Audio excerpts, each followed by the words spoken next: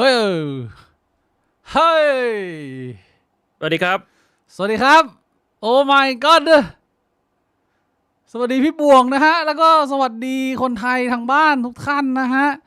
กลับมาอีกหนึ่งครั้งห่างหายกันไปนานเป็นการหยุดครั้งที่2ของเรานะฮะเนื่องจากว่าผมขออนุญาตเอาอาทิตย์ที่ผ่านมาเนี่ยไปพาครอบครัวที่ไต้หวันไปเที่ยวที่เชียงใหม่พี่บวงอ่าก็เลยได้ไปหยุดไปกี่วันไปเที่ยวแค่5 วันอืมอืม คือไปที่เชียงใหม่อย่างเดียวหรือว่าไปแบบว่าจังหวัดใกล้เคียงด้วยมีไปเที่ยวแบบว่าที่เขาก็ต้องไปกันนะสำหรับนักท่องเที่ยวก็คือวัดล่องขุ่นวัดขาววัดเจ้าชายลมชัยอ่าเอออันนี้คือแบบว่าอยากจะเอามาเล่าอัปเดตพี่บุ๋มเพราะว่าภาพในความทรงจำเรามันน่าจะเป็นตอนเด็กๆที่เคยแบบทัศนศึกษาไปไหมพี่บุ๋มเคยไปไหมไม่เคยไปเลยพี่บุ๋มไม่เคยไปเหรอไอ้เชี่ยคือแบบว่าไปทัศนศึกษาที่วัดล่องขุนเลยเหรอมันไกลมากเลยด้วยแล้วกูใช่น่าจะเป็นของอะไรสักที่อ่ะแต่ว่าได้ไปถึงวัดล่องขุ่นเลยอันนี้แต่ว่าเปรียบเทียบกับตอนที่เคยไปตอนเด็กกับตอนนี้ไม่เหมือนกันแล้วพี่บุ๋มไอ้เชี่ยมันแบบทุกอย่างมันเปลี่ยนไปอยากจะมาอัปเดตมากเลยว่าทริปเชียงใหม่เป็นไงบ้างอืมไปที่ไหนมาบ้างปะคุณไปเยอะแต่ก่อนที่จะเข้าไปคุยเรื่องทริปเชียงใหม่เนี่ยเดี๋ยวขออนุญาตทักทายคนทางบ้านก่อนนะพี่บวงเชื่อไม่ได้เจอหลายคนมานานนะคิดถึงนะเชี่ยสวัสดีทุกคนด้วยฮะสวัสดีคุณบิวยานิกินะฮะดาวแดงผมเพิ่งเลิกงานที่เชียงใหม่ตอนนี้กำลังขับรถกลับกทมโอ้โหขับรถปลอดภัยนะฮะถ้าเกิดว่าเออเหงาหรือว่าง่วงเนี่ยก็เปิดฟังบิ๊กบวงพรเพลินไปได้สบายๆนะฮะ พี่บงพี่บงไม่คิดถึงผมบ้างเลยเหรอหายไปแบบ2 อาทิตย์อ่ะมันต้องแบบมีแบบเซลล์อยากคิดถึงดิพี่บิ๊กดูมือถือหรือเปล่าเนี่ยทำไมโทรไปหาตอน6:50นะวันเนี้ยใช่เหรอโทรไปแล้วไม่ติดด้วยทำไมอ่ะผมอาบน้ำอยู่บอกว่าไม่มีแบบเสียงตอบรับจากหมายเลขที่ท่านเรียก อ้าวทำไมพี่บงมีเรื่องอะไรโทรมาไม่ก็6:50แล้วไม่เห็นพี่บิ๊กเข้าดิสอ๋อคอร์ดมาก็นึกว่าพี่บิ๊กลืมก็เลยโทรไปอ๋อไม่ลืมผมอาบน้ำอยู่นะพอดีผมต้องรีบทานข้าวก็เลยแบบว่าล้นเวลานิดนึงขออภัยนะทุกท่านแต่ดีใจนะได้กลับมาแบบดีใจมากเลยอ่ะที่ได้เห็นหน้าพี่บวงกลมๆโกนหนวดอีก1 ครั้งรู้สึกอยากจะขอชะเง้อเปิดไปดูกระเจียวขอดูกระเจียวหน่อยพี่บวงคิดถึง เดี๋ยวแล้วมันเกี่ยวอะไรกับกระเจียวหน่วยมันก็แก้แบบอยู่ตรงคางหรือเปล่าพี่ผมไม่รู้สึกว่าแบบมันเป็นความสนิทสนมที่มันเพิ่มขึ้นไปอีกขั้นหนึ่งเหรอการที่แบบว่ามึงเจอคนที่มึงสนิทแล้วแบบว่ามึงสามารถเปิดดูกระเจียวได้แป๊บหนึ่งทักทายแบบฮัลโหลเงี้ยเฮ้ยไอ้นี่มันอาจจะสนิทเกินไปหรือเปล่ามันไม่น่าจะมีแบบว่าความสนิทใกล้ชิดอะไรในระดับแบบเขาเรียกว่าระดับเพื่อนน่ะถ้าไม่ใช่ระดับแบบว่าผัวเมียที่จะทำแบบนั้นน่ะไม่มีเหรอพี่บวงแบบว่านึกสภาพแบบว่าสังคมชาติทหารอะไรเงี้ยไม่มีเหรอชาชาทหารเขาก็เช็คหมอยกันเหรอเช็คกระเจียวไงดูกระเจียวเหรอสมมติคือเราทุกคนเข้าใจอยู่แล้วว่ากว่าที่พฤติกรรมอะไรของมนุษย์มันจะกลายมาเป็นวัฒนธรรมเป็น culture เนี่ยมันต้องเน้นการทำส่งต่อกันอย่างต่อเนื่องและยาวนานมันถึงจะกลายเป็นวัฒนธรรมของมึงได้สมมุติว่ามันก็จริงแต่ว่ามันมันต้องมีเหตุผลที่ทำตั้งแต่แรกด้วยปะ มี ไม่ว่าจะเป็นแบบว่าความเชื่อหรือมันอาจจะไม่ใช่เหตุผลที่มันแบบว่าเอ่อ make sense หรือว่าฟังขึ้น100%แต่อย่างน้อยแล้วมันเป็นความเชื่อเป็นอะไรอย่างเงี้ยใช่แต่แบบคือการเช็คกระเจียวนี่มันเหตุผลมันคืออะไรเพิ่มความสนิทสนมแล้วก็เพื่อเป็นการเช็คดูว่าร่างกายของคนที่เรารักที่เราสนิทเนี่ยยังอยู่ดีไหมแฮปปี้ดีไหมอะไรอย่างเงี้ยก็คือเรื่องของการเพิ่มความสนิทสนมเนี่ยกูว่ามันน่าจะมีกิจกรรมอื่นทำได้นะอย่างเช่นแบบก็จับมือหรือว่าแบบกอดอะไรอย่างเงี้ยใช่ไงมันก็ส่วนมีอยู่ส่วนจะเต็มไปหมดหลากหลายวัฒนธรรมก็มีการกอดการจับมือแต่ว่าอันนี้เรากำลังพูดส่วนถึงว่าจะดูว่าเช็คสุขภาพเนี่ยคือแค่เปิดแง้มๆมันอาจจะมองไม่เห็นหรือเปล่าก็ไม่ต้องแง้มก็ดึงมาสุดมือเลยก็ได้แล้วก็ดูให้เขาพี่หนุ่มพี่หนุ่มก็พลิกยกไข่ขึ้นมาดูอะไรเงี้ยดูสุขภาพกันนะมันไม่มันมีคนอาจจะเป็นวัฒนธรรมที่มันไม่สะดวกที่จะทำในที่สาธารณะไหม ไม่ต้องทำในที่สาธารณะก็ทำในที่ส่วนตัวก็ได้ทักทายกันของคนสนิทกันคือถ้าเราเป็นคนเริ่มคนแรกพี่บวงเริ่มให้มันมีวัฒนธรรมนี้ว่าถ้ามึงสนิทกับใครกับครอบครัวพ่อแม่พี่น้องมึงเนี่ยหรือว่าปู่ย่าตายายเนี่ยเจอทุกครั้งก็แบบว่าเริ่มเปิดโชว์กระจูดูก็คือไม่จริงๆเราไม่แบ่งแยกเพศเหรอคือจะเป็นจูหรือใช่จิ๋มก็ได้แบบเนี้ยนะใช่เพื่อแบบว่า sexualize desexualize ทุกๆสิ่งในรอบตัวเราแล้วก็เช็คแล้วถ้าเจอเพื่อนสนิทไปเจอนัดคุยคอเย็นเนี่ยพอเดินเฮ้ยสวัสดีพี่กิฟต์แล้วก็ดึงกางเกงเช็คกระเจียวแป๊บนึงดูอย่างเงี้ย เอ้าแล้วมันไม่สนิทกันนะ เอาอันนี้ยังไม่ถึงเลเวลที่จะแบบเปิดดูเช็คกระเจี๊ยบกันได้เหรอ มันน่าจะยังนะ เหรอ เออ ชีวิตพี่บวง หรือ มี ถ้าสมมติว่าเป็นแบบช่องแชทเดินมาเจอพี่บิ๊กกลางสยามไงพี่บิ๊กไปสยามแล้วแบบพี่บิ๊กไม่รู้จักเขาอะแต่ว่าเขาดูพี่บิ๊กทุกอาทิตย์ไงเขาก็เหมือนแบบรู้จักพี่บิ๊กส่วนหนึ่งอะ อ่า ค่อนข้างรู้สึกว่าเป็นเพื่อนที่สนิทเดี๋ยวเขาเดินมาเช็คกระเจียวได้ ไม่ได้ เพราะว่าผมก็จะบอกว่า อ้าว ความสัมพันธ์ของผมกับคุณเนี่ย มันไม่เหมือนกับเพื่อนสนิทใจที่เป็นวงใกล้ชิดชีวิตจริง ๆ ที่แบบว่าคุณรู้จักผมดีเพราะคุณฟังเรื่องราวของผมไปเยอะแต่ว่าผมไม่รู้จักคุณไงเชี่ย อ่า ผมไม่รู้ว่าคุณจะมาแบบพอผมเปิดเกมปุ๊บคุณเอามือเข้ามาบีบหรือเปล่าเนี่ยผมไม่ไว้ใจอ่ะ อ๋อ ผมก็ไม่อยาก แล้ว จะ อย่าง แบบเปิดเผย อย่างน้องไนท์อย่างเงี้ยได้ไหม น้องไนท์ไหน น้องไนท์จีสปอร์ตเนี่ย อ้าวเจ้าจีสปอร์ตเปิดเดินเข้ามาบอกพี่บิ๊ก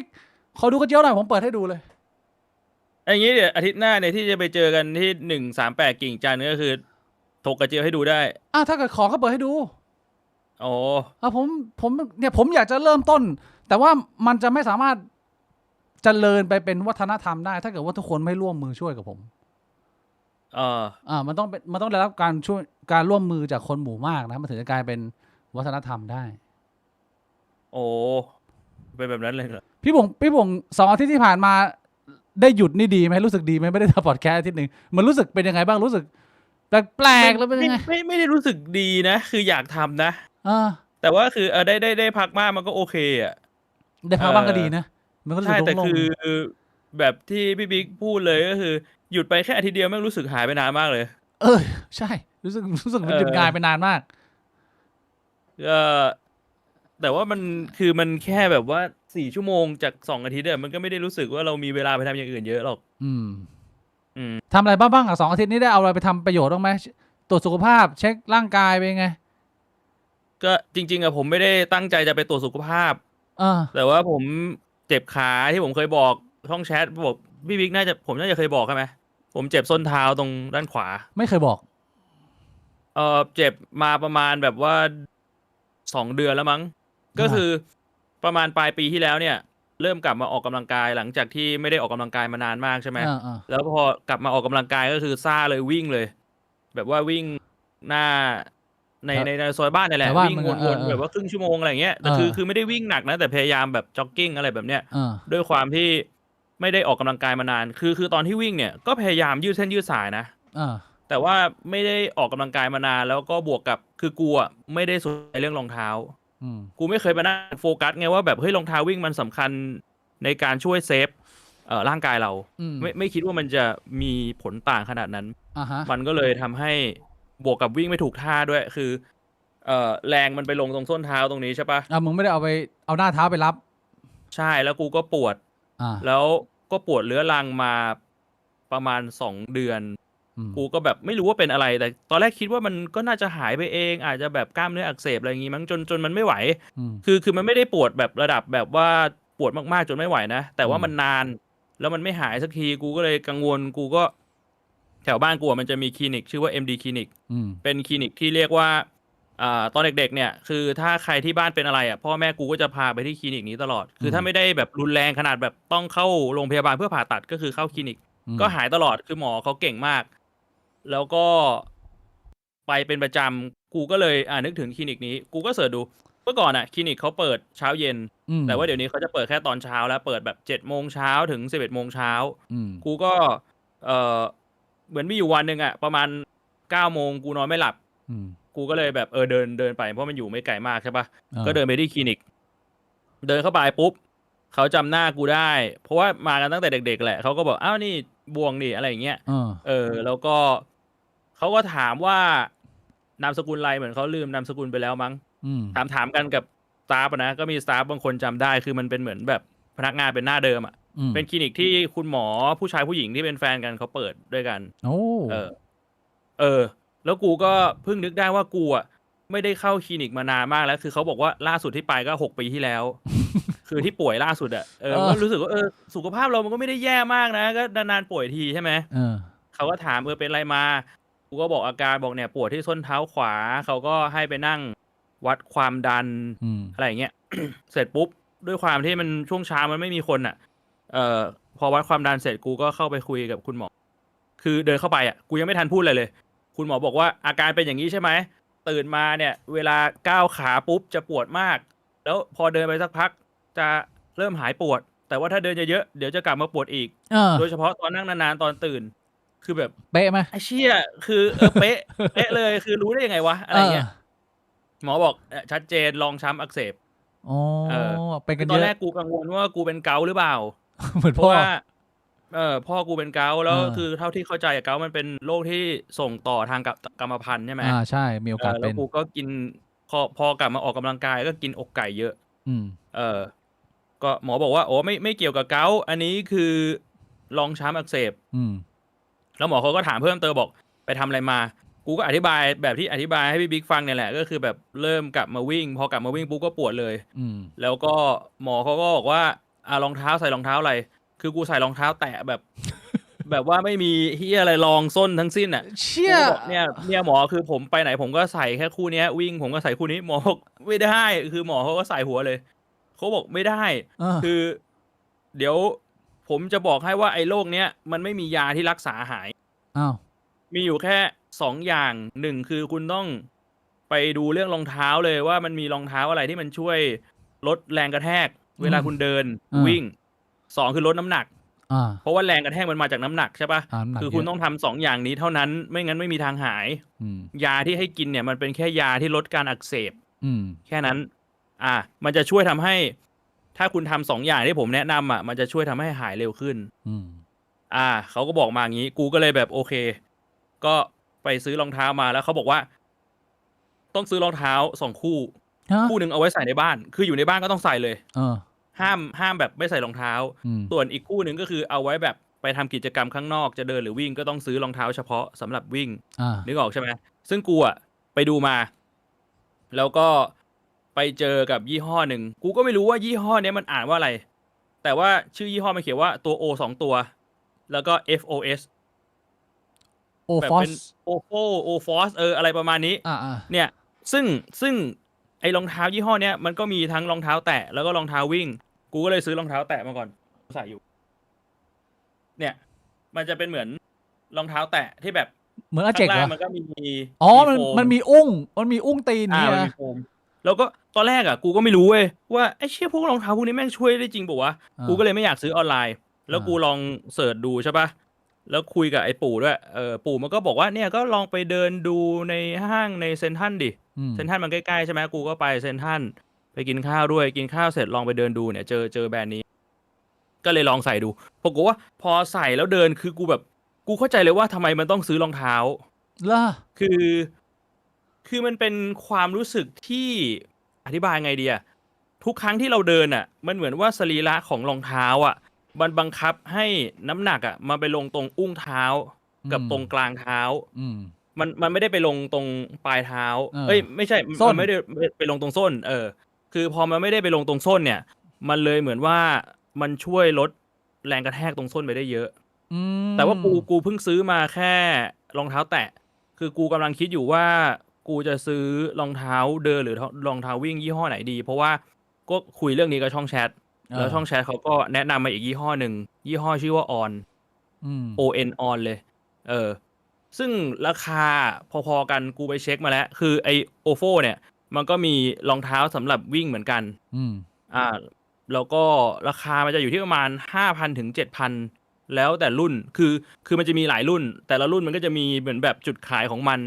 บางรุ่นคือเอาไว้วิ่งบางรุ่นคือเอาไว้เดินยาวๆเอาไว้ทำกิจกรรมแบบอะไรเงี้ยเพราะว่าวิ่งมันจะสำคัญตรงที่มันต้องเบาโดยเฉพาะถ้ามึงวิ่งมาราธอนเนี่ยถ้ารองเท้ามึงหนักระยะยาวมันส่งผลกับความสามารถในการวิ่งอะไรเงี้ยเชี่ยก็เลยลองไปดูออนคลาวเขาบอกว่าชื่อออนคลาวแล้วชื่อเต็มไม่ใช่ไม่มีคนบอกว่าชื่อออนคลาวแต่จริงๆยี่ห้อมันชื่อออนแต่ว่ารุ่นชื่อรุ่นว่าคลาวรุ่นรองเท้ามันก็เป็นรุ่นออนคลาวแต่ว่ามันจะมีออนคลาวทิวออนคลาวมูนอะไรเงี้ยแล้วก็มีออนอย่างอื่นด้วยคือยี่ห้อออนส่วนคลาวเป็นรุ่นอันนี้ที่ผมไปดูมานะในเว็บก็เลยเลือกอยู่คือผมคิดว่าเดี๋ยวพรุ่งนี้น่าจะไปที่อีกห้างหนึ่งอยู่ตรงสีลมชื่อแบงคอกวันแบงคอกวันมันก็จะมีช็อปของออนอยู่ผมก็ว่าจะลองไปดูอันนี้ คือเรื่องราวที่ได้ไปหาหมอเช็คปวดเท้าใช่แล้วคือ พอระหว่างคุยกับหมอเรื่องไอ้รองช้ำเนี่ย กูก็เลยถามหมอเพราะว่ากูรู้อยู่แล้วว่าคลินิกเนี้ยก็มีตรวจสุขภาพมาบ่อยแล้วเมื่อก่อนอ่ะ คือมันก็จะมีป้ายแปะอยู่ตลอดตรวจสุขภาพประจำปีต้องตรวจอะไรบ้างอะไรเงี้ยกูเลยถามหมอบอกว่าผมไม่เคยตรวจสุขภาพประจำปีเลย ถ้าสมมุติจะตรวจตอนนี้เลยได้ไหมครับหมอก็บอกว่าเอากินอะไรมายังอ่ะคือกูบอกว่าก็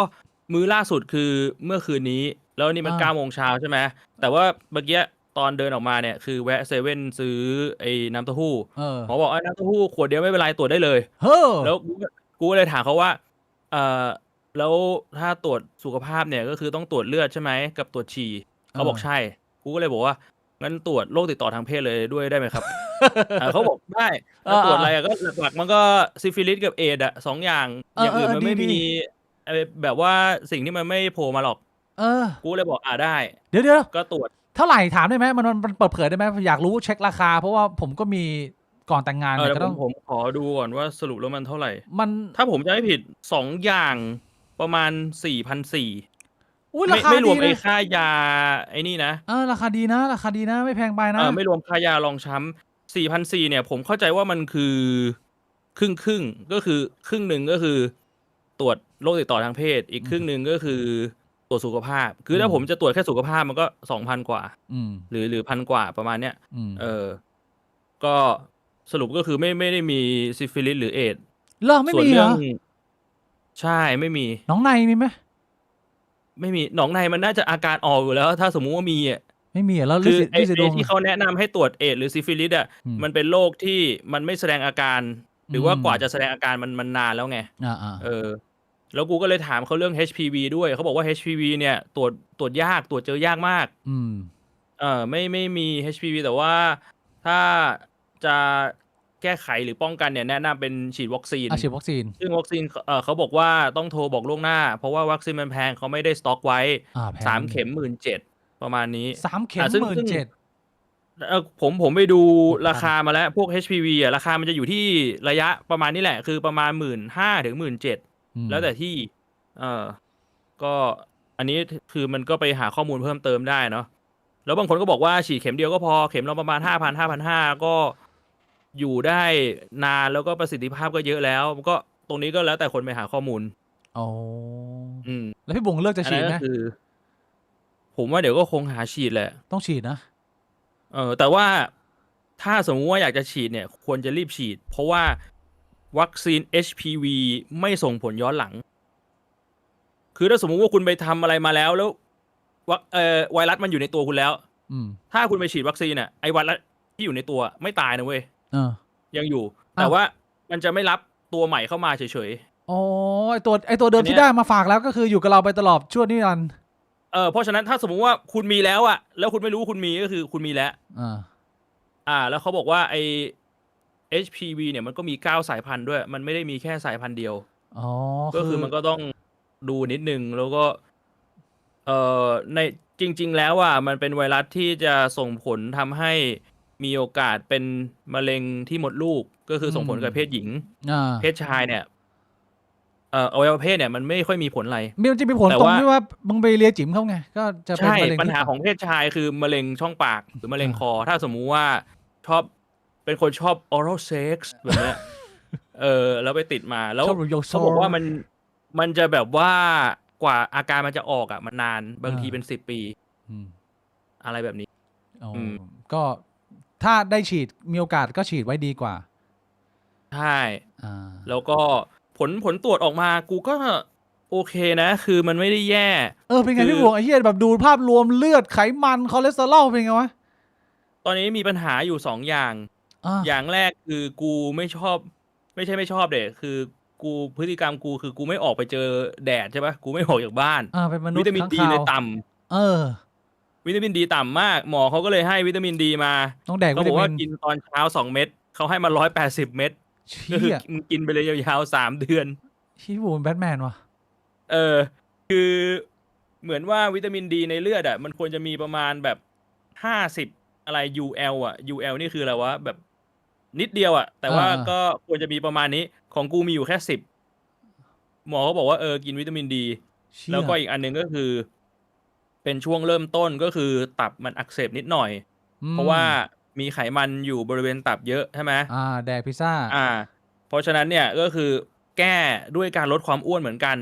ไม่มีทางแก้ได้ทางอื่นเพราะฉะนั้นคือตอนนี้กูก็โดนบังคับลดความอ้วนเพราะว่าตับเริ่มมีปัญหานิดนึงคือหมอบอกว่าไม่มีอะไรเลยถ้าสมมุติว่าคุณสามารถลดความอ้วนได้ณตอนนี้เพราะว่าณตอนนี้ตับเนี่ยมันเป็นอวัยวะที่มันฟื้นฟูตัวกลับมา 100% ได้ค่อนข้างเร็วถ้าสมมุติมันเสียหายนิดเดียวแล้วยังไงมันก็ต้องลดน้ำหนักเรื่องรองช้ำด้วยตอนนี้พี่บวงเลยอยู่ในโหมดของการลดน้ำหนักเลยใช่เชี่ยช่วงนี้ก็แบบเลือกกินก็พยายามแบบไม่กินแป้งแล้วหมอเขาก็ถามแล้วปกติคุณกินข้าวยังไงกูก็บอกว่าก็กินวันละมื้อครับหมอบอกกินวันละมื้อทำไมยังอ้วนอีกโอ้โหกินเยอะครับแล้วก็ชอบกินของหวานกับแป้งหมอบอกถ้าอย่างนั้นคุณก็ปรับแค่เลือกกินวันละมื้อดีแล้วคือหมอเขาก็แนะนำอันนี้ผมว่ามันแล้วแต่มุมมองของคนแต่ว่าหมอคนเนี้ยที่ผมไปรักษาเขาบ่อยเขาบอกว่ากินวันละมื้อดีผมก็กินวันละมื้ออะไรแบบนี้ก็ต้องปรับที่คนอยากจะรู้มากคือในส่วนของตัวน้ำตาลพี่บ่งเป็นยังไงบ้างหลังจากที่ไม่เคยตรวจเลยเนี่ยพอมาตรวจน้ำตาลเป็นยังไงอยู่ในเกณฑ์ไหมน้ำตาลปกติหมอก็งงเหมือนกันหมอบอกว่าทำไมน้ำตาลคุณปกติวะเพราะว่าพ่อคุณก็เป็นเบาหวานนะก็ถือว่าดีดีอยู่ในเกณฑ์ปกติคอเลสเตอรอลไขมันดีอยู่ในเกณฑ์ปกติอาจจะเป็นเรื่องของตับบางทีตับอักเสบนี่มันก็อาจจะมีเรื่องของนอนหลับไม่เพียงพอด้วยผมเคยได้ยินบางทีมันก็จะมีค่ามันก็สวิงได้แต่ว่าที่หนักสุดน่าจะเป็นวิตามินดีใช่วิตามินดีมันน้อยมากเพราะว่าวิตามินดีมันจะส่งผลกับเรื่องของการซึมซับแคลเซียมด้วยถ้าสมมุติว่าวิตามินดีน้อยนานๆจะมีผลกับเรื่องแบบกระดูกไม่แข็งแรงกระดูกผุกระดูกหักง่ายอะไรแบบนี้นะแล้วก็ไม่รู้ส่งผลกับเรื่องอื่นด้วยหรือเปล่าแต่ว่าไอ้เรื่องคอเลสเตอรอลผมเข้าใจว่ามันคือไขมันที่อุดตันในเส้นเลือดส่วนเรื่องของตับอักเสบเนี่ยมันคือไขมันที่มันพอกตับมันไม่ได้อยู่ในเส้นเลือดมันแยกกันคือร่างกายคนเราเนี่ยมันจะมีจริงๆไขมันเนี่ยมันเป็นเซลล์เก็บไขมันมันเหมือนถุงพลาสติกในตัวเราที่มันมีอยู่แล้วนะคนเข้าใจผิดคนเข้าใจว่าไขมันเนี่ยคือถ้าสมมติไม่มีก็คือมันไม่มีอยู่ในร่างกายหรือว่าถ้ามีเยอะก็คือมันค่อยๆเพิ่มแต่จริงๆไขมันมันคือเซลล์ที่เอาไว้เก็บของซึ่งก็คือถุงพลาสติกถ้าสมมุติว่าของในตัวเรามันมีน้อยถุงพลาสติกมันก็จะเป็นถุงพลาสติกที่มันแบบไม่มีอะไรแล้วก็โดนอวัยวะอื่นเบียดจนมันเหมือนเป็นถุงพลาสติกที่ถูกขยำอยู่นึกออกใช่ปะแต่ว่าถ้ามึงกินไปเรื่อยๆแล้วร่างกายมันเอาไขมันเอาของไปเก็บในเซลล์นี้เรื่อยๆถุงพลาสติกมันก็จะพองขึ้นมาแล้วมันจะไปเบียดอวัยวะอื่นมันจะไม่ได้อยู่ในเส้นเลือดหรืออยู่ในตัวเราแต่มันจะอยู่แยกแต่อยู่ตามช่องท้องแล้วแต่สรีระคนพอมันไปเบียดตับมันก็เลยทำให้ตับอักเสบเข้าใจโอ้โหนี่ความรู้ประมาณนี้ครับเท่าที่ไปตรวจร่างกายมาเรียกว่าตรวจร่างกายครั้งแรกผลออกมาเป็นที่น่าประทับใจไม่มีความกังวลใดๆทั้งสิ้นตอนนี้รู้สึกค่อนข้างโอเคกับสุขภาพตัวเองก็มาปรับพฤติกรรมแต่มันไม่ได้เครียดอย่างที่พี่บิ๊กบอกผมก็รู้สึกว่าคือจริงๆมันก็ควรจะรักษาน้ำหนักอยู่แล้วดูเรื่องการกินอาหารอยู่แล้วเป็นสิ่งที่เราควรทำอยู่แล้วก็เลยไม่ได้คิดอะไรแต่ว่าหลังจากกินวิตามินดีเสร็จผมว่ามันก็ต้องเริ่มออกไปทำกิจกรรมข้างนอกตอนเช้าบ้างก็คือผมอาจจะเปลี่ยนมาวิ่งช่วงเช้าเพราะช่วงนี้ถ้าผมจะออกไปวิ่งหรือเดินผมจะชอบออกไปตอนประมาณตี 2 ตี 3มันไม่ร้อนด้วยแล้วก็แบบคนน้อยด้วยแหละมันก็วิ่งสบายแต่พอเป็นอย่างนั้นคือไม่ได้ไปเจอแสงอาทิตย์แสงที่สำคัญนะผมเคยบอกหลายทีแล้วจะต้องไปโดนบ้างให้ร่างกายมันปรับไปตามชีววิทยาของมันนะมันมีผลกันเยอะอยู่มันไม่เกี่ยวกับว่าพี่บุ๋งช่วยตัวเองเยอะนะเรื่องวิตามินดีน้อยมันออกทางน้ำเมาเนี่ยไม่นะไม่น่าเกี่ยวนะไม่น่าใช่ไม่น่าใช่ขอบคุณจำ3117650ฮ่องกงดอลลาร์นะฮะเป็นรองช้ำเหมือนกันพี่บ่วงซื้อออนมาใส่ได้5 เดือนพื้นรองเท้ายุบง่ายมากไม่ทนแถมรองช้ำก็ไม่หายพอมาใส่ Nike Zoom รองช้ำหายเดินได้สนุกมากเลยค่ะไม่เจ็บส้นเท้าอีกเลยตอนนี้จะใส่ Nike Zoom ตลอดไปลองดูพี่บ่วงนี่อันนี้เขา Nike Zoom ฮะได้เดี๋ยวผมลองจดดูแนะนำมานะขอบคุณมากเลยนะฮะ Nike Zoom ขอบคุณครับอบอุ่นใจนะไม่ได้เจอพี่ๆน้องๆนะมันนานนะก็มีเรื่องอะไรมาเล่าอัปเดตเยอะแยะมากมาย แต่ก่อนที่จะเอ่อไปเรื่องของผมเนี่ยมีน้องเขาส่งคำถามมาสั้นๆก่อนไลฟ์ไอ้ดราม่าของคนที่โหลดเกมที่ชื่อว่า Tales Runner พี่บงเห็นไหมเห็นอยู่คือผม Tales Runner นี่ไม่รู้ว่าพี่บิ๊กรู้จักหรือเปล่ามันเป็นเกมออนไลน์รุ่นเราเนี่ยแหละผมไม่รู้จักแต่ว่าผมเห็นข่าวแล้วผมก็รู้สึกว่ามันก็แปลกๆอยู่นะก็เลยจะมาถามพี่โบว่ามันมีอะไรที่เราต้องรับรู้กันเป็นวงกว้างไหมมันมีเรื่องนี้มันเกิดอะไรขึ้นเนี่ยคืออันนี้เนี่ยผมก็ไม่เข้าใจปัญหาจริงๆเพราะว่าผมว่ามันเป็นเรื่องของเทคนิคที่ต้องเป็นโปรแกรมเมอร์ถึงจะรู้นะเพราะฉะนั้นเนี่ยเลยฟันธงไม่ได้ว่าสาเหตุของปัญหามันมาจากอะไรมันมาจาก malicious intent หรือเปล่า malicious intent คือแบบความหวังร้ายของคนเอาเกมมาปล่อยหรือเปล่าอันนี้ผมไม่ทราบแต่ว่าเท่าที่เข้าใจก็คือสิ่งที่เกิดขึ้นคือถ้าสมมุติว่าคุณไปโหลดเกมมาแล้วคุณลบเกมไฟล์อื่นที่ไม่ใช่ไฟล์เกมของคุณเนี่ยมันจะโดนลบไปด้วยถ้าอยู่ในไดรฟ์เดียวกันลบไปทั้งไดรฟ์ใช่สมมุติพี่บิ๊กแบบว่าเก็บหนังโป๊มาอย่างยาวนานเป็นระยะเวลา10 กว่าปีมีหนังโป๊ในไดรฟ์ประมาณแบบ200 กิกอะไรแบบเนี้ยแล้วลงเทลรันเนอร์แล้วดันเผลอไปลบคือมันมีโอกาสที่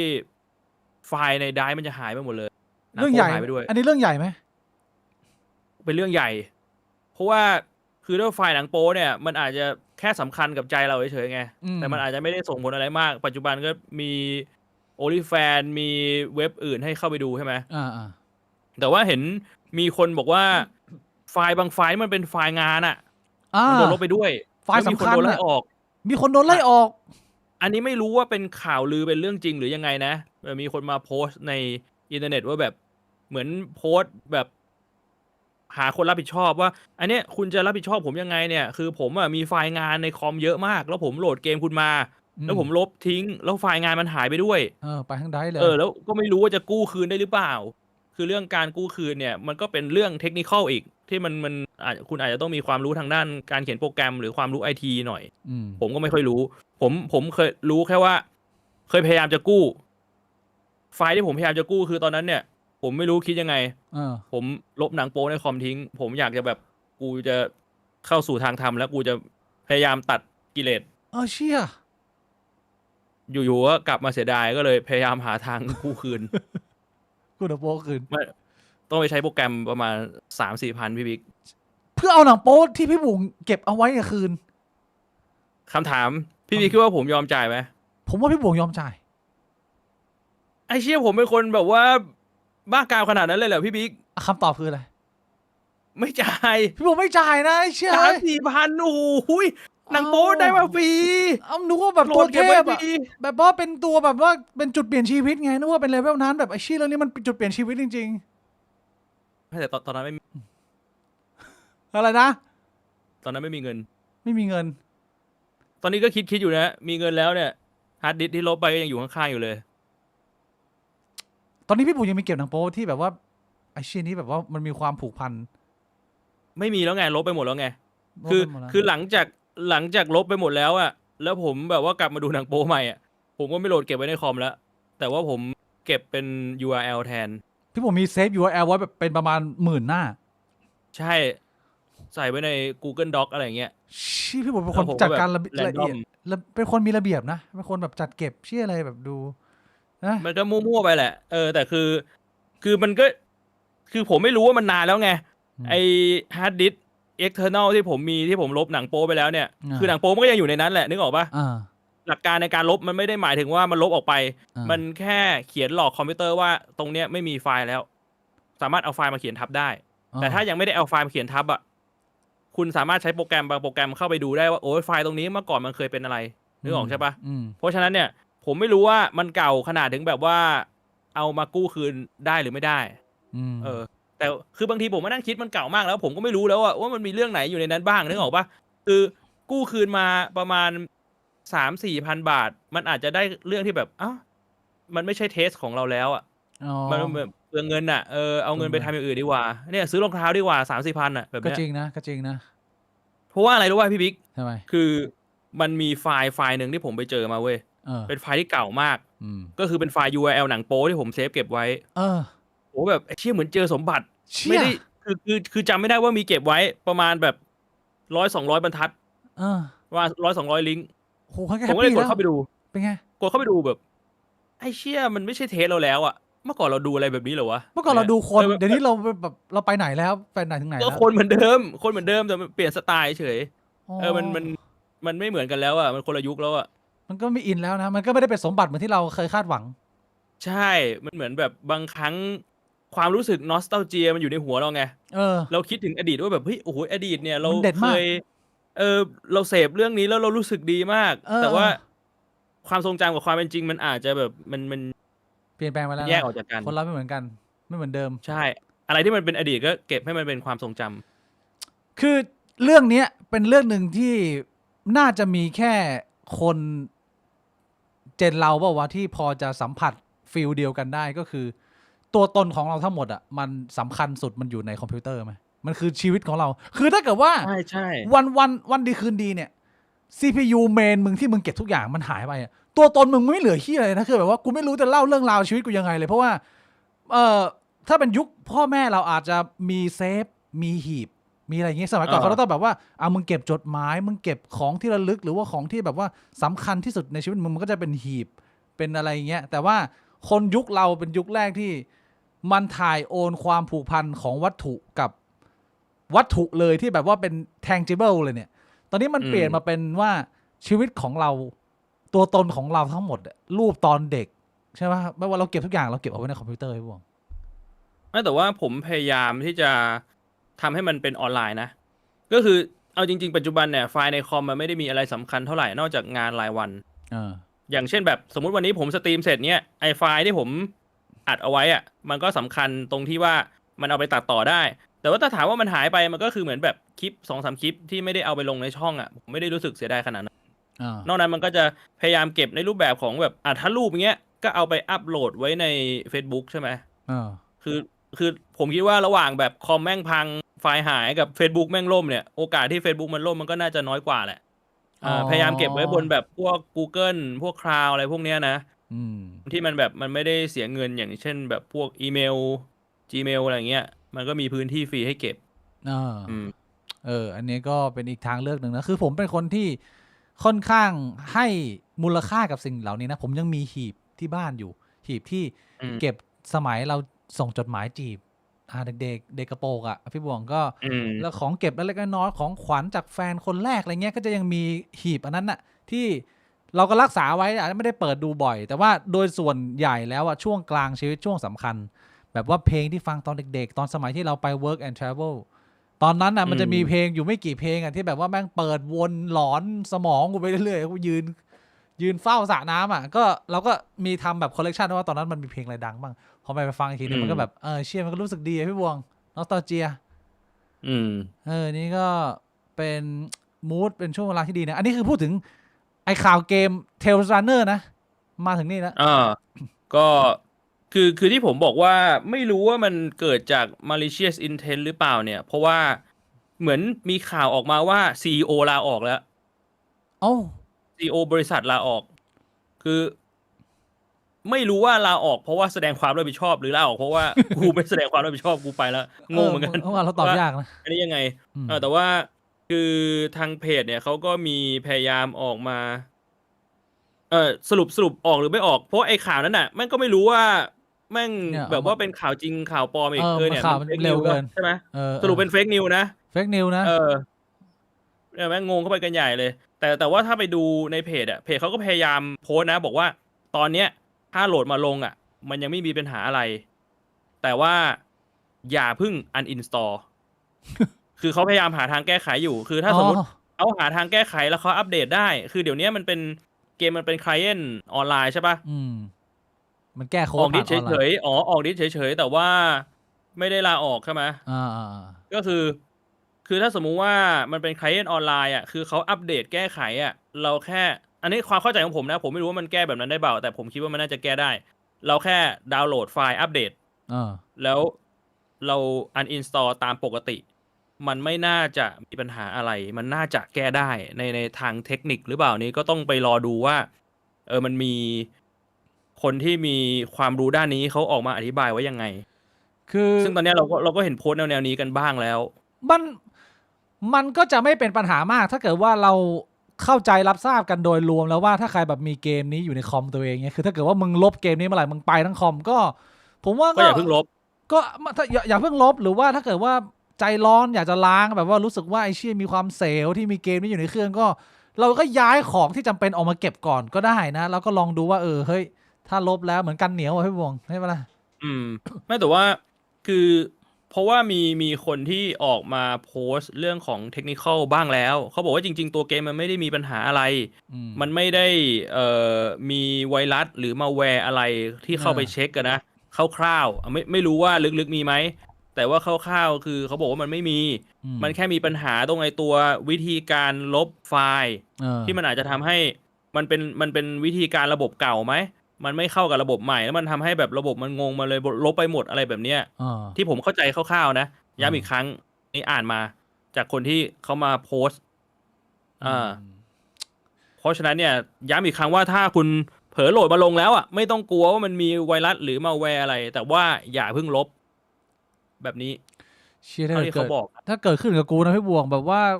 ทุกอย่างที่กูเซฟมาในชีวิตทั้งหมดแม่งไปด้วยนี่แม่งแบบแม่งตัวเบาเลยอะพี่บวงไอ้เชี่ยผมแบบมีไฟล์รูปเยอะไงเก็บความทรงจำเก็บวิดีโอสมัยเด็กๆจังไรเก็บไว้เยอะมากครับผมรู้สึกว่าแม้ผมจะไม่ได้ดูมันบ่อยอะแต่ก็อยากจะมีมันไว้มันก็รู้สึกอุ่นใจรู้สึกว่ามันมีตัวตนบนโลกใบนี้อะไรประมาณนี้เล็กน้อยทีนี้2 อาทิตย์ที่ผ่านมาเนี่ยเป็นปีใหม่จีนปีใหม่เจ๊กพี่บวงไม่รู้เรื่องเลยไม่รู้เรื่องเหรอว่าเนี่ยพุธที่แล้วเนี่ยก็คือเป็นวันปีใหม่จีนเลยที่เราไม่ได้ไลฟ์กันเป็นวันขึ้นปีใหม่แฮปปี้นิวเยียร์กงสีฟ้าฉาย新年快乐ไม่รู้ผมไม่รู้ที่บ้านไม่มีพิธีกรรมเฮี้ยอะไรแล้วของพี่บวงไม่มีอะไรแล้วพ่อผมก็ขายของปกติทุกวันเป็นวันธรรมดาก็ไม่รู้วันรู้คืนแล้วไม่มีผมก็นั่งเล่นเกมไม่มีไหว้อะไรเล็กน้อยไม่มีนะก็ชิวๆไปไม่มีงั้นที่ผมจะมาถามพี่บวงเนี่ยคือตอนนี้เนี่ยก็เรียกว่าแยกย้ายกันอยู่แล้วบ้านพี่บวงก็มีคนอยู่ตรงนู้นอยู่ตรงนี้อะไรเงี้ยพี่บวงไม่เมื่อก่อนเนี่ยเขาจะมารวมไม่เชิงมารวมแต่เขามาหาญาติผมจะมาหาพ่อผมที่บ้านเวลามีงานพวกเนี้ยมันก็แบบตรุษจีนเนี่ยมีเจอกันนิดหน่อยแต่ว่าปัจจุบันเนี่ยคือก็ต่างคนต่างมีชีวิตแล้วอย่างเงี้ยมันก็เราก็เลยไม่ได้สืบสานตำนานจีนแล้วยังจำตอนสมัยที่มันยังรวมกันครบได้ไหมจำได้ไม่ได้ไกลเกินไปเหรอยังมีความทรงจำอยู่ยังมีความทรงจำอยู่ก็ส่วนใหญ่ก็จะมารวมที่บ้านพี่บวงเมื่อก่อนเนี่ยจะแบบว่านั่งรถตู้ไปชลบุรีไม่รู้เป็นอะไรคือคนจีนที่แบบว่าเป็นแต้จิ๋วในกรุงเทพเนี่ยไปฝังกันที่สุสานชลบุรีก็ที่ชลบุรีเนี่ยมันจะมีสุสานแบบของจีนแต้จิ๋วแบบใหญ่ๆอยู่หลายที่เลยใช่ปะพี่บิ๊กก็น่าจะเคยไปบอกว่าบ้านพี่บิ๊กมันมีชลบุรีก็เป็นจุดหนึ่งแต่ว่ามันถึงจุดหนึ่งมันก็เต็มแล้วมันก็มีล้นไปลาดบุรีบ้างผมมี2 ที่เลยก็เลยแล้วแต่ว่าคุณอยู่โซนไหนคือผมก็ไม่รู้ว่ามันทำไมมันต้องไปกันแบบนั้นอ่ะก็คือนั่งรถตู้กันไปแบบบางทีแบบไปกัน2 คันรถตู้เงี้ยแล้วเราเป็นเด็กเราก็ไม่รู้อะไรแล้วมันก็แบบแดดเปรี้ยงๆอ่ะนึกออกใช่ปะเดือนกุมภาแล้วเขาก็ไปจุดเขาไปจุดประทัดกันปุ๊บปุ๊บปุ๊บแล้วเขาก็ไหว้นิดๆหน่อยๆผมก็แบบแดดก็ร้อนแล้วผมเป็นคนแบบแพ้ธูปคือผมอะเกลียดเทศกาลจีนเพราะผมแพ้ธูปจุดธูปทีผมแบบน้ำตาแม่งไหลไม่หยุดมันก็เลยเหมือนว่ามันมีความทรงจำแหละแต่ก็ไม่รู้ว่าไปทำอะไรสำหรับผมอะก็แค่ไปไหว้บรรพบุรุษแล้วก็กลับมีแบบเป็นเนินเขาเล็กน้อยมีป้ายจีนชื่อจีนคือผมก็รู้สึกว่าแบบไหว้บรรพบุรุษจริงๆทำตอนนี้เลยก็ได้นะว่าพนมมือแล้วก็ระลึกถึงอะว่าแบบเขาทำดีอะไรให้เราบ้างแค่นั้นน่ะมันก็ได้แล้วอะมันไม่จำเป็นต้องไปถึงสถานที่ไงสำหรับผมอะสมัยก่อนมันเป็นเรื่องของจิตใจมันเป็นเรื่องของความผูกพันของความรู้สึกนะก็พอเข้าใจได้แต่ผมเข้าใจว่ามันเป็นกุศโลบายที่จะทำให้แบบว่าลูกๆหลานๆเขามาเจอกันนั่นแหละก็มีส่วนให้ญาติๆมาเจอกันใช่พี่บวงจำได้ไหมว่าครอบครัวพี่บวงเอาเฉพาะครอบครัวที่สนิทกันเนี่ยไปเที่ยวกันครั้งสุดท้ายเป็นทริปไหนโหจำไม่ได้แล้วว่ะนานแล้วอะจำไม่ได้เลยนะว่า5 คนที่ออกไปต่างจังหวัดด้วยกันนี่เป็นจังหวัดอะไรนะมันนานเกินมากนานเกินไป มันเป็นความทรงจำแบบในวัยเด็กเลยมั้งคือจำได้ว่าสุดท้ายก็คือที่ไปพ่อกูเป็นหอบแล้วลืมเอายาไปแล้วคืนนั้นก็คือแบบอาการล่อแร่เชี่ยเหมือนแบบจะตายอยู่แล้วหลังจากนั้นก็เลยแบบว่าพ่อกูเลยเข็ดมั้งให้กูเดาไม่อยากออกไปเที่ยวแล้วมันแบบว่าดูแลตัวเองไม่ได้อย่างเงี้ยโอ้โหจำได้เลยวันนั้นคือแบบว่าพ่อกูบอกแม่กูว่าแบบเนี่ยไม่น่าไหวแล้วยังไงก็แบบดูแลลูกๆด้วยนะแบบนั้นเลย สั่งลาแล้วคือมันหายใจไม่ออกแบบคือเหมือนปลาแบบอยู่บนดินตอนนั้นกูเห็นภาพกูก็แบบเที่ยหนักเหมือนกันนะแต่ว่าก็ยังมีชีวิตอยู่มาได้อีกหลายปีหลังจากนั้นใช่เชี่ยพ่อพี่บวงแข็งแรงนะคือผมอยากจะมาเล่าทริปครอบครัวซึ่งมันก็ไม่ได้เป็นครอบครัวของผมที่ประเทศไทยแต่ว่ามันก็เป็นทริปหนึ่งที่มันให้ความรู้สึกที่ดีมากๆที่ผมอยากจะเอามาแชร์คนทางบ้านเป็นในมุมของความรู้สึกส่วนตัวด้วยแล้วก็เป็นในมุมของอัปเดตคนที่ไม่ได้มีโอกาสไปเชียงใหม่มานานแบบผมแล้วมันมีความว้าวกับสิ่งที่ไปพบเจอนะฮะคือผมไม่รู้ว่าคนอื่นเป็นแบบผมไหมแต่ผมว่าคนเจนผมน่าจะมีหลายคนที่รู้สึกเหมือนกันก็คือความรู้สึกของเราต่อไอ้คำว่ากิจกรรมทริปครอบครัวเนี่ยมันเปลี่ยนไปแบบเหมือนหนังภาพยนตร์เหมือนมังงะเรื่องหนึ่งอะพี่บวงคือสำหรับผมเนี่ยทริปครอบครัวตอนสมัยเด็กๆเนี่ยมันจะเป็นอะไรที่เหมือนทุกคนแม่งทะเลาะกันหมดแม่งทุกคนแม่งหงุดหงิดหมดไม่มีใครแฮปปี้100%คนเดียวหรือถ้าเกิดว่ามันมีคนหนึ่งแฮปปี้100%นะไอ้ที่เหลือจะเบื่อหมดเลยคือมันไม่สามารถเป็นกิจกรรมอะไรที่แบบว่ามันเอนจอยได้เต็มที่มันต้องบอกว่ามีใครได้เป็นคนเลือกแบบนั้นที่เป็นแบบนั้นอะไรเงี้ยแล้วพอเวลาผ่านมาเรื่อยจนถึงวัยนี้เนี่ยมันกลายเป็นว่าไอสิ่งที่เราเคยไม่พอใจกับอะไรที่มันเป็นเรื่องของทริปครอบครัวเนี่ยวันนี้เรามองมันไปใหม่ผมก็ไม่ได้เป็นคนที่มีทริปครอบครัวมานานแล้วน่าจะแบบว่าเกือบ10 ปีอะไรเงี้ยแต่มันก็ไม่ได้นานมากแต่ว่าพอมันได้มากลับมามีทริปครอบครัวอีกครั้งหนึ่งเนี่ยมันก็ทำให้เราสังเกตเห็นความเปลี่ยนไปของความรู้สึกที่เรามีว่าไอสิ่งที่เราเคยมองว่าเป็นเรื่องไร้สาระเป็นเรื่องน่าปวดหัวทำไมมึงต้องมาแย่งกันเรื่องนี้อะไรอย่างเงี้ยวันที่เราอายุมากๆแล้วเรามองเรื่องของทริปครอบครัวไปผมเห็นแพทเทิร์นแบบเดิมแต่ผมเห็นความรู้สึกที่เรามีให้มันเปลี่ยนไปเยอะมากว่าทริปครอบครัวมันก็ไม่ได้สมบูรณ์แบบหรอกมันก็จะมีปัญหาแต่ว่าเราเอนจอยที่จะได้มาเห็นคนใกล้ชิดอะไรอย่างเงี้ยเขามาทะเลาะกันเรื่องเดิมๆทำตัวเหมือนเดิมพูดจาเหมือนเดิมขโมยของอย่างที่เขาอยากขโมยเหมือนเดิมต่อให้มันเคยเป็นอะไรที่เราเคยหงุดหงิดแต่พี่บวงแต่ตอนนี้คือเราไม่ได้มาเอาความสมบูรณ์แบบแล้วไงว่าไอ้เชี่ยกูทำทริปกูจัดทริปเนี่ยกูอยากจะไปตรงนี้นี่คือที่กูอยากไปเช็คอินนี่คือกิจกรรมที่กูอยากไปทำในมุมกูมันไม่มีความรู้สึกอย่างแล้วความรู้สึกก็คือแค่อยากมาเห็นครอบครัวเรา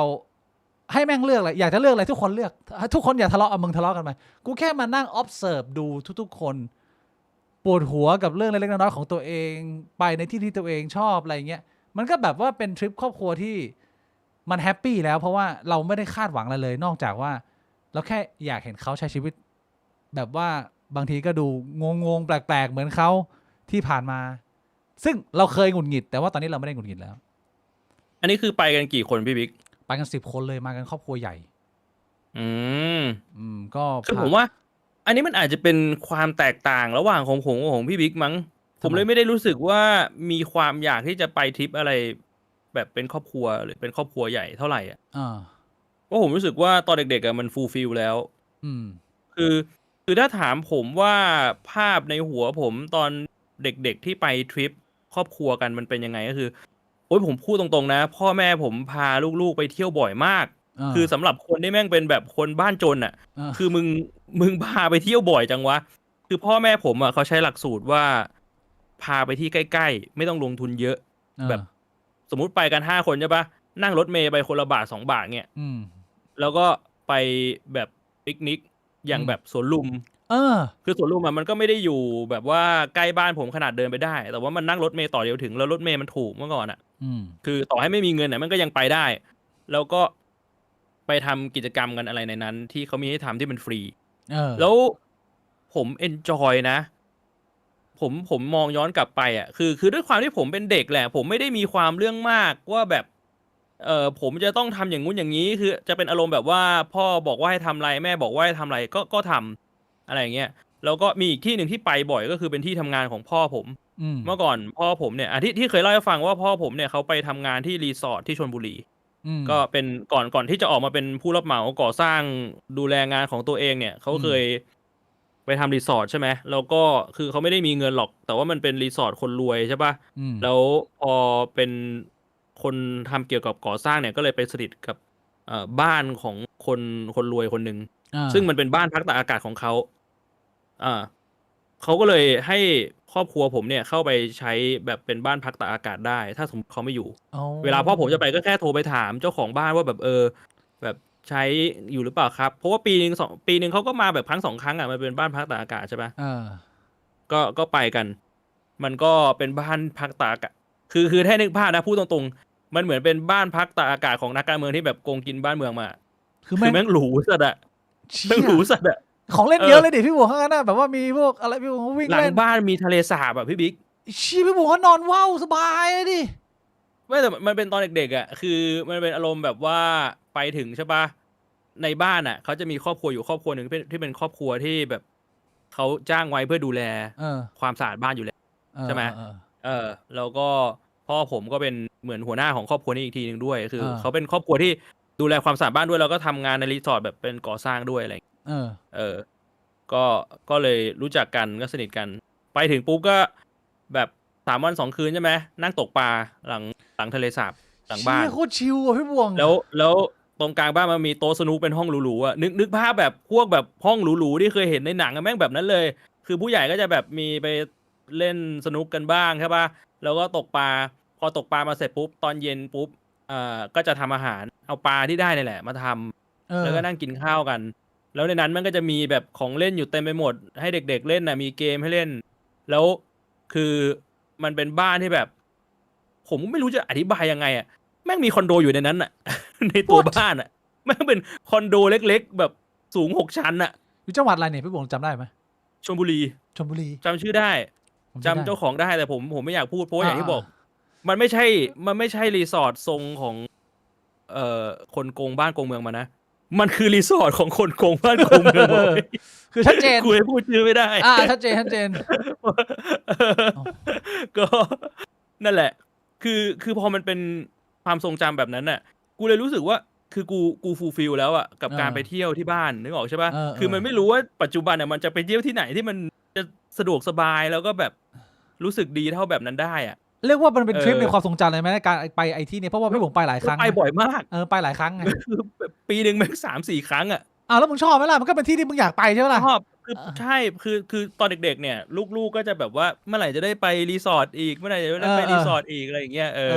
แล้วเวลานั้นเราก็แบบเมื่อไหร่จะถึงมันเป็นอารมณ์ประมาณนั้นนี่แหละแล้วคือแบบคือแม่กูก็ไม่บ่นไงก็คือแบบพ่อกูไม่มีเงินแต่พามาเที่ยวที่แบบนี้ได้แม่กูก็ไม่บ่นมันเลยเหมือนว่าเป็นทริปที่ทุกคนมันแฮปปี้อ่ะนี่แหละผมว่านี่คือทริปที่แฮปปี้ทริปในความทรงจำทริปครอบครัวแบบนี้เลยพี่บงมันจะมีที่เราก็แฮปปี้สุดๆแล้วอะที่เราได้มาแค่นี้มันก็ไม่ได้มีอะไรพิเศษมากก็คือแบบเป็นช่วงเวลาที่ดีที่เราได้แบบเอนจอยเรียนรู้เล่นอะไรไปด้วยกันแล้วคือตอนเด็กๆอะเราก็ไม่รู้ว่าที่นี้มันคือที่หรูมากๆเลยเว้ยคือตรงกลางอะแม่งจะมีคอนโดแบบใหญ่สัสๆอยู่คอนโดหนึ่งแบบห้องไม่ได้แบบ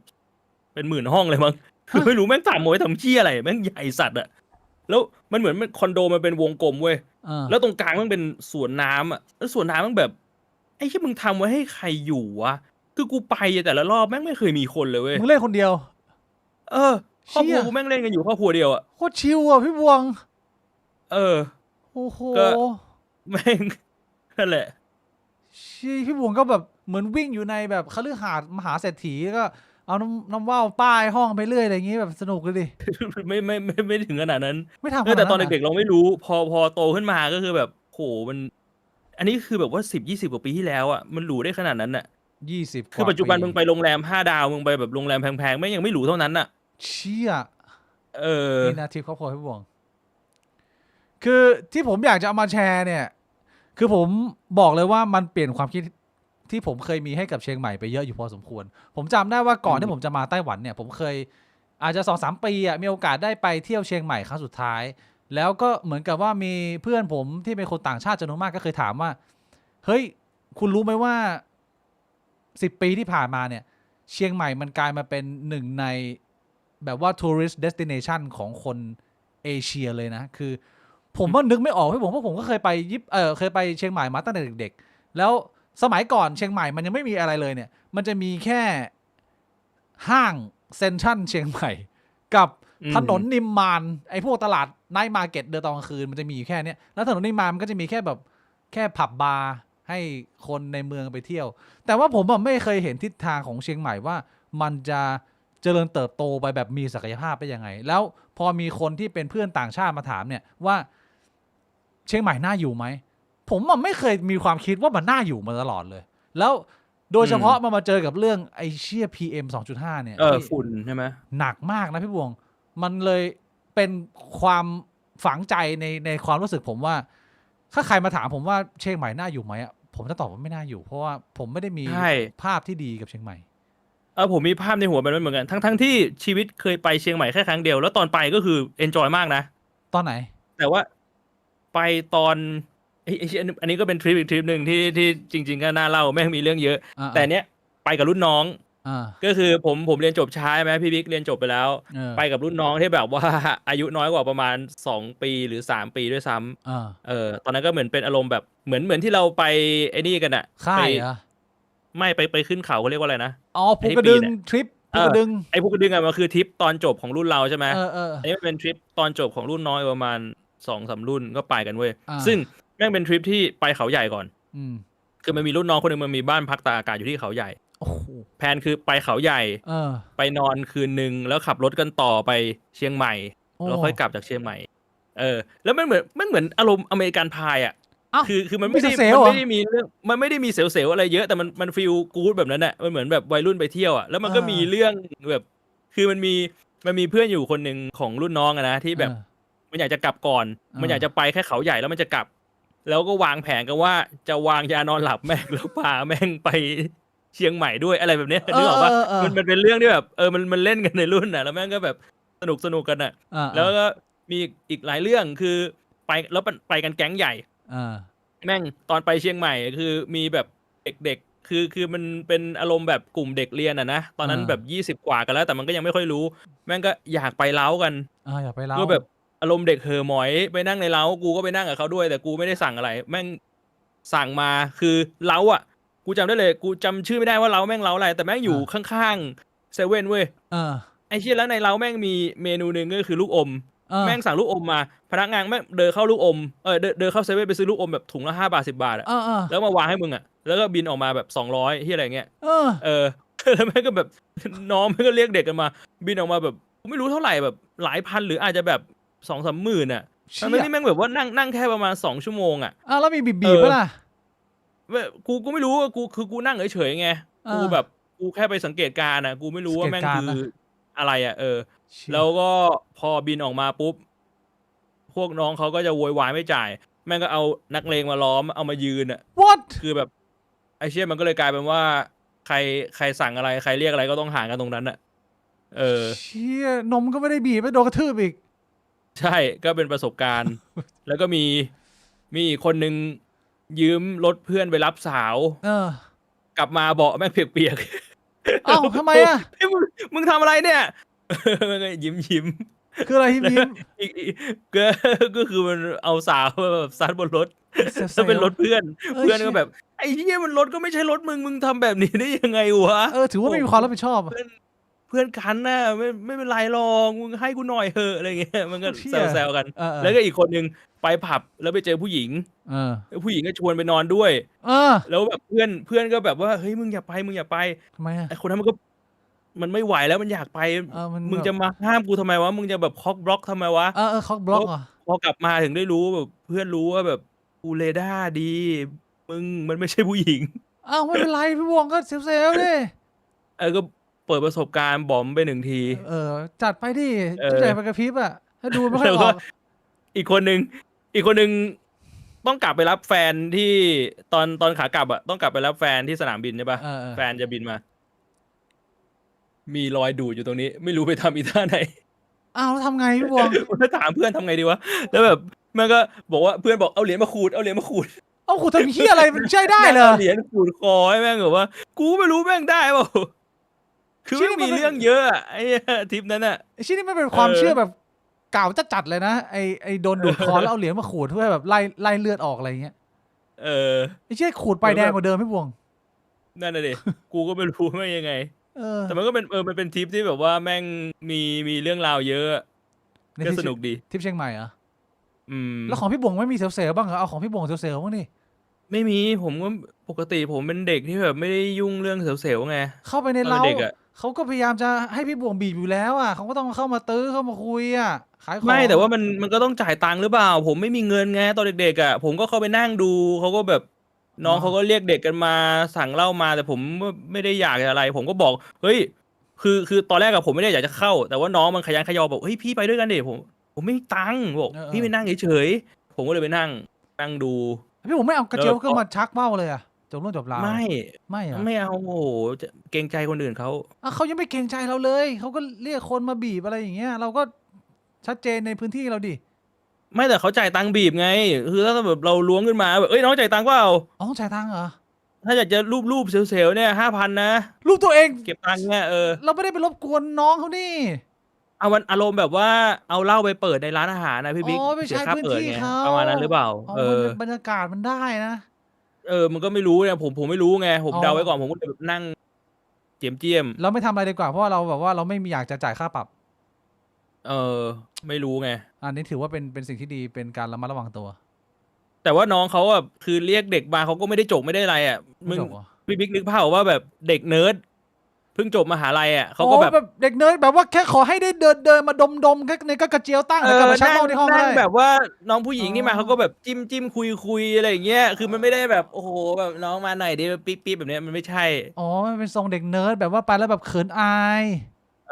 แบบอยากไปเปิดประสบการณ์อยากรู้มันเป็นยังไงอ่ะอยากได้นั่งคุยอยากดูเขาโอเคเข้าใจ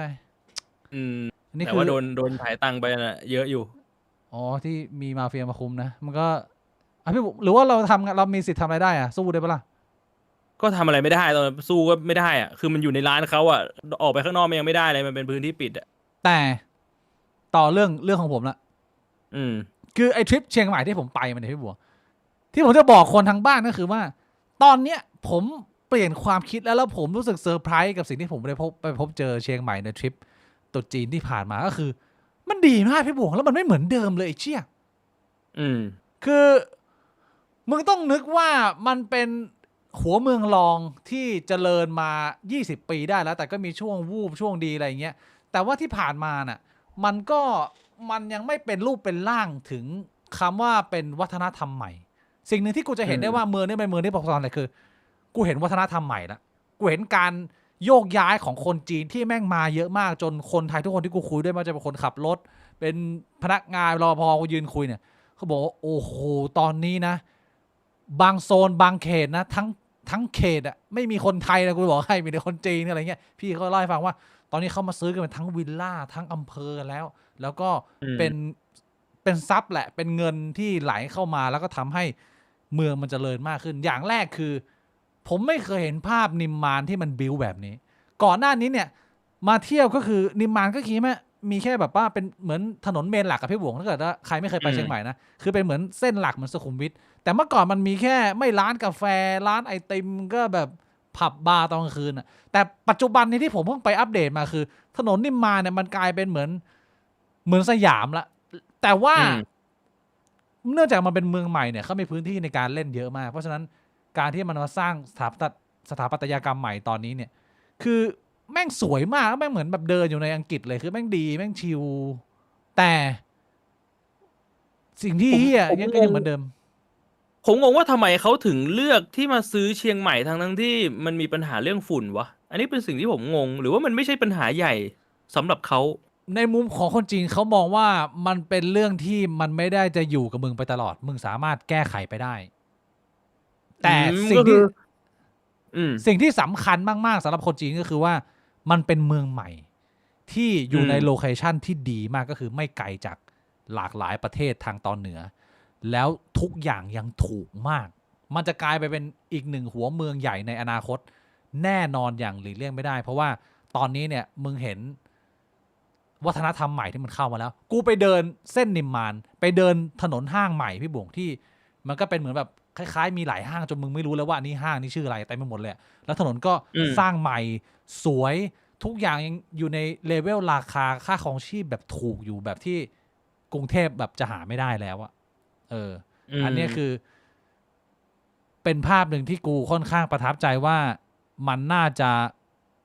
ไม่มีคำว่าถอยหลังแล้วล่ะสำหรับเมืองท่องเที่ยวเนี่ยกูเข้าใจแล้วว่ามันคือเมืองท่องเที่ยวอันดับหนึ่งแน่นอนกูไปเดินในนิมมานนะพี่บงมันมีเวทีจัดประกวดร้องเพลงเหมือนก็ทำให้พื้นที่ในตรงนั้นมันคึกคืนด้วยเด็กที่ขึ้นไปประกวดแข่งขันยืนต่อคิวกันประมาณ20ชีวิตกูก็ไปซื้อของกินแล้วก็ไปนั่งอยู่เด็ก20คนเนี่ยร้องเพลงแข่งกันนะไม่มีใครร้องเพลงไทยเลยพี่บงไม่มีใครร้องเพลงฝรั่งเลยเฮียร้องเพลงจีนทุกคนกูอยู่ในโซนนั้นตรงดาวทาวนิมมานเนี่ยเดินวนไปหาอะไรกินอยู่ประมาณ3 ชั่วโมงอะคือฟังเพลงจีนตลอดเวลาพี่พวกเชี่ยนี่เหมือนกูยังอยู่ในไต้หวันอะเหมือนกูยังไม่ได้ข้ามประเทศมาแต่ว่ามันก็มีฟาซิลิตี้อะไรใหม่ๆมากมายที่กูไม่เคยเห็นแล้วกูชอบมากอันแรกเลยคือไอเชี่ยรถแดงพี่พวกรู้จักรถแดงไหมรถกระป๋ออะไรเงี้ยนะรถแดงก็คือรถ2 แถวแหละรถ2 แถวแต่ว่ากูอ่ะเป็นคนโลเทคมากแล้วก็กูไม่ได้ไปเชียงใหม่มาแบบเกือบ10 ปีแล้วอะตอนนั้นมันยังไม่มีแต่ตอนนี้มีแล้วกูเพิ่งมาฝึกใช้ Grab คือกูไปกันครอบครัวใหญ่10 คน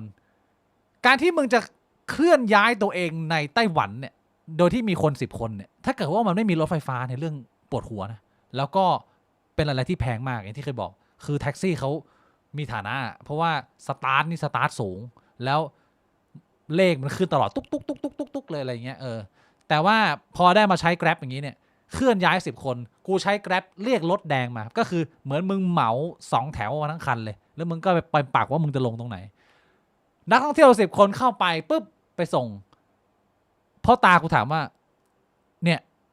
ค่า transportation cost ตรงนี้เนี่ยราคาเท่าไหร่กูบอกว่า100 บาทเขาบอกฮะ100 บาทต่อคนเหรอกูบอกไม่เราเนี่ย10 คนเนี่ยคันเนี่ยมาเนี่ย100 บาทพ่อตาก็แบบโอ้ my god แบบประมาณว่าพวกมึงใช้ชีวิตกันอยู่ได้ยังไงกับค่าของชีพแบบนี้แล้วเขาก็เลยแบบว่าทุกครั้งที่นั่งเรียกไอ้เหี้ยรถกระป๋อแดงไม่ใช่รถกระป๋อเขาเรียกว่ารถแดงอ่ะมันใน Grab มันก็ขึ้นว่ารถแดงเลยมึงจองรถแดงพ่อตากูจะเดินเอาเงินเข้าไปยัดเพิ่มอีก200ให้เพื่อแบบเป็นการขอบคุณว่าแบบเฮ้ยคุณทำงานขนาดนี้คุณไม่ควรจะได้เงินแค่นี้นะอะไรเงี้ยมันไม่คุ้มค่าเหนื่อยคุณเลยคุณควรจะแบบแล้วก็มีการแบบอธิบายเพิ่มเติมว่าเก็บหัวเพิ่มอะไรอย่างงี้อะไรแต่ว่าคือเขาไม่เข้าใจเขาเพิ่งมาที่เชียงใหม่ครั้งแรกนะก็ตื่นเต้นกับรถแดงพี่บวงยูเครนเขาต้องมาดูงานประเทศจีนบอกว่าไม่ใช่ยูเครนรัสเซียทำไมอ่ะก็ทำสงครามแทบตายได้มาไม่กี่จังหวัดอะ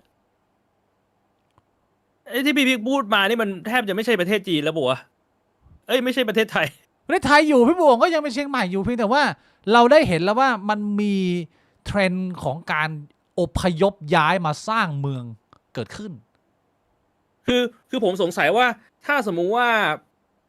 เชียงใหม่แม่งถือเป็นส่วนหนึ่งของประเทศไทยใช้กฎหมายประเทศไทยแต่ว่าไม่มีคนไทยอยู่แล้ว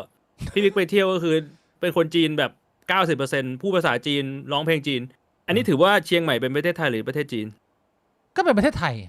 แต่ว่าก็ยังถือว่าเป็นประเทศไทยนะถือว่าเป็นประเทศไทยอยู่แต่ว่ามีคนจีนมาอยู่เยอะใช่คำนี้ไม่ถูกเหรอมันต้องใช้กฎหมายไทยอยู่พี่บวงก็ต้องเป็นประเทศไทยเดี๋ยววะก็เรียกว่าถูกแบบทางการแบบ official ถูกทาง official แต่ว่าทางแบบพฤตินัยไม่ใช่แล้วก็อีกอันนึงสำหรับหลายคนที่ไม่เคยมีโอกาสมาผมอะจำได้ว่าสมัยเด็กแบบเด็กกระโปงมากเลยตอนนั้นไข่ยังแบบว่าหดเล็กเป็นเหมือนหนังเต่าอยู่นะพี่บวงคือเจ้านิดเดียวน่ารักมากเลยเคยมีโอกาสมาเที่ยววัดล่องขุ่นนะแล้วความทรงจำของผมคือผมไม่ชอบคือผมชอบงานอาจารย์เฉลิมชัยนะเคยไปดูงานวาดงานอะไรกันอย่างเงี้ยแล้วแต่ว่าผมไม่ได้รู้สึกอินกับวัดสีขาวขนาดแบบว่าเป็นงานอะไรขนาดนี้แล้วก็สมัยนั้นนะรอบๆมันยังเป็นทุ่งแล้วก็มืดอยู่แต่ว่า2 อาทิตย์ที่ผ่านมาผมได้มีโอกาสไปอัปเดตวัดล่องขุ่นที่จังหวัดเชียงรายโอ้โหพี่บวงแม่งเหมือนแบบแม่งเหมือนวังอ่ะแม่งเหมือนอาณาจักรเชี่ยมันเหมือนอาณาจักรอีกอาณาจักรนึงคือแค่ว่า ตรงนั้นมันมีแค่วัดร่องขุ่นแล้วรอบๆข้างแม่งเป็นแบบเป็นเศษดินเศษหญ้าแต่เพราะว่าที่ผ่านมาเนี่ยความสำเร็จของวัดสีขาวเนี่ยมันกินใจนักท่องเที่ยวไต้หวันจีนญี่ปุ่นเกาหลีมากว่าแบบเชื่อมันดูผิดแปลกวัฒนธรรมมันดูมีความกล้าหาญนะที่แบบว่ามึงไม่ทำวัดสีแบบหลังคาสีน้ำตาลมีทองมีอะไรเงี้ยแต่ว่าเป็นวัดสีขาวหมดเลยอย่างเงี้ยแล้วมันดึงเงินคนมาเยอะมากจนตอนเนี้ยมันไม่ได้มีแค่ที่นั่นมันมีมิวเซียมใหญ่มันมีอุโบสถเพิ่มมันมีสวนน้ำที่อะไรที่แบบล้อมรอบจนเป็นเหมือนแบบเป็นเมืองเล็กๆเมืองนึงอ่ะก็คือความรู้สึกของผมคือมันประสบความสำเร็จมากแล้วมันเป็นที่สถานที่ท่องเที่ยวที่ไม่ใกล้กับเฮียอะไรเลยต้องนั่งรถตู้จากเชียงใหม่ไปเนี่ยร่วม3 ชั่วโมงแต่ว่าคือแบบแม่งแน่นมากพี่บ่วงค่าเข้า200คนไทยไม่ต้องโอ้โหคือคนแม่งแบบขี่กันชิบหายไปหมดแต่ก็มันเป็นช่วงตรุษจีนด้วยนะผมไม่รู้ว่าช่วงโลซีซั่นมันเป็นยังไงแต่ตอนที่ผมไปนี่คือแบบเป็นเมืองที่คึกคืนมากๆแล้วก็มันก็สวยขึ้นเยอะเขาก็ปรับปรุงตัววัดร่องขุ่นไปพอสมควรอีกสิ่งหนึ่งที่ประทับใจมากคือพอได้กลับมาเยือนที่เมืองไทยเนี่ยแน่นอนว่าคือภาพความทรงจำเก่าผมก่อนหน้านี้คือคิดว่ามันไม่มีอะไรมากนอกจากว่าถ้าเกิดว่ามึงจะมาเที่ยวผับมึงก็ไปอยู่แถวนิมมานแต่ถ้าเกิดว่ามึงอยากเดินตลาดกลางคืนมึงก็มาอยู่แถวไนท์บาซาร์มันก็จะเป็นเหมือนคล้ายๆสีลมอะพี่วงเชี่ยวันนี้กูจองโรงแรมมาไปลงอยู่แถวนั้นกลายเป็นว่าออกมาข้างนอกโรงแรมสิ่งที่พ่อตากูเห็นเป็นอย่างแรกคือตอนเช้าเรามาลงเช็คอินตอนแบบ9 โมงเช้าฝากกระเป๋าเสร็จปุ๊บเนี่ยเดินมาเห็นฝรั่งแก่กับเมียกะหรี่ต่อยกันอยู่หน้าแบบซัดดูเลย What the fuck bro ใส่กันแบบว้าวชาเชี่ยฝรั่งก็เมายี่ผู้หญิงก็ทุบรัวเลยเขาบอกโอ้ยเมืองไทยมันเถื่อนนะอะไรเงี้ยคือมันก็ไม่ได้เป็นภาพที่เห็นบ่อยหรอกพี่บวงแต่ว่าพอมึงมาเปิดทริปอ่ะกูก็ตั้งใจว่าจะทำให้ครอบครัวเขาได้รับประสบการณ์ที่ดีเชี่ยเปิดมาวันแรกแบบเจอฝรั่งแม่งนัวอยู่กับกะหรี่ไทยทุบกันแบบมันสั่นเลยและอีกสิ่งหนึ่งที่ผมดีใจมากก็คือเนื่องจากว่าเชียงใหม่เป็นเมืองท่องเที่ยวแล้วผมไปพักอยู่โซนแบบไนท์บาซาร์นอกจากที่เห็นเยอะๆก็คือจะเป็นพวกร้านนวดใช่ไหมแล้วก็แบบดูเหมือนทรงประมาณขายตัวอะไรประมาณนี้แต่ผมมาเชียงใหม่ครั้งนี้ครั้งแรกกับการได้เห็นความเบ่งบานของธุรกิจกัญชามันเป็นเหมือนความทรงจำในฝันผมว่าพี่บอกว่าไอ้เชี่ยสมัยกูเด็กๆนะกูเคยนั่งจำได้ว่านั่งดื่มเบียร์อยู่กับพี่ชายตอนนั้นประมาณแบบย้อนไป20 ปีที่แล้วเราคุยกันว่าสักวันหนึ่งเราจะซื้อตั๋วบินไปที่อัมสเตอร์ดัมเราอยากจะไปดูว่าประเทศที่แบบว่ามัน legalize cannabis เนี่ยมันอยู่ร่วมกันยังไงได้อย่างถูกกฎหมายอะไรเงี้ยมันเป็นแบบว่าเมื่อก่อนเราเคยมองมันไกลมากวันนี้เนี่ยเรากลับมาเที่ยวเมืองไทยมันมีความรู้สึกเหมือนผมมาเป็นนักท่องเที่ยวแล้วนะเพราะว่าผมอยู่นู่นเยอะกว่านึกภาพไหมแล้วผมงงว่าสรุปแล้วเราถามกันมาทุกเอพิโซดเลยนะแม่งถูกกฎหมายหรือผิดกฎหมายเนี่ยคือมันมีดีเทลเยอะพี่บวงผมก็ไม่ได้ตามอุตสาหกรรมนี้เยอะนะแต่เท่าที่ผมเข้าใจคือว่าประเด็นหลักที่เราจะต้องคุยกันในเปลือกกว้างๆก็คือมันควรจะจัดอยู่ในยาเสพติดหรือเปล่าก่อนอันนี้คือสเต็ปแรกถ้าเราเข้าใจกันได้ตรงกันหรือยังไงก็ไม่รู้ออกมาเป็นว่าไม่ต้องจัดอยู่ในยาเสพติดทีนี้คำถามที่2คือกฎหมายมันต้องควบคุมแค่ไหนทีนี้คำว่าถูกกฎหมายมันก็คือว่าณปัจจุบันนี้เนี่ยมันยังดูเหมือนว่ามันยังไม่นิ่งเลยมันถูกใช้เป็นเกมการต่อรองหรือเป็นการควบคุมอุตสาหกรรมหรือเปล่าก็ไม่รู้ซึ่งหลายๆคนก็วิพากษ์วิจารณ์นะแต่ว่าผมไม่ได้ไปคุยมุมนั้นคือในมุมผมมองแค่ว่าถ้ามันจะผิดกฎหมายก็คือทำให้มันเหมาะสมแล้วตอนนี้เนี่ยมันอยู่ในช่วงเวลาที่ประมาณว่าใช้สันทนาการไม่ได้แต่ว่าถ้ามึงใช้แอบไม่มีใครจับมันไม่ได้เป็นสิ่งผิดกฎหมายมันไม่ได้ถูกบรรจุเป็นยาเสพติดแต่ว่าถ้าเกิดว่ามึงจะซื้อหรือครอบครองเนี่ยต้องทำผ่านเอกสารที่ทางรัฐร้องขอซึ่งถ้าที่ผมเข้าใจก็คือใบรับรองแพทย์อะไรประมาณนี้แล้วพี่บุ๋มก็จะสามารถมีกัญชาเอาไว้ใช้ได้ซึ่งมึงดูบริบทก็รู้ว่าเอาไว้สูบเล่นแต่ว่าในเมื่อมันไม่มีใครมาแก้ให้รูปแบบการทำธุรกิจตรงนี้ให้มันชัดเจนเนี่ยมันก็เลยจะอยู่เหมือนกับแบบไม่เสร็จสักทีที่พี่บวงยืนโดนค่อมอะไรอย่างเงี้ยนึกภาพออกไหมคือมันเป็นภาพที่มันน่าเศร้าใจนะใช่ไหนมันจะมาทางนี้แล้วอ่ะประเทศมึงจะโดนลุกคืบเข้ามาแล้วอ่ะถ้าสมมุติว่าเราทำตัวเป็นแลนด์ลอร์ดเลย คือคนไทยได้ผลประโยชน์จากการที่คนจีนมาอยู่เป็นแลนด์ลอร์ดคือเราเป็นเจ้าของที่ดินแล้วเราเก็บค่าเช่าเขาแล้วมึงแปลงประเทศให้เป็นเหมือนแบบว่าศูนย์กลางการท่องเที่ยวไปเลยมึงก็กะหรี่แม่งก็มีอยู่แล้วไอ้กัญชาแม่งก็โอ้โหสรุปผิดไม่ผิดว่าน้องมึงก็ทำให้ถูกกฎหมายไปเลยมันจะกลายเป็นแบบประชาชนเราอ่ะมันจะสบายมากเลยนะเว้ยสถานการณ์มันจะยังอยู่เหมือนเดิมกะหรี่ก็ยังอยู่กัญชาแม่งก็คนก็ยังดูดอยู่คนจีนมันก็ยังอยู่เต็มบ้านเต็มเมืองแต่ว่าเราเก็บค่าเช่าทุกอย่างแล้วเราก็เอาเงินมาปนเปื้อประชาชนคือมันอาจจะเป็นมุมมองที่สุดโต่งไปนิดมันอาจจะมองว่าแบบเฮ้ยโอ้โหเมืองเราเมืองพุทธแต่ก็คือคุณพูดว่าเมืองเราเมืองพุทธแล้วก็อยู่กันแบบรถแดงเหมา10 คน100แบบเนี้ยบางทีแม่งเศร้านะเศร้าพี่บวงมันเศร้าสิมันเป็นภาพที่หลายคนเขาสะท้อนเขาพูดได้เห็นหลายทีแล้วว่าทุกอุตสาหกรรมใหญ่ๆแบบเนี้ยมันเป็นซีโร่ซัมเกมมันเป็นก้อนเค้กที่ถ้ามึงอยู่ในพื้นที่สังคมที่ดีเนี่ยมันต้องเอาเค้กมาแบ่งกันให้ทุกคนได้รับผลประโยชน์พร้อมกันแต่การที่มึงไม่เอาเข้ามาในระบบเนี่ยผลประโยชน์มันไม่ได้หายไปไหนเพียงแต่ว่าก็ไปอยู่ตรงรีสอร์ทที่กูเคยไปเที่ยวอะผลประโยชน์ก็ใช่ไงก็คือมันไม่ยอมออกมาอยู่ศูนย์กลางมันถูกไอ้เชี่ยแล้วความเชี่ยมันคือมันก็ตั้งอยู่ตรงนั้นอะแล้วคือแม่งก็ไม่มีใครเข้าไปใช้คือมึงนึกออกว่าแทนที่มันจะเป็นที่ที่คนมันจะเข้าไปใช้ได้มันก็จะมีแบบว่าครอบครัวบางครอบครัวที่แบบมึงไปเที่ยวปีละ2-3 ครั้งอะไอ้ป่าแม่งก็ว่ายอยู่ในทะเลสาบอยู่งั้นอะนานๆมีคนตกทีนึงแล้วมันคือผมเข้าไปอะแม่งใหม่ตลอดพี่บิ๊กมีคนทำความสะอาดมันมีคนเมนเทนเนนซ์ใช่มันต้องมีทีมมันมีคนทำความสะอาดแต่แม่งไม่มีใครใช้ไอ้เชี่ยนี่ไงชัดเจนไหมว่ามันไม่ได้แค่นั้นนะแต่ว่ามันเป็นหนึ่งในกลยุทธ์ของการไม่ให้มีคู่แข่งขันเข้ามาเรื่อยๆพอมึงอยู่ในพื้นที่ที่มึงกึ่งเทาเนี่ยคนที่เขาอยากทำมาหากินสุจริตโดยที่ไม่ได้มีความรู้สึกว่าเหี้ยมองมันเป็นเรื่องของธุรกิจหรือว่าอะไรเงี้ยคือมันเข้ามาไม่ได้เลยเว้ยเพราะว่ามึงไม่มีความแน่นอนกับชีวิตว่ามึงจะลงทุนได้ไหมเขาจะเปลี่ยนกฎอะไร1 2 3 4เล่นแง่กับมึงหรือเปล่าทำให้มันมีปัญหาเยอะเพื่อดึงดีมาออกจากตลาดวูบหายไปปุ๊บแล้วก็แข่งกันทางการค้าว่าถ้ามึงไม่เจ้าใหญ่พอสายป่านมึงไม่เยอะมึงก็ต้องหนีไปทำอย่างอื่นก่อนแต่ว่าคนตัวใหญ่เขาเงินเขาพร้อมเขารอให้ตลาดมันตายแล้วเขาค่อยๆกินพื้นที่ครองพื้นที่ตรงนี้ว่าสตอเขาอยู่ตรงนี้ร้านเขาอยู่ตรงนี้อะไรเงี้ยมันก็คือเราก็คงจะนึกภาพแพทเทิร์นกลเม็ดแบบนี้ออกอยู่แล้วว่ามนุษย์เรามันก็เอาเปรียบกันผ่านทางการเมืองนี่แหละแล้วก็ทำไมเราถึงนั่งรถแดง100 บาทได้แต่ว่าโอ้โหไปอีกมุมนึงก็สามารถใช้เงินมหาศาลได้กับเรื่องที่ไม่เป็นเรื่องอะไรเงี้ยเป็นไงให้บ่วงเชียงใหม่ผมก็โอเคนะฟังงี้มันก็แบบน่าไปแต่ว่ามันรู้สึกดีคือผมไปก็เดินชิวๆราคาแบบรับได้ไม่ได้เป็นราคาแพงหูฉี่ดมดอกไม้ไปสักเล็กน้อยแล้วก็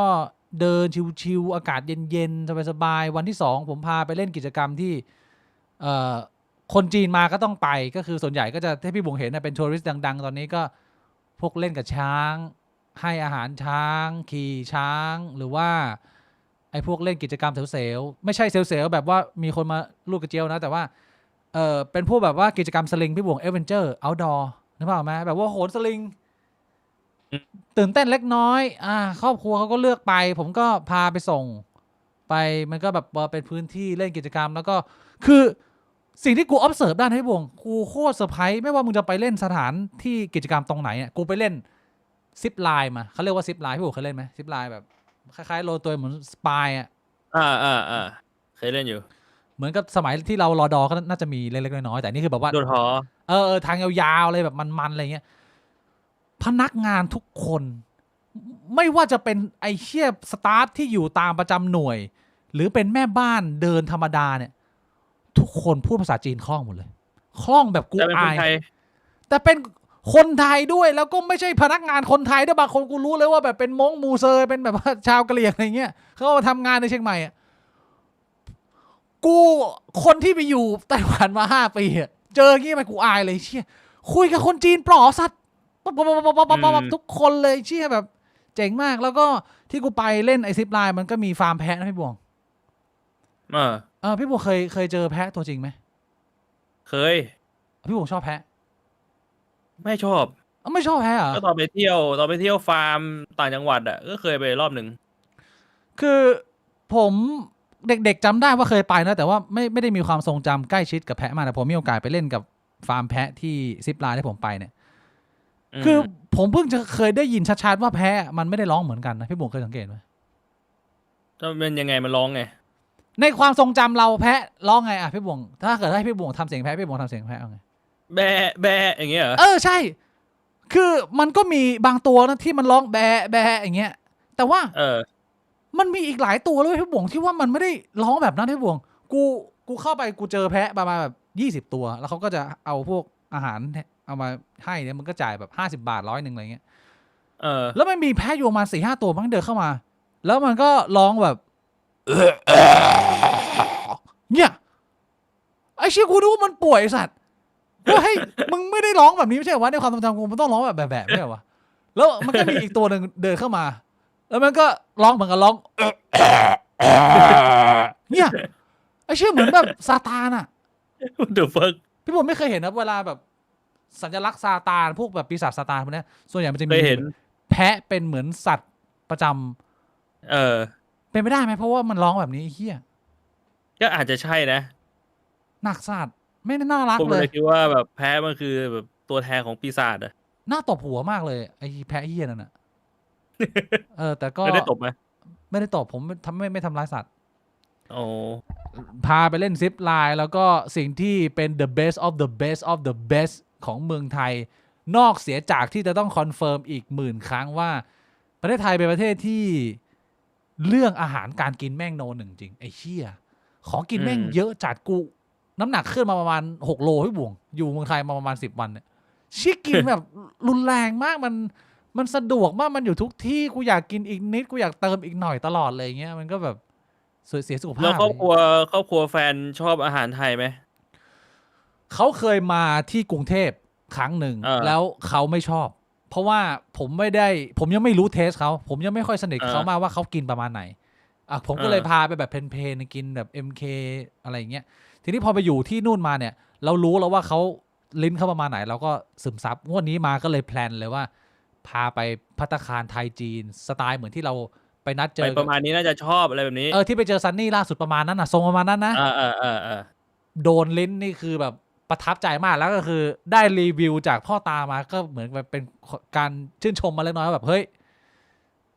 คือที่นู่นเขาเรียกผมว่าเขาไม่ได้เรียกผมว่าบิ๊กเพราะว่าเขาอ่านคำว่าบิ๊กไม่ได้ไม่รู้ผมเคยเล่าให้บุ๋มฟังไหมเขาเรียกผมว่ายังไม่เคยพ่อตาผมเรียกผมว่าปี้ปี้เขาอ่านคำว่าบิ๊กเป็นคำว่าปี้กูไม่รู้ว่าทำไมมาถึงอ่านว่าปี้ไอ้เหี้ยคือบิ๊กมันก็ไม่ได้อ่านยากแต่ตั้งแต่กูเจอเขาครั้งแรกตรงนี้เขาเรียกกูว่าปี้แล้วเพื่อเป็นการเหมือนกับให้เกียรติเนี่ยก็ต้องเติมคำว่าเสี่ยวมันก็เหมือนกับเสี่ยวปี้เหมือนกับคำว่าไอ้น้องอะไรมาเนี่ยเขาก็จะตั้งแต่เขาเจอหน้ากูวันแรกจนถึงวันนี้เนี่ยก็คือเขาจะเรียกกูว่าเสี่ยวปี้อันนี้เป็นชื่อที่เขาเรียกแล้วเขาบอกเลยว่าทริปกรุงเทพนั่นน่ะผมนึกไปในใจแล้วว่าไอ้ที่บอกว่าอาหารไทยอร่อยแม่งก็งันนี่หว่าอะไรประมาณนี้แต่ว่าพอมาทริปเชียงใหม่เนี่ยผมพาไปกินพยายามเลือกภัตตาคารจีนเนี่ยเรียกว่าโดนใจเรียกว่ามีเปลี่ยนความคิดที่บอกว่าแบบเฮ้ยไอชีวิตที่เชียงใหม่เนี่ยมันก็ไม่แย่นี่หว่าเพราะว่าสิ่งที่เขาเซอร์ไพรส์มากคือค่ากินอยู่ค่าของชีพหลังจากที่เจอรถแดงกูไป100 บาทเดินทางทั่วเชียงใหม่แล้วเนี่ยเขาก็ถามรถตู้ด้วยว่าที่พาเราไปเที่ยวเนี่ยรถตู้คันนี้เท่าไหร่10 ที่นั่งคนขับบอกว่าถ้าซื้อแบบว่าเกียร์กระปุกก็แบบ1,1,2,000,000แค่นี้ก็ได้แล้วเขาบอกโหเชี่ยรถมันถูกจังวะเพราะว่าที่ไต้หวันเนี่ยรถก็ค่อนข้างแพงแต่ว่าที่แพงมากคือที่ดินไม่บวกเพราะว่าไต้หวันเป็นประเทศเล็กแล้วมันเจริญแล้วนึกภาพออกไหมเขาเดินไปถามคนขับรถว่าเอาอย่างไอ้ตึกแถวเนี่ยโง่ๆอยู่ในเมืองเนี่ยดูแบบอยู่ในซอยลึกๆหน่อยประมาณนี้เท่าไหร่คนขับบอกว่าแบบนี้เหรอ3,500,000 4,000,000ก็ได้แล้วครับเขาบอกโอ้โหไอ้เชี่ยที่ไต้หวันเนี่ยอันละ20ตอนเนี้ยมึงแบบมึงก็เลยนึกภาพออกเลยพี่บอกว่าคนที่ทำธุรกิจหลากหลายครอบครัวจำนวนมากที่แบบไม่มีเงินก้อนทั้งแบบ30-40แล้วก็ไม่ได้ซีเรียสจริงจังอะไรแล้วว่ากูต้องอยู่ประเทศนี้เชี่ยบินมาอยู่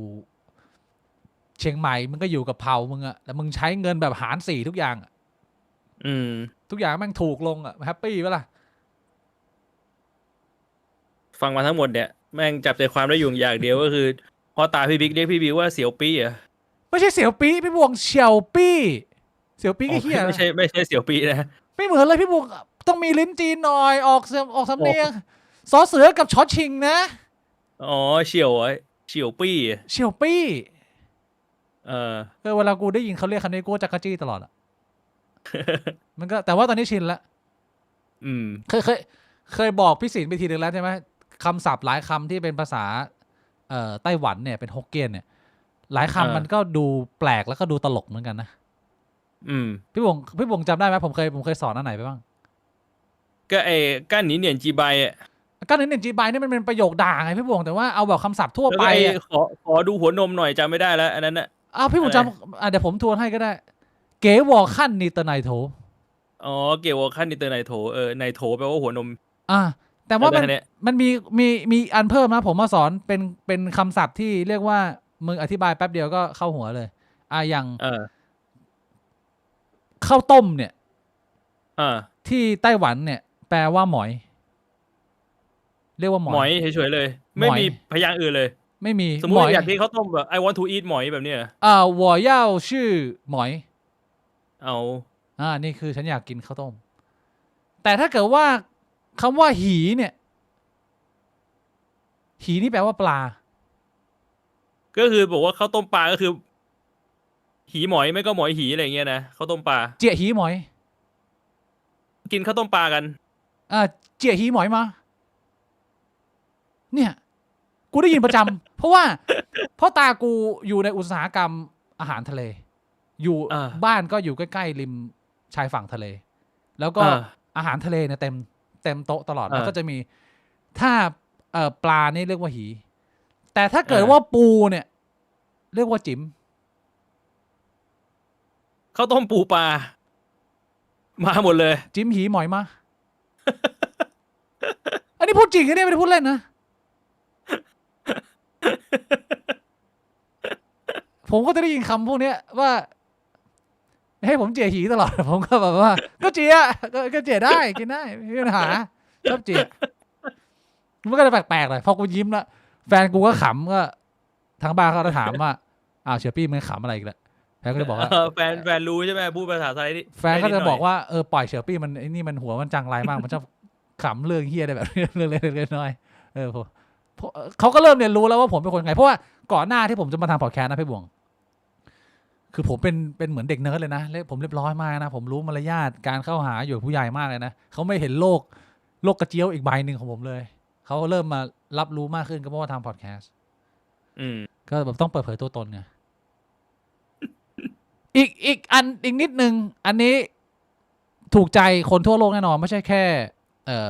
ลูกค้าจีนก็คือในพาร์ทของโลกของการนวดกับพวกสปาพี่บวงไม่น่าจะมีประสบการณ์ทางนี้มากเพราะพี่บวงไม่ชอบนวดและพี่บวงไม่ได้ชอบสปาถูกไหมคือนวดเนี่ยไม่ต้องพูดเยอะอยู่แล้วผมว่าหลายคนรู้เลยแล้วว่าชื่อเสียงเรื่องนวดไทยถ้ามึงเจอร้านดีๆก็ดีนะคือแบบว่าไอเชี่ยไต้หวันเนี่ยกูอยู่เนี่ยกูเคยลองนวดแต่กูไม่ได้นวดอีกเลยแม้จะเป็นคนชอบเพราะมันแพงมากพี่บวงก็คือถ้าอยากดีๆคือต้องชั่วโมงละ800นี่คือแบบธรรมดาถ้าแบบว่าพรีเมียมหน่อยต้องแบบ1,200แต่ว่าเมืองไทยเนี่ย250-300เนี่ยมึงเจอหมอโหดๆนี่คือแบบช่วยมึงได้ทั้งตัวราคาแบบดีมากซึ่งอันนี้ผมปกติประจำอยู่แล้วก็พาเข้าไปนวดที่ดีๆผมอยู่ในโซนนี่มันคล้ายๆกับเหมือนสีลมอ่ะตอนแรกก็ขนาดเป็นคนโลคอลนะยังพาไปผิดคือผมพาไปร้านนวดที่เขาไม่ได้ต้องการจะนวดเพื่อผ่อนคลายเขาต้องการแบบแฮปปี้เอนดิ้งนวดแบบแฮปปี้เอนดิ้งแต่ว่าป้ายมันอ่ะมันมีเขียนหมดเลยนะนวดไทยนวดเท้าเฮียอะไรมันมีหมดเพียงแต่ว่าเขาไม่ถนัดมีป้ายห้ามค้าประเวณีหรือเปล่าไม่ได้มีแปะอ๋อคือถ้ามีแปะห้ามค้าประเวณีเนี่ยก็คือเป็นร้านนวดที่เน้นค้าประเวณีคือผมไม่รู้ว่าแบบไหนมันเป็น professional แบบไหนมันเน้นเซลล์อ่ะผมก็พาพ่อตาแม่ยายผมเข้าไปร้านหนึ่งแล้วพอเข้าไปปุ๊บเนี่ยมันก็จะมีเก้าอี้นั่งนวดเท้าผมก็บอกว่าฟุตมัสซาจคนละ1 ชั่วโมงใช่ไหม4 คนนั่งเรียงไปพี่ที่เดินออกมานวดคือแต่ละคนนมปลิ้นมากไอ้เชี่ยแล้วกูบอกเอ้าเชี่ยเฮ้ยเดี๋ยวพ่อตาไม่ใช่นะคือฟุตมัสซาจbro ฟุตมัสซาจแล้วมึงรู้ได้เลยว่ามันไม่ใช่พื้นที่ที่ทำมาเพราะว่าคนที่นวดเนี่ยเราจะรู้อยู่แล้วว่า โดยส่วนใหญ่ถ้ามึงเริ่มจากเท้าจากนิ้วเนี่ยตรงไหนเป็นจุดที่มึงจะต้องไม่พลาดมันจะได้รู้ว่าตรงนี้เป็นจุดดีมันสบายอะไรเงี้ยแล้วกูเป็นคนนวดบ่อยกูรู้เทคนิคการนวดหมดอันนี้มาแล้วแบบว่าบีบเจลมาแล้วแบบมายืนรูปมาถูเข้าถูลงคือมันไม่ได้มีเทคนิคเคี่ยลงไปเค้นเนื้อบีบเส้นตรงนั้นเลยพี่ผมเข้าใจไหมแล้วก็คืออยู่กันชั่วโมงนึงก็ไม่ได้เดินออกอยู่ชั่วโมงนึงก็ไม่ได้เดินออกแล้วคือกูเหลือบไปมองที่พ่อตากูเนี่ยคือกูก็รู้ว่าหมอนวดทุกคนอะสกิลฝีมือน่าจะไม่ได้ต่างกันมากไม่ได้แบบเรียนมาทางนี้แต่สิ่งที่เขามีให้เป็นเซอร์วิสเพิ่มกับมึงในราคา300 บาทเนี่ยคือเท้ามึงจะชนนมเขาตลอดเวลาคือเขานวดยังไงไม่รู้อะแต่ว่านมไม่จะโดนตีนตลอดไอ้เหี้ยก็เป็นส่วนเดียวที่คุ้มราคา300 บาทแต่ว่าถ้าเกิดว่าอยากนวดเท้าเนี่ยแบบนี้ไม่ตอบโจทย์ผมก็เลยต้องออกมาจากร้านนี้แล้วก็ขอโทษทุกคนว่าอันนี้มันไม่ใช่เข้าไปนวดกันกี่คนนะ4 คนคือมีใครบ้างมีพี่บิ๊กมีพ่อตาพี่บิ๊กผมแฟนแล้วก็พ่อตาแม่ยาย4 คนนวดอ๋อแล้วแม่ยายเขาว่าไงแม่ยายเขาก็บอกว่าร้านนี้ทำไมนวดเบาจังเลยปกติมันต้องนวดเข้มข้นกว่านี้ไม่ใช่เหรอผมก็บอกว่ามันมีร้าน2 แบบครับผมไม่ค่อยชำนาญทางผมก็เลยพามาผิดแบบเดี๋ยวผมขออนุญาต Google แป๊บหนึ่งขอแบบดูรีวิวหน่อยว่าไอ้เชี่ยมันจะต้องเลือกร้านที่มันนวดเฉพาะทางสิว่าอะไรเงี้ยเขาต้องการแบบผ่อนคลายก็เลยกลายเป็นแบบตีนกระแทกนมอยู่ชั่วโมงนึงสบายๆก็เสียๆไปแต่อีกอันนึงที่เป็นประสบการณ์ใหม่ของผมคือสปาเพราะว่าผู้ชายอย่างเราเนี่ยอีเชี่ยโอกาสจะเข้าสปานะไปบ่งสปาเล็บเท้าเล็บมือไม่เคยมันไม่ใช่อะไรที่มันเป็นเรื่องที่ผู้ชายมันชอบทำกันนะมันไม่ได้เป็นมีความจำเป็นสำหรับเราแต่งวดนี้ผมพาผู้ใหญ่ไปก็เลยเรียกว่าเขาเข้าไปทำอะไรเราทำหมดทุกสิ่งทุกอย่างแล้วมันเป็นความรู้สึกแรกพี่บวงที่กูรู้สึกเหมือนกูเป็นเหมือนจักรพรรดิอะพี่บวงเชี่ยความรู้สึกมันเหมือนว่าเขาไปนั่งตรงเก้าอี้ใช่ป่ะแล้วพอนั่งปุ๊บมีคน4 คนมาลุมมึงคนนึงเอากระมังมาเท้าซ้ายอีกคนนึงกระมังเท้าขวาแล้วมือมึงก็วางไปเหมือนแบบนางพญาไปเหมือนไลออนคิงเงี้ยแล้วก็มีมือซ้ายมือขวามันก็มีคนแบบเอาน้ำยามาครอบมือแล้วมึงก็นั่งเงี้ยเชี่ยแล้วก็มีคนแบบมาตัดเล็บเขาให้คัดเงี้ยมันก็เป็นความรู้สึกที่เพลินดีเหมือนกันนะแบบว่ามันก็ดีนะแล้วก็เขาก็ตัดเล็บแบบสะอาดอย่างเงี้ยฟีลประมาณนี้อันนี้คือรีวิวเรียกว่าครอบครัวประทับใจแฮปปี้ทุกอย่างแค่มีความช็อกกับฝรั่งต่อยกับกะหรี่ตอนเช้าเล็กน้อยแล้วก็ผมต้องบอกเลยที่บ่นไอ้เหี้ยฝุ่น PM 2.5 แม่งไม่ได้แบบธรรมดานะเว้ยคือกูมาจากพื้นที่ที่อากาศสะอาดสัสกูหายใจตอนเช้าเนี่ยรู้สึกว่าอากาศมันหวานเลยคือแบบว่ามันไร้ซึ่งมลทินเลยมาอยู่กรุงเทพเนี่ยก็ไม่ได้รู้สึกคลีนมากแต่ไม่แย่แต่อยู่ไอ้เชียงใหม่5 วันทุกลมหายใจมึงได้รสชาติของคำว่าฝุ่นเลยคือมึงแบบว่าเหมือนกับจมูกมึงมีลิ้นแล้วมึงรู้สึกว่าเนี่ยไอ้เชี่ยเนี่ยคือเหมือนท่อไอเสียคือหรือว่าอะไรสักอย่างมันเป็นกลิ่นของฝุ่นตลอดเวลาแล้วกูไม่รู้ว่าโอ้โหเชี่ยมันอยู่กันเป็นยังไงวะเนี่ยถ้าเกิดว่าเรื่องนี้มันแบบไม่แก้โดยเร็ววันคือก็เรียกว่าความเจริญความฮิตของเชียงใหม่มันกำลังพุ่งขึ้นนะแม้มันจะมีปัจจัยเรื่องฝุ่นกดไว้ขนาดนี้แต่ว่าผมเปลี่ยนความคิดใหม่แล้วก็มองว่าเชียงใหม่ต้องเป็นเมืองที่โหดมากๆในอีก20 ปีข้างหน้าแน่นอนผมว่ามันเจริญหนักนี่คือความเห็นผมมาแชร์เนี่ยก็น่าจะต้องอยู่ในห้องแอร์หรอมั้งถ้าอยู่เชียงใหม่ตอนเนี้ยใช่ก็เหมือนกับโดนขังไงพี่บวงออกไปไหนไม่ได้ผมขออนุญาตปัสสาวะแป๊บนึงนะเดี๋ยวเรามาคุยเรื่องข่าวการบ้านการเมืองทั่วไปเล็กน้อยในตลอด2 อาทิตย์ที่ผ่านมามีเรื่องเล็กๆเฮฮาเติมอะไรพี่บุญจะไปฉี่ไหมหรือว่าพี่บุญจะนั่งเกากระเจียวไปฉี่แป๊บนึงก็ได้ฉี่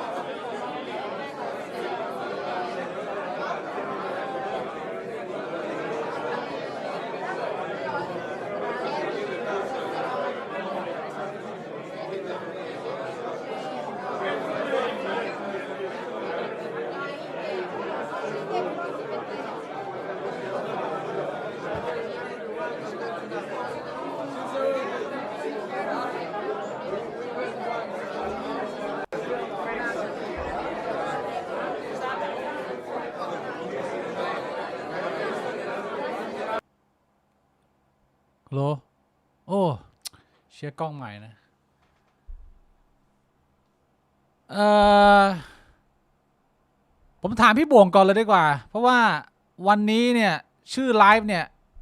พี่บ่วงเป็นคนออกไอเดียมานะผมไม่ค่อยได้ตามสิ่งที่เกิดขึ้น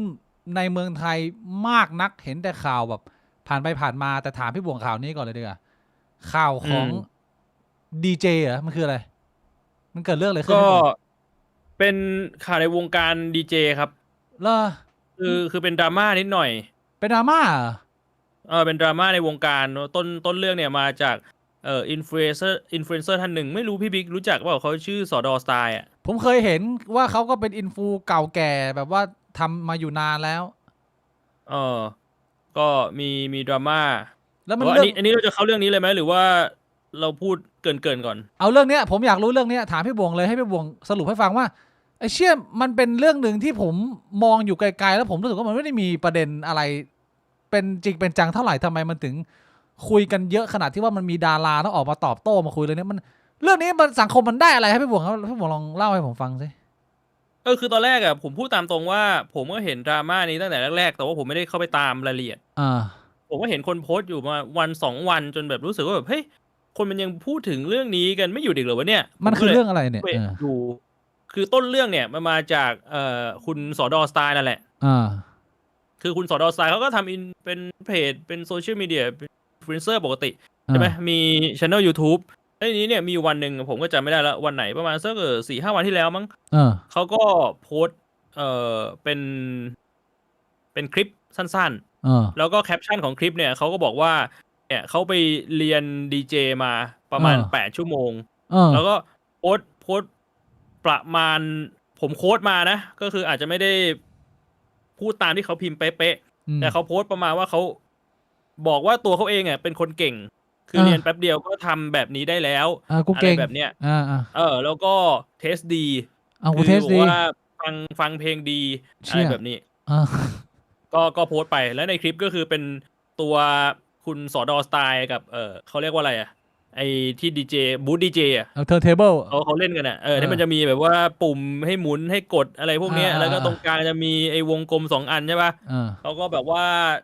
ทำท่าทำทางอะไรของเขาผมไม่ทราบเพราะว่าผมเองก็ไม่ได้เรียนดีเจมาผมก็ไม่ได้มีความรู้ทางด้านการมิกซ์เพลงก็ไม่รู้ว่าไอ้ที่เขาทำเนี่ยมันถูกหรือผิดเขาเรียนมาแบบว่าถูกต้องไหมแต่ว่าพอเขาโพสต์แบบนั้นเนี่ยคือผมคิดว่ามันเลยทำให้คนที่มีความรู้ด้านนี้เขาก็เข้ามาคอมเมนต์กันซึ่งตัวนี้มันมีอีกประเด็นหนึ่งคือมีคนในโซเชียลมีเดียบอกว่าจริงๆเขาลบโพสต์ไปรอบนึงหรือเขาอีดิทโพสต์คือข้อความก่อนหน้านี้เขาอาจจะไม่ได้พิมพ์แค่อวยตัวเองเขาอาจจะพิมพ์ดูถูกคนอื่นด้วยหรือเปล่าอันนี้ผมไม่ทราบว่าเป็นข้อเท็จจริงยังไงผมไม่ได้เข้าไปเช็คแต่ว่าอย่างที่ผมบอกผมเข้าไปดูตอนที่ดราม่ามันไปไกลแล้ว2-3 วันแล้วผมเห็นเขาเขียนอารมณ์แบบพูดตรงๆก็คือเขาอวยตัวเองแหละแต่ว่าเขาไม่ได้ดูถูกคนอื่นแต่ทีเนี้ยมันเริ่มมีคอมเมนต์แนวว่านี่เรียนมาจริงเหรอทำไมแบบหมุนผิดถูกคือเหมือนคนที่มีความรู้ด้านเนี้ยเขาเข้ามาดูในคลิปแล้วเขาเห็นน้องสอดอสไตล์เขาแบบกดปุ่มบางปุ่มหรือหมุนไอ้ปุ่มบางปุ่มเนี่ยทั้งนั้นที่มันยังไม่ได้เปิดอยู่คือเขาดูไปที่ไอ้ดีเจบูธแล้วเขาก็เห็นใช่ไหมคือมาแนวแบบว่ามาใช้คำว่าอะไรดีก็มาแซวเหรอทักท้วงเหรอมาทักท้วงว่าแบบเฮ้ยเรียนมาจริงหรือเปล่าอะไรอย่างนี้แล้วมันก็เลยเริ่มมีอารมณ์คุกุ่นนิดหน่อยจากทางฝั่งของน้องสอดอสไตล์ใช่ไหมเขาก็เริ่มตอบโต้แต่เขาไม่ได้มาตอบโต้แนวแบบขอโทษหรือไม่ได้ตอบโต้แนวแบบพูดเป็นกลางแต่เขาตอบโต้แนวเฟียสไงมาแบบเขาก็เลยเริ่มมีความหมั่นไส้มากขึ้นจากที่คนปกติเห็นก็คือแบบบางคนก็อาจจะมองแค่ว่าเอ้ยมึงมั่นหน้าอะไรแบบนี้แต่ก็เฉยๆแค่มาอ่านแล้วก็ไปแต่พอเริ่มมีการตอบโต้เนี่ยมันเริ่มเป็นคนหมั่นไส้มากขึ้นคนก็เริ่มมากระดกแว่นใส่แบบเฮ้ยมึงของจริงเหรอวะมึงเก่งเหรอวะไอ้ได้แค่นี้มึงบอกมึงเก่งแล้วเหรออะไรแบบเนี้ยแล้วมันก็เลยเป็นลูปที่เรียกว่าสลิงแตกคือน้องสอดอเขาก็มองว่าคนพวกเนี้ยมาดูถูกความฝันเขา เขาบอกว่าเขาเป็นเด็กเขาฟังเพลงมาตลอดเขามีเงินเขาไปต่างประเทศไปงานระดับโลกเทสเขาดีเขามาเบิกเนตรเบิกหูให้คนอะไรแบบนี้มันก็เลยกลายเป็นลูปของการที่ตอนแรกแค่อวยตัวเองแต่ว่าเริ่มเปลี่ยนมาเป็นการดูถูกคนอื่นนิดหนึ่งจากลูปนี้ซึ่งผมพูดตามตรงว่าพอมันมาจากลูปเนี้ยผมไม่ได้มองว่ามันมีใครถูกใครผิดคือมันเหมือนมันก็มีส่วนร่วมที่จะทำให้มันเกิดเหตุการณ์สลิงแตกกันทุกฝ่ายแล้วทีนี้พอเขาเริ่มแบบว่าสลิงแตกพอเขาเริ่มด่าการเนี่ยมันก็เลยไปกระทบกับดีเจในวงการที่เป็นตัวจริงไง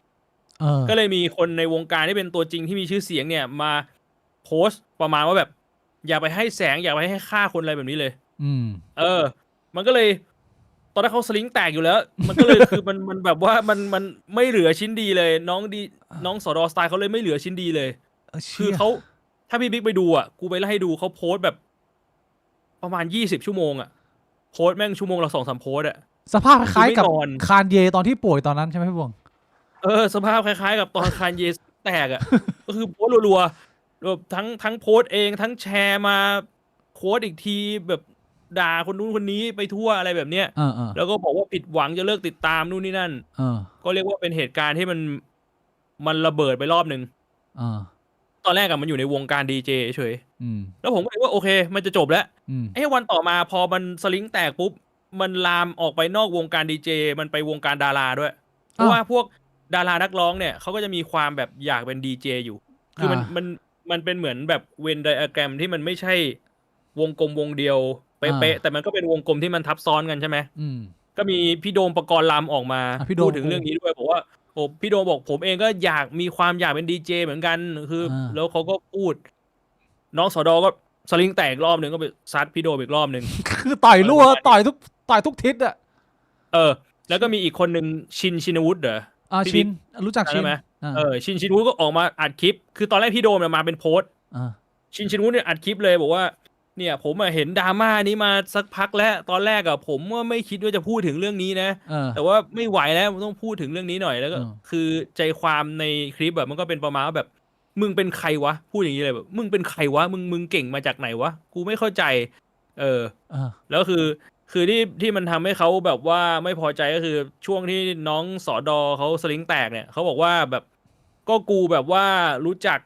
คอนเนคชั่นเยอะรู้จักคนในวงการกูมีความสามารถกูเก่งนี่ไงเขาเลยจ้างให้กูไปเป็นดีเจไงเนี่ยกูเรียนมาแค่8 ชั่วโมงเนี่ยกูได้งานจ้างแล้วพวกมึงที่บอกว่ามึงเป็นดีเจมึงเคยไปขึ้นเฟสติวัลเปล่ามึงเคยแบบว่าได้งานจ้างเปล่าอะไรอย่างนี้ไอ้เชี่ยก็เลยคนมันก็เลยแบบทีนี้มันสลิงมันแตกกันทุกคนเลยมันไม่ได้แตกกันแค่ใครคนใดคนหนึ่งแล้วทุกคนแตกหมดแบบโอ้โหน้ำมันเป็นโคตรรอยัลเลยทีนี้แล้วพอชินวุฒิออกมาอัดคลิปน้องสอดอเขาก็ไปคอมเมนต์บอกว่าได้เดี๋ยวหนูจะอัดคลิปอธิบายว่ามันเกิดอะไรขึ้นเพราะว่าผมเดานะผมเดาว่าในมุมของน้องสอดอสไตล์ตอนแรกเขาก็ไม่ได้มาดูถูกใครนะแล้วผมก็มองงั้นคืออันนี้ผมย้ำก่อนผมย้ำอีกครั้งผมไม่ทราบว่าต้นเหตุจริงๆมันเกิดขึ้นจากอะไรเพราะว่าคอมเมนต์มันเยอะมากไอคลิปต้นเรื่องยอดวิวแม่ง4 ล้านกว่าวิวแล้วพี่บิ๊กยอดแชร์ยอดคอมเมนต์แม่งเยอะมากผมไม่รู้ว่าจริงๆแล้วไอ้ต้นเรื่องมันคือการที่น้องสอดอเขาไปดูถูกคนอื่นก่อนหรือสำหรับเขาแค่มาอวยตัวเองแบบว่าแต่คนอื่นหมั่นไส้แล้วไปดูถูกเขาก่อนตรงนี้มันมีความคาบเกี่ยวอยู่แล้วไม่รู้ว่ามันเกิดแบบไหนใช่แต่ในมุมของน้องเขาน้องเขามองว่าน้องเขาก็ไม่ได้ไปกดใครน้องเขาไม่ได้ไปดูถูกใครเขาก็แค่เรียนดีเจมาแล้วเขารู้สึกว่าเฮ้ยเขา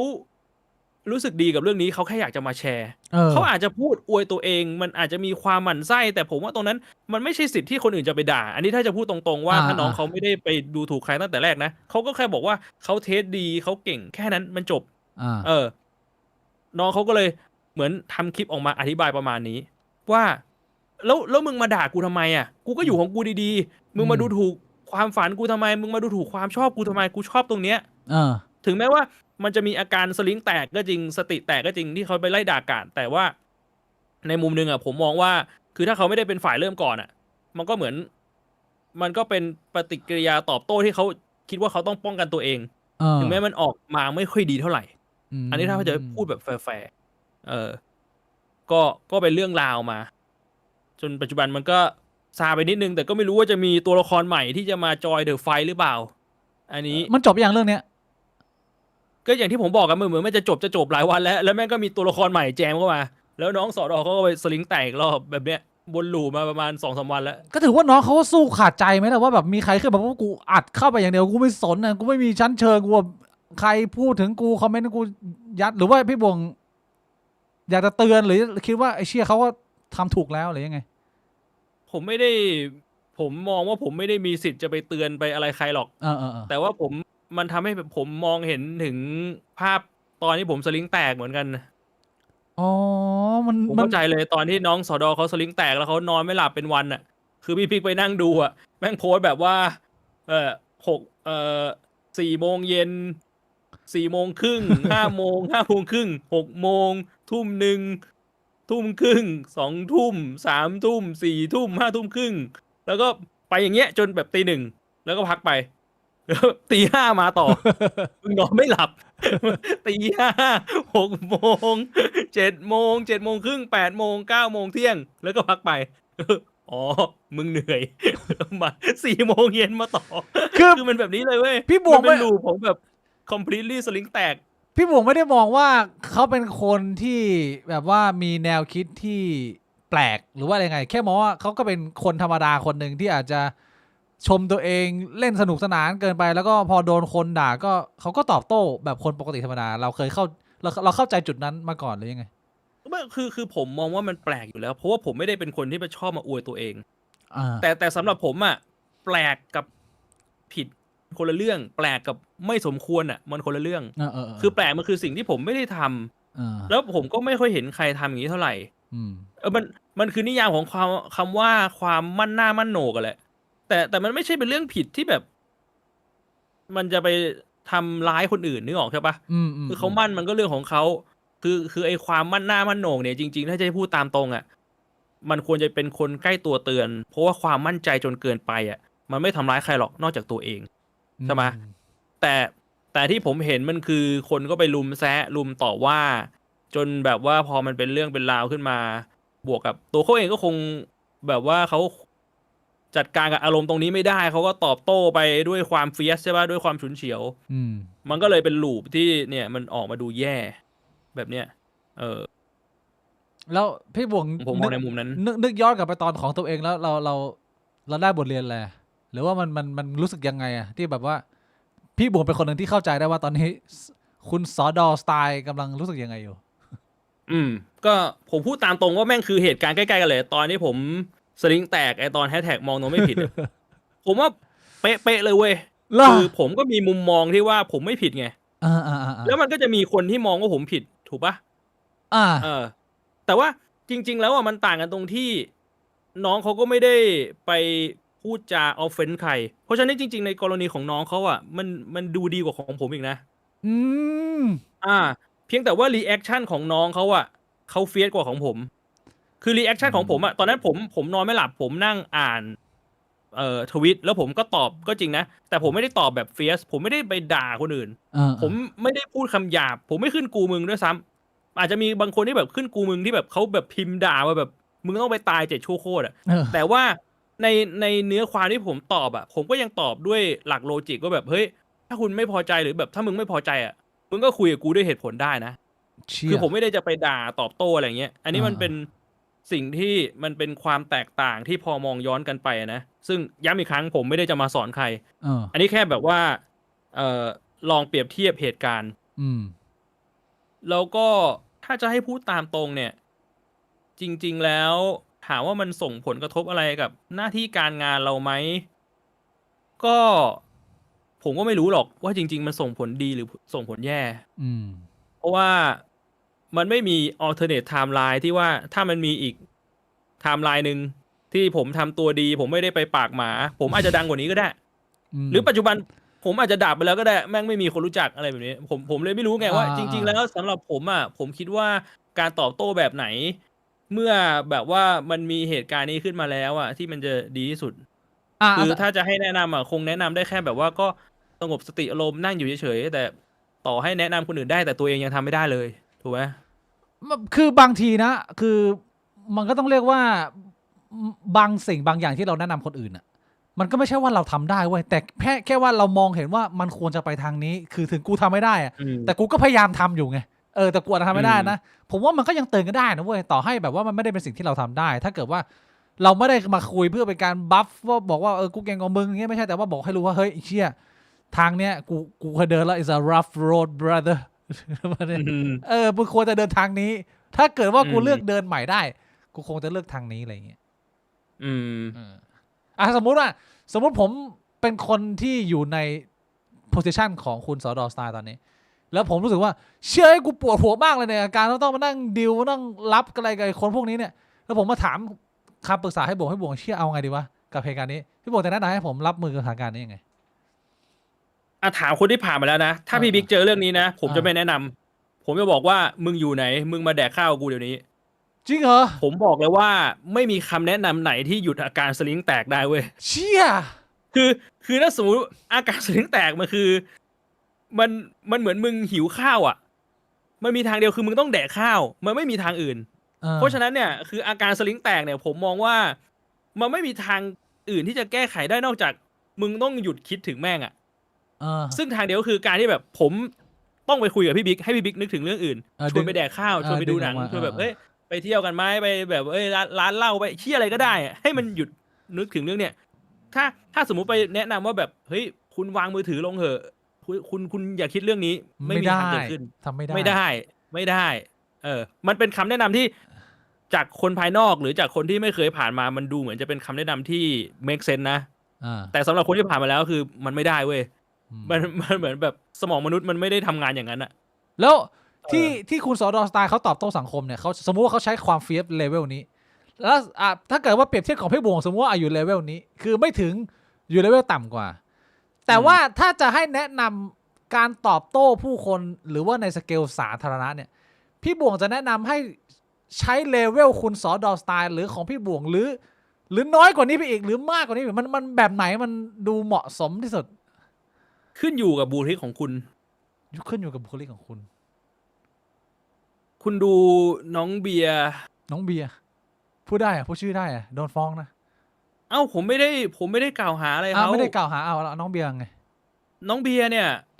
คือภาพลักษณ์เขาบุคลิกเขาตอบโต้แบบนั้นได้ไงเขาทำแบบนั้นได้แต่ผมไม่ได้อยู่ในตำแหน่งผมไม่ได้อยู่ในโพสิชันที่ผมมีภาพลักษณ์ที่จะตอบโต้แบบนั้นได้ไงอยู่ที่บุคลิกหน้าตาถ้าเกิดว่าคุณซอสไตล์เขาก็เป็นสไตล์นี้ไปแล้วเขาก็จัดเต็มที่แต่ว่าเอาตรงๆถ้าจะให้วิเคราะห์นะผมคิดว่าบุคลิกของน้องเบียร์กับน้องสอดอสไตล์เขาก็ไม่ใช่แบบเดียวกันคือสำหรับผมเนี่ยผมมองว่าจริงๆแล้วเขาไม่ควรทำแบบนี้ในกรณีของน้องสอดอนะแต่มันไม่ทันแล้วคือการทำแบบเนี้ยมันเอฟเฟกต์กับอะไรรู้ป่ะมันเอฟเฟกต์กับคอนเนคชันที่เขามีนั่นแหละที่เขาภูมิใจว่าเขามีคอนเนคชันกับนักธุรกิจกับข้าราชการ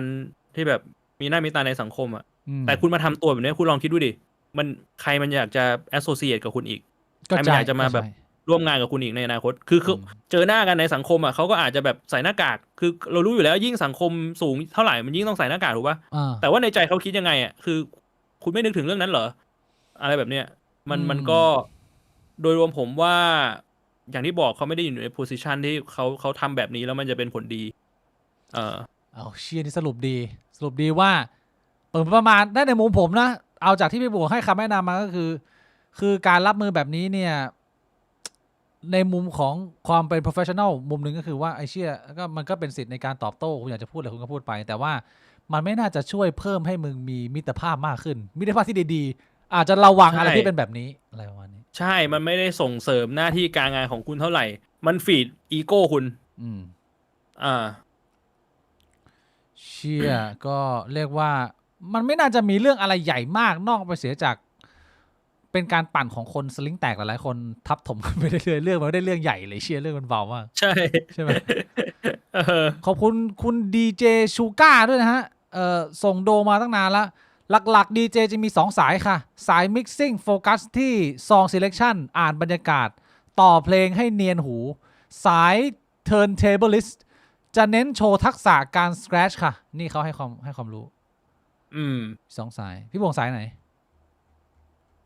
ผมแน่นอนผมไม่ได้มีความรู้ด้านดีเจเท่าไหร่แต่ว่าผมสังเกตตัวเองในฐานะผู้บริโภคนะเวลาแบบเลื่อนเจอคลิปหรือว่าช็อตแนวที่แบบเขาทำการดีเจอะไรเงี้ยผมว่าชอบสายแบบ transition เวลาฟังแล้วมันรู้สึกแบบจากเพลงนี้ไปเพลงนี้แบบมึงเอามาเชื่อมกันได้ยังไงให้มันฟังแล้วแบบมันเจ๋งว่ะมันมีความว้าวอันนี้ในฐานะคนฟังนะผมก็พอจะรับรู้ได้บ้างว่าไอ้สกิลของการดีเจเนี่ยมันมีอยู่จริงที่มันทำให้คนฟังมันว้าวได้ขนาดคนฟังที่แบบผมไม่ได้มีเทคนิคอลด้านการฟังเพลงเยอะอีกท่านหนึ่งนะฮะคุณลีโน XD Fragile High Self Esteem ความภูมิใจในตนเองแบบเปราะบางเมื่อโดนคนเก่งจริงมาสะกิดมาหักหน้าอีโก้จึงพังทลายลงและสลิงแตกก็ประมาณนั้นครับกับเหตุการณ์ที่เกิดขึ้นประมาณนั้นนะฮะของเรื่องคุณสนใจมาดูข่าวที่เกิดขึ้นในเมืองไทยเล็กๆน้อยๆนะฮะผมมาเห็นข่าวนี้เนี่ยตั้งแต่ก่อนบินมาก่อนบินมาเชียงใหม่แล้วแต่ว่าผมเก็บเอาไว้ก็เอามาลองทบทวนกับคนทางบ้านนะภาพนี้เป็นภาพของผู้สูงอายุคนไทย2 คนเนี่ยโดนจับโอ้โดนจับข้อหาอะไรเนี่ยจากที่เบลอๆเนี่ยผมให้พี่บวงเดาพี่บวงว่าเขาทำอาชีพอะไรทรงนี้คนอันนี้ผมพูดถึงว่ารูปร่างหน้าตาเขาคล้ายนะผมไม่ได้บอกว่าคนนี้คือใครนะแต่ว่าด้านซ้ายเนี่ยนึกถึงอาจารย์เบียร์คนตื่นทำเลย ส่วนด้านขวานึกถึงลุงสนธิเชี่ยเลยมันทรงเหมือนป่ะดูแล้วมันทรงเหมือนเลยนะทรงไม่ได้จะบอกเป็นเขานะคือแบบนี่ฮะ2 ตำรวจมอบตัวปล้นร้านกัญชาเป็นตำรวจ2 คนเหรอเป็นตำรวจ2 คนปล้นกัญชาปล้นร้านกัญชาแล้วมามอบตัวตอนกูเห็นข่าวนี้กู What the hell bro man คือเฮียมันต้องงงท่อนไหนก่อนวะเนี่ยคือมันก็ไม่ได้มีข่าวเขียนอะไรเยอะนะที่เขาบอกว่า2 ตำรวจดอดมอบตัวพร้อมคนขับรถหลังถูกออกหมายจับปล้นเงิน 800,000 ดอกกัญชากว่า100 กิโลกรัมในร้านกัญชาปทุมธานีเป็นไงพี่บุ๋มโหไปปล้นอีท่าไหนวะแล้วโดนจับได้ยังไงโดนออกหมายจับแล้วก็เลยมามอบตัวตำรวจนะคือมันดูงงไปหมดเลยพี่บุ๋มคือเป็นตำรวจที่ปล้นร้านกัญชาแล้วก็ต้องไปอยู่ในคุกเป็นเรื่องอะไรที่สำหรับผมนะคืออย่างน้อยมึงเป็นโจรนะมึงต้องฉลาดหน่อยมึงต้องแบบว่ามึงต้องแบบดูอย่างน้อยไม่มีมุมให้กูชมมึงมั่งไอ้เชี่ยเช็ดไม่ถ้ามึงจะแบบเป็นโจรแล้วมึงยังทำอะไรแบบนี้อยู่ก็ดูเบลอๆโง่ๆ What the fuck bro อีกอันหนึ่งพี่บวงอันนี้ต่อเนื่องจากหลายๆครั้งที่เราเคยคุยกันมาแต่ว่าอันนี้มันเป็นข่าวเก่าละตำรวจสอบสวนกลางแถลงจับโตเกียวเกิร์ลร่างทรงคดีโกงซีเกมสารภาพแล้วทั้งคู่ให้ร่างทรงเข้ารหัสแล้วแชร์จอ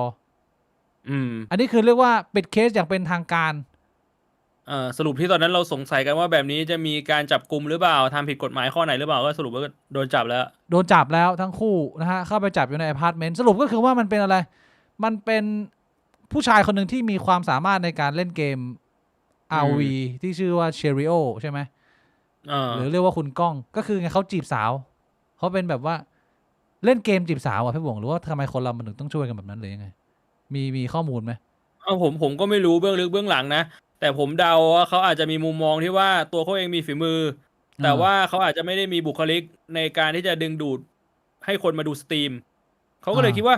ถ้าสมมุติว่าให้ผู้หญิงเป็นหน้าฉากคุยเก่งคุยกับคนมาเป็นหน้าฉากในการสตรีมแล้วตัวเขาเองโชว์ฝีมือด้วยมันก็จะเป็นการคอมโบกันระหว่าง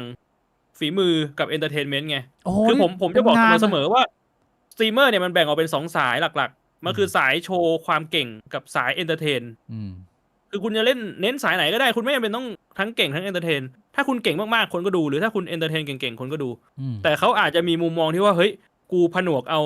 2 อย่างมารวมกันไหมแบบนี้ไหมผมไม่ทราบก็เป็นไปได้ผมเดาว่ามันอาจจะมีแนวคิดแบบนี้เขาเลยเริ่มทำแต่ทีนี้เนี่ยมันดันแบบว่ามันเลยเถิดไปไกลไปตอนแรกคิดว่าทำสตรีมไงไปมาแม่งได้แบบไปติดทีมชาติไปแข่งก็เลยผิดกฎหมายเลยไอ้เชี่ยก็ต้องอยู่กับคำโกหกของตัวเองไปตราบชั่วนิรันดร์นะ ลองดูคำสารภาพเขาหน่อยไหมวิธีโกงที่ทั้งคู่สารภาพออกมาตรงกับที่หลายคนเก่งกันไว้นั่นก็คือโตเกียวให้รหัสกล้องเชริโอไปล็อกอินเล่นเองแล้วก็แชร์มาที่Discord แล้วโตเกียวก็ทำส่งว่าเล่นเองเพราะฉะนั้นที่ออกมาปฏิเสธตอนนี้ก็คือเรียกว่ายอมรับแบบเงียบๆแล้วเรียบร้อยว่าโกงโดยทำแบบมีคนบอกว่าค่าจ้างไลฟ์ละ100เหรอแสดงว่าผู้ชายผู้หญิงไม่ใช่แฟนกันเชอริโอกับตัวเกียวเกิร์ลไม่ใช่แฟนกันตอนแรกผมนึกว่าเป็นแฟนกันซะอีกสรุปว่าไม่มีแบบว่าเสน่หาเข้ามาเกี่ยวข้องนะเป็นการทำงานร่วมกันเลยนะเชี่ยแล้วโตเกียวเกิร์ลก็มีแฟนอยู่แล้วอะไรแบบนี้เหรอแสดงว่าอันนี้อาจจะเป็นไอเดียของโตเกียวเกิร์ลหรือเป็นไอเดียของแฟนโตเกียวเกิร์ลเหรอประมาณนั้นเหรอช่างซับซ้อนหรือสับสนไม่ใช่ครับใช่ผู้หญิงไปจ้างสรุปยังไงนี่โดยทำแบบนี้ทั้งตอนโตเกียวสตรีมตอนคัดตัวซีเกมตอนฝึกซ้อมซีเกมและพยายามทำวันแข่งจริงยกเว้นเกมกับติมอร์ที่โตเกียวบอกว่าจะเล่นเองส่วนเกมเวียดนามก็พยายามทำแล้วโดนจับได้อย่างที่เป็นข่าวออกมาส่วนแรงจูงใจก้องเชริโอบอกว่าเดิมทีตัวเองทำอาชีพรับปั๊มแรงแล้วโตเกียวก็ส่งงานมาให้เป็นเจ้าของเพจอะไรประมาณนี้ไม่ได้บอกว่าเป็นเพจปั๊มแรงหรืออะไรยังไงจากนั้นโตเกียวเป็นคนดูแลตนมาตลอดในเรื่องการเงินตอนมีปัญหากับทางบ้านต้องออกมาอยู่คนเดียวก็ได้โตเกียวช่วยเรื่องเงินช่วยพาไปซื้อของช่วยเหลือมาตลอดก็เลยยอมเป็นร่างทรงเล่นให้เขามาตลอดพี่บวงก็คือเป็นความสัมพันธ์ในการทำงานอย่างเดียวไม่ได้มีแบบว่าเป็นแฟนกันไม่ได้อะไรอันนี้ก็คือที่เขาให้การไว้ไงแต่เราก็ไม่รู้ว่าของจริงมันเป็นยังไงข้อมูลมันลึกแค่ไหนแล้วก็ปิดฉากไปชัดเจนว่าได้รับผลทางกฎหมายแน่นอนนะฮะกับสิ่งที่ตัวเองได้ทำลงไปอันนี้เรียกว่าปิดไปอีกหนึ่งข่าวอีกข่าวหนึ่งฮะพี่บวงอันนี้ก็เป็นข่าวที่น่าสนใจเฮ้ยนี่ข่าวนี้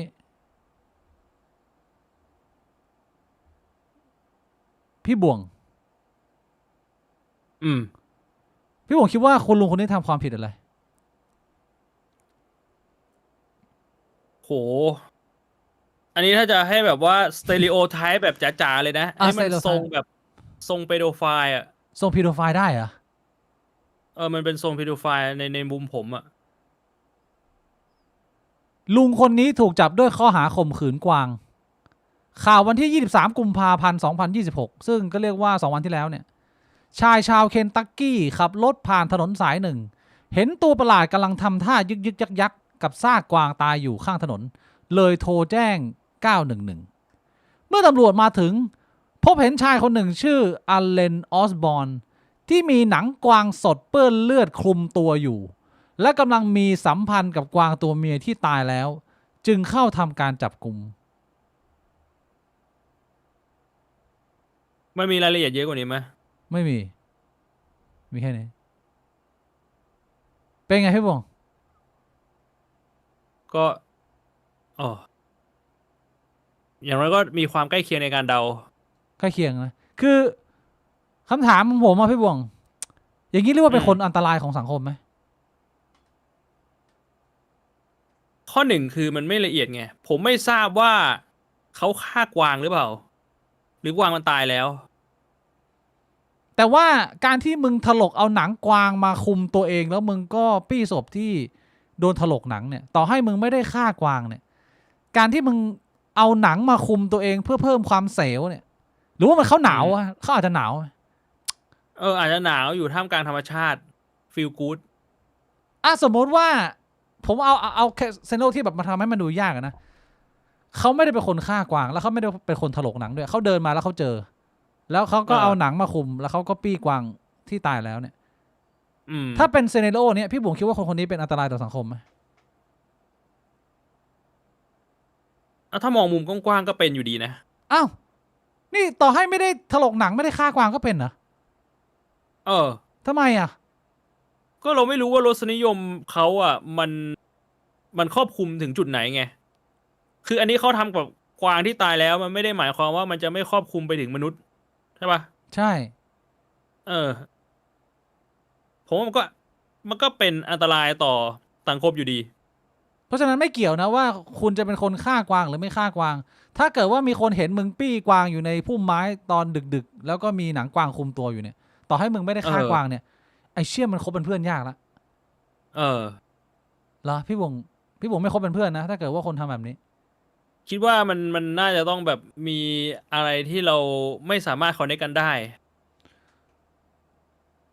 แล้วถ้าเกิดว่าเปลี่ยนซีนาริโอใหม่คือกวางไม่ได้ถูกฆ่าแล้วไม่ได้ถูกถลกหนังแล้วพี่ผู้ชายคนนี้ปี้กวางอยู่ในป่ามีคนไปเจออย่างนี้เป็นอันตรายต่อสังคมไหมก็น่าจะยังเป็นอันตรายต่อสังคมอยู่เป็นอันตรายอยู่อีกเหรอต่อให้ไม่ฆ่าไม่มีการอะไรอย่างนี้นะเซลแล้วที่เราคุยเรื่องเนื้อหมูคิดว่ามันก็ไม่ได้ต่างอะไรสรุปมันต่างไหมเนี่ยเนื้อหมูนี่คือยังไงนะเอาก็อย่างตอนที่เราเคยคุยกันพี่บวงว่าจิ๋มที่ติดอยู่กับกวางกับสมมติมึงตัดเฉพาะจิ๋มออกมาเป็นวัตถุข้างนอกเนี่ยถ้าเกิดว่ามึงปี้กวางเนี่ยคนมองว่ามึงข่มขืนสัตว์แต่ถ้าเกิดว่ามึงตัดจิ๋มออกมาแล้วมึงปี้แยกเนี่ยมันเหมือนกับก้อนเนื้อหมูไอแบบก้อนเนื้อหมูดูปกติเลยพี่บวงก็รับได้ดูปกตินะปกติเหรอสรุปว่าอาจจะตัดออกมาจากสัตว์ที่ตายแล้วไงมันแยกกันมันก็เหมือนแบบเอ็กทอยอะไรอย่างเงี้ยใช่ไงแต่ก็เรื่องเดิมมันก็คือคนหนึ่งอ่ะมันเดินไปมันเจอกวางมันฆ่ากวางมันตัดจิ๋มออกมาแล้วมันเอาจิ๋มมาปี้แบบนี้กลับดูเป็นคนปกติแต่ถ้าเกิดว่ากูเดินมากูเจอกวางนอนตายอยู่กูลงไปปี้เฉยกูไม่ได้ฆ่าใครพี่บอกอันนี้อันตรายมันยังไงมันยากนะพี่บวงไม่ใช่เดหมายถึงว่าถ้าสมมุติว่ายังไงดีวะคือมันอันตรายทั้ง2 เคสอะอันตรายทั้ง2 เคสไม่เหมือนกันนะเพียงแต่ว่าไอ้เคสแรกมันแค่เหมือนว่ามันก็คล้ายๆกับจิ๋มกระป๋องแต่มันก็ไม่ใช่ซะทีเดียวใช่ไงพูดยากนะเออก็เลยต้องจับไปให้หมดถือว่าเป็นอันตรายหมดอ่ะพี่บวงเพื่อความปลอดภัยของใช่ผมว่ามันก็ถือว่าเป็นมันก็เป็นอันตรายนะเชื่อก็เป็นอีกข่าวหนึ่งที่น่าสนใจนะแล้วก็ผมเห็นหน้าพี่คนนี้แล้วก็ทำให้ผมนึกพี่บวงทำไมต้องนึกถึงหน้าผมด้วยเนี่ยหนวดยาวเขายาวเหมือนกันผมไม่มีหนวดแล้วเนี่ยผมโกนไปแล้วพี่บวงหัวผมก็พี่หัวเขาล้านนะหัวผมไม่มีผมนะทำไมพี่บวงโกนหนวดอ่ะมันรำคาญไงหนวดมันยาวอ่ะเข้าปากก็เลยโกนให้หมดเลยแล้วข่าวนี้พี่บวงเห็นไหมทำไมอ่ะวัยรุ่น14 ตุลาอ๋อเจนเซ่นหวงเจนเซ่นหวงไปออกรายการโจโรแกนพอดแคสต์เมื่อไม่นานมานี้แล้วเขาก็มีให้สัมภาษณ์ถึงสำหรับใครมีพี่บวงว่ามีคนไม่ทราบไหมมันต้องมีแล้วคนไม่ทราบว่าใครคนเป็นคนนี้มีคนที่ไม่ทราบอยู่แล้วล่ะพี่บวงต้องบอกก่อนว่าผู้ชายคนนี้มีความสำคัญอะไรในยุคสมัยนี้ก็คนนี้เนี่ยเป็น CEO ของบริษัทที่ใหญ่ที่สุดในโลกใบนี้ณปัจจุบันใช่ปะ Nvidia ถ้าผมจำไม่ผิด Nvidia ใหญ่สุดณตอนนี้ใช่ก็เรียกว่าในแวดวงธุรกิจนี่เป็นผู้ชายที่มีอำนาจสูงที่สุดแล้วคือที่ไต้หวันเนี่ยเขาเรียกเจสันหูว่าเป็นไต้หวันนิสฮีโร่เขาเป็นคนไต้หวันและในบทสัมภาษณ์การพูดคุยพอดแคสต์ของคุณเจนเซนหวงกับโจโรแกนเนี่ยมีประโยคนึงที่เขาเล่าว่าเขาเคยมาอยู่ที่ไทยนะพ่อมาทำงานที่กรุงเทพในช่วงปี1973-1974ก็คือยุคสงครามเวียดนามคุณรู้ไหมประเทศไทยมีรัฐประหารบ่อยมากวันหนึ่งมีรถถังและทหารออกมาเต็มถนนพ่อแม่ผมคิดว่าที่นี่ไม่ปลอดภัยสำหรับเด็กแล้วจึงติดต่อลุงที่รัฐวอชิงตันแล้วส่งพวกเราไปอยู่กับเขาแล้วก็เลยมีคนออกมาทำมีมพูดถึงสถานการณ์บ้านเมืองกับอาจจะเรียกได้ว่าอันนี้เป็นหลักฐาน1 ชิ้นให้เห็นว่าการที่ประเทศมีการเมืองที่ไม่มั่นคงอาจจะทำให้ประเทศพลาดโอกาสดีๆสำคัญไปอย่างเช่นอันนี้พูดได้ไหมพี่บอกหรือว่ามันไม่เกี่ยวแต่ว่าถ้าแกอยู่ประเทศไทยแกก็อาจจะไม่ได้เป็น CEO ของ Nvidia ติดคุกเหรอไม่อย่างน้อยๆเรื่องหน้าที่การงานเรื่องโอกาสที่จะแบบว่ามีคอนเนคชันที่จะไปถึงจุดนั้นน่ะอยู่ในไทยก็คิดว่ามันไม่น่าจะมีนะมันทรัพยากรไม่เพียงพอการแข่งขันมันไม่ถึงใช่เนี่ยขอดูค นี่เพจเกมถูกบอกด้วยเขาเอามาเล่าสักนิดนึงนะสำหรับใครที่ไม่ทราบบริบทเขาเล่าถึงต้นสายปลายเหตุในเรื่องนี้ว่าเดิมทีเขาเกิดที่ไต้หวันแต่พ่อเป็นวิศวกรสายเคมีและเครื่องมือวัดและได้ทำงานที่โรงกลั่นน้ำมันในประเทศไทยอยู่ในอุตสาหกรรมน้ำมันทำให้เขาและครอบครัวย้ายมาอยู่ที่กรุงเทพในวัยเด็กซึ่งเหตุการณ์ที่เป็นจุดเปลี่ยนก็คือเหตุการณ์14ตุลาเพราะว่าเป็นปีเดียวกัน1973ประกอบกับไทยมักมีรัฐประหารอยู่บ่อยๆเขาเล่าว่าทหารลุกขึ้นมามีอำนาจและส่งรถถังออกมาตามถนนทำให้พ่อแม่ของเขามองว่าเรื่องนี้อาจจะไม่ปลอดภัยสำหรับเด็กก็เลยติดต่อไปยังลุงที่อาศัยอยู่ในทาโคมาในวอชิงตันสหรัฐอเมริกาซึ่งคุณหวงเองก็ไม่เคยเจอเขาแต่ต้องไปอยู่กับลุงก็เป็นจุดเปลี่ยนว่าถ้าเกิดว่าไม่ได้มาอเมริกาอาจจะไม่ได้เป็นเจนเซ่นหวงในวันนี้ก็ได้พี่หวงใช่เส้นทางชีวิตมันก็เป็นตัวแบบคอยปั้นให้แบบเขามีบุคลิกขึ้นมาเป็นยังไงอ่ะมันก็มีผลนะพี่หวงคิดว่าคุณเจนเซ่นหวงเป็นคนหนึ่งที่โง่เฮงดูโอเคไหมในมุมของความเป็นอินโนเวเตอร์ความเป็นบิสเนสแมนเพราะว่ามันก็อยู่ในแวดวงของหุ้นที่เราดูมันก็เป็นคนหนึ่งที่เราจะต้องมีอิมเพรสชันในหัวนิดหน่อยว่าเขาเป็นคนยังไงในมุมมองผมไม่ใช้คำว่าโง่เฮงแล้วกันไม่ใช่โง่เฮงมันดูเป็นอะไรที่แบบว่ามีความเป็นสปิริชวลนิดๆมีความแบบไม่ได้อิงกับหลักเหตุและผลหน่อยๆแต่ว่าผมตามดูเขาให้สัมภาษณ์หรือว่าเวลาเขาประกาศสินค้าอะไรใหม่ๆเนี่ยมันก็เห็นถึงความเป็นคนที่แบบมีเรียกว่ายังไงสิ่งที่ CEO ควรจะมีก็คือวิชั่นหรือว่ามุมมองที่มีต่ออนาคตกับความเป็นจริงในด้านของธุรกิจที่มันไม่ได้ขาดจากกันจนเกินไปคือถ้าคนเรามันมองแต่อนาคตแล้วมันทะเยอทะยานเกินมันไม่ได้ดูว่าความเป็นจริงในปัจจุบันมันเป็นยังไงมันจะมีความสามารถที่จะไปถึงวิชั่นที่เขามองไว้ได้ไหมมันก็ไม่ได้ไงมันก็คือคนที่แบบว่าฝันแบบเกินจริงแต่ว่าคนที่ไม่ได้มีมุมมองในอนาคตเลยมองแค่ปัจจุบันเนี่ยมันก็คือคนที่แบบไม่มีความทะเยอทะยานคือผมว่าเขาเป็นคนที่มี2 จุดนี้ที่มันบาลานซ์คือวิสัยทัศน์เขาเนี่ยมันกว้างแล้วความสามารถที่จะทำให้มันเกิดขึ้นจริงเนี่ยมันก็มีเขาถึงไปถึงจุดนั้นได้นะมันก็เป็นอะไรที่ช็อกเหมือนกันนะพี่บวงที่ใช้เวลาไม่กี่ปีแล้วมึงดีดขึ้นมาเป็นบริษัทอันดับ1ของโลกที่ท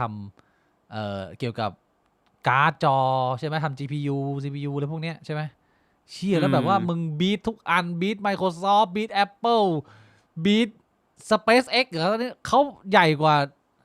ไอ้นูโรลิงใหญ่กว่าเทสลานะใหญ่กว่าเทสลานะเชี่ยเพียงแต่ว่าของคือเขาเป็น CEO แต่เขาไม่ได้เป็นเจ้าของใช่ไหมล่ะใช่เพราะฉะนั้นในมุมของทรัพย์สินส่วนตัวเขาก็ไม่ได้เป็นคนที่รวยที่สุดไงคนที่รวยที่สุดมันเป็นอีลอนมัสก์ใช่ไหมแต่อีลอนมัสก์มันถือหุ้นไงแล้วมันถือหุ้นหลายบริษัทพวกกลุ่มของมันมีเทสลามีนิวโรลิงมี SpaceX ใช่ป่ะมันรวมกันแต่ถ้ามองในมุมของบริษัทเดียว Nvidia ใหญ่สุด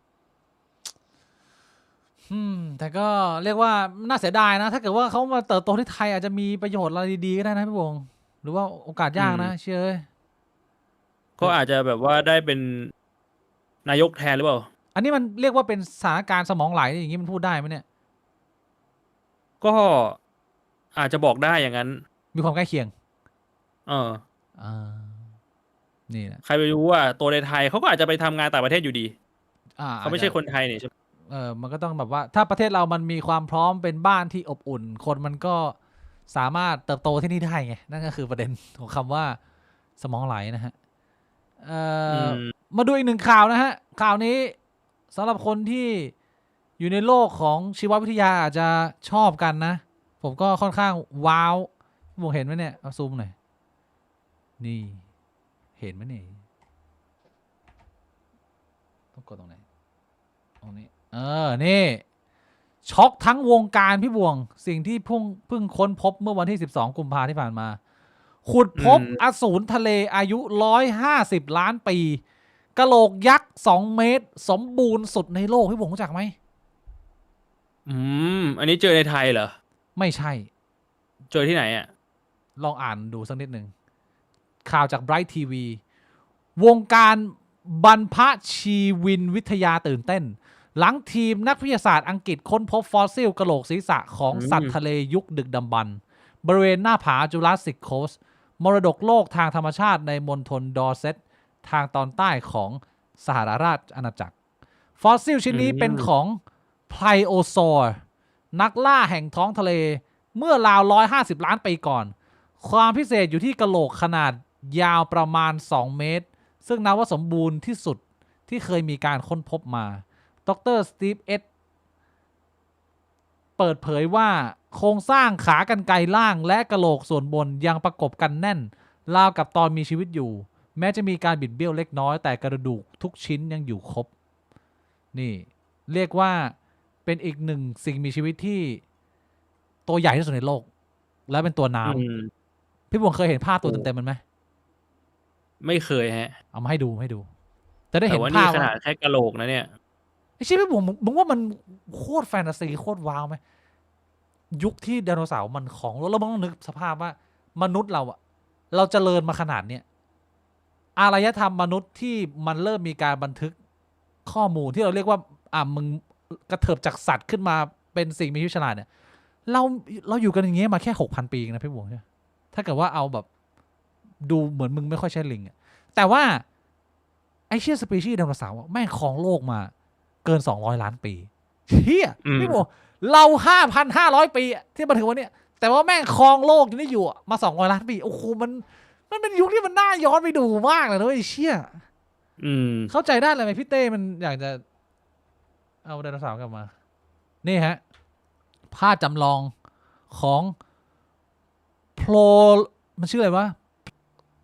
รวมร่างกันคนละครึ่งระหว่างปลาวาฬกับจระเข้ว่าพี่บอกมันหัวแม่งเหมือนเป็นหัวงูอ่ะแล้วตัวมันเหมือนเป็นปลาวาฬอ่ะไอ้เชี่ยมันก็แฟนตาซีอยู่นะอยากกลับไปดูอ่ะอยากกลับไปอยู่ยุคไดโนเสาร์มากเลยพี่บงแต่ว่าผมว่าชีวิตเราแม่งไม่มีโอกาสว่ะโอ้ยน่าจะไม่น่าอยู่เท่าไหร่นะไม่น่าอยู่เหรออย่างน้อยแบบว่ายุงตัวบักเอกอะไรเงี้ยเชี่ยแม่งบินมาเจาะที่แบบว่าปากแม่งทะลุแขนมึงไงแม่งไม่ได้ดูดเลือดเชื่อมันแฟนตาซีนะโอเคอันนี้อีกหนึ่งข่าวนะฮะจบไปข่าวต่อไปอันนี้ผมจะมาประชาสัมพันธ์ให้กับหนึ่งในคนที่ผมชื่นชอบมากๆหน่อยพี่บวงนี่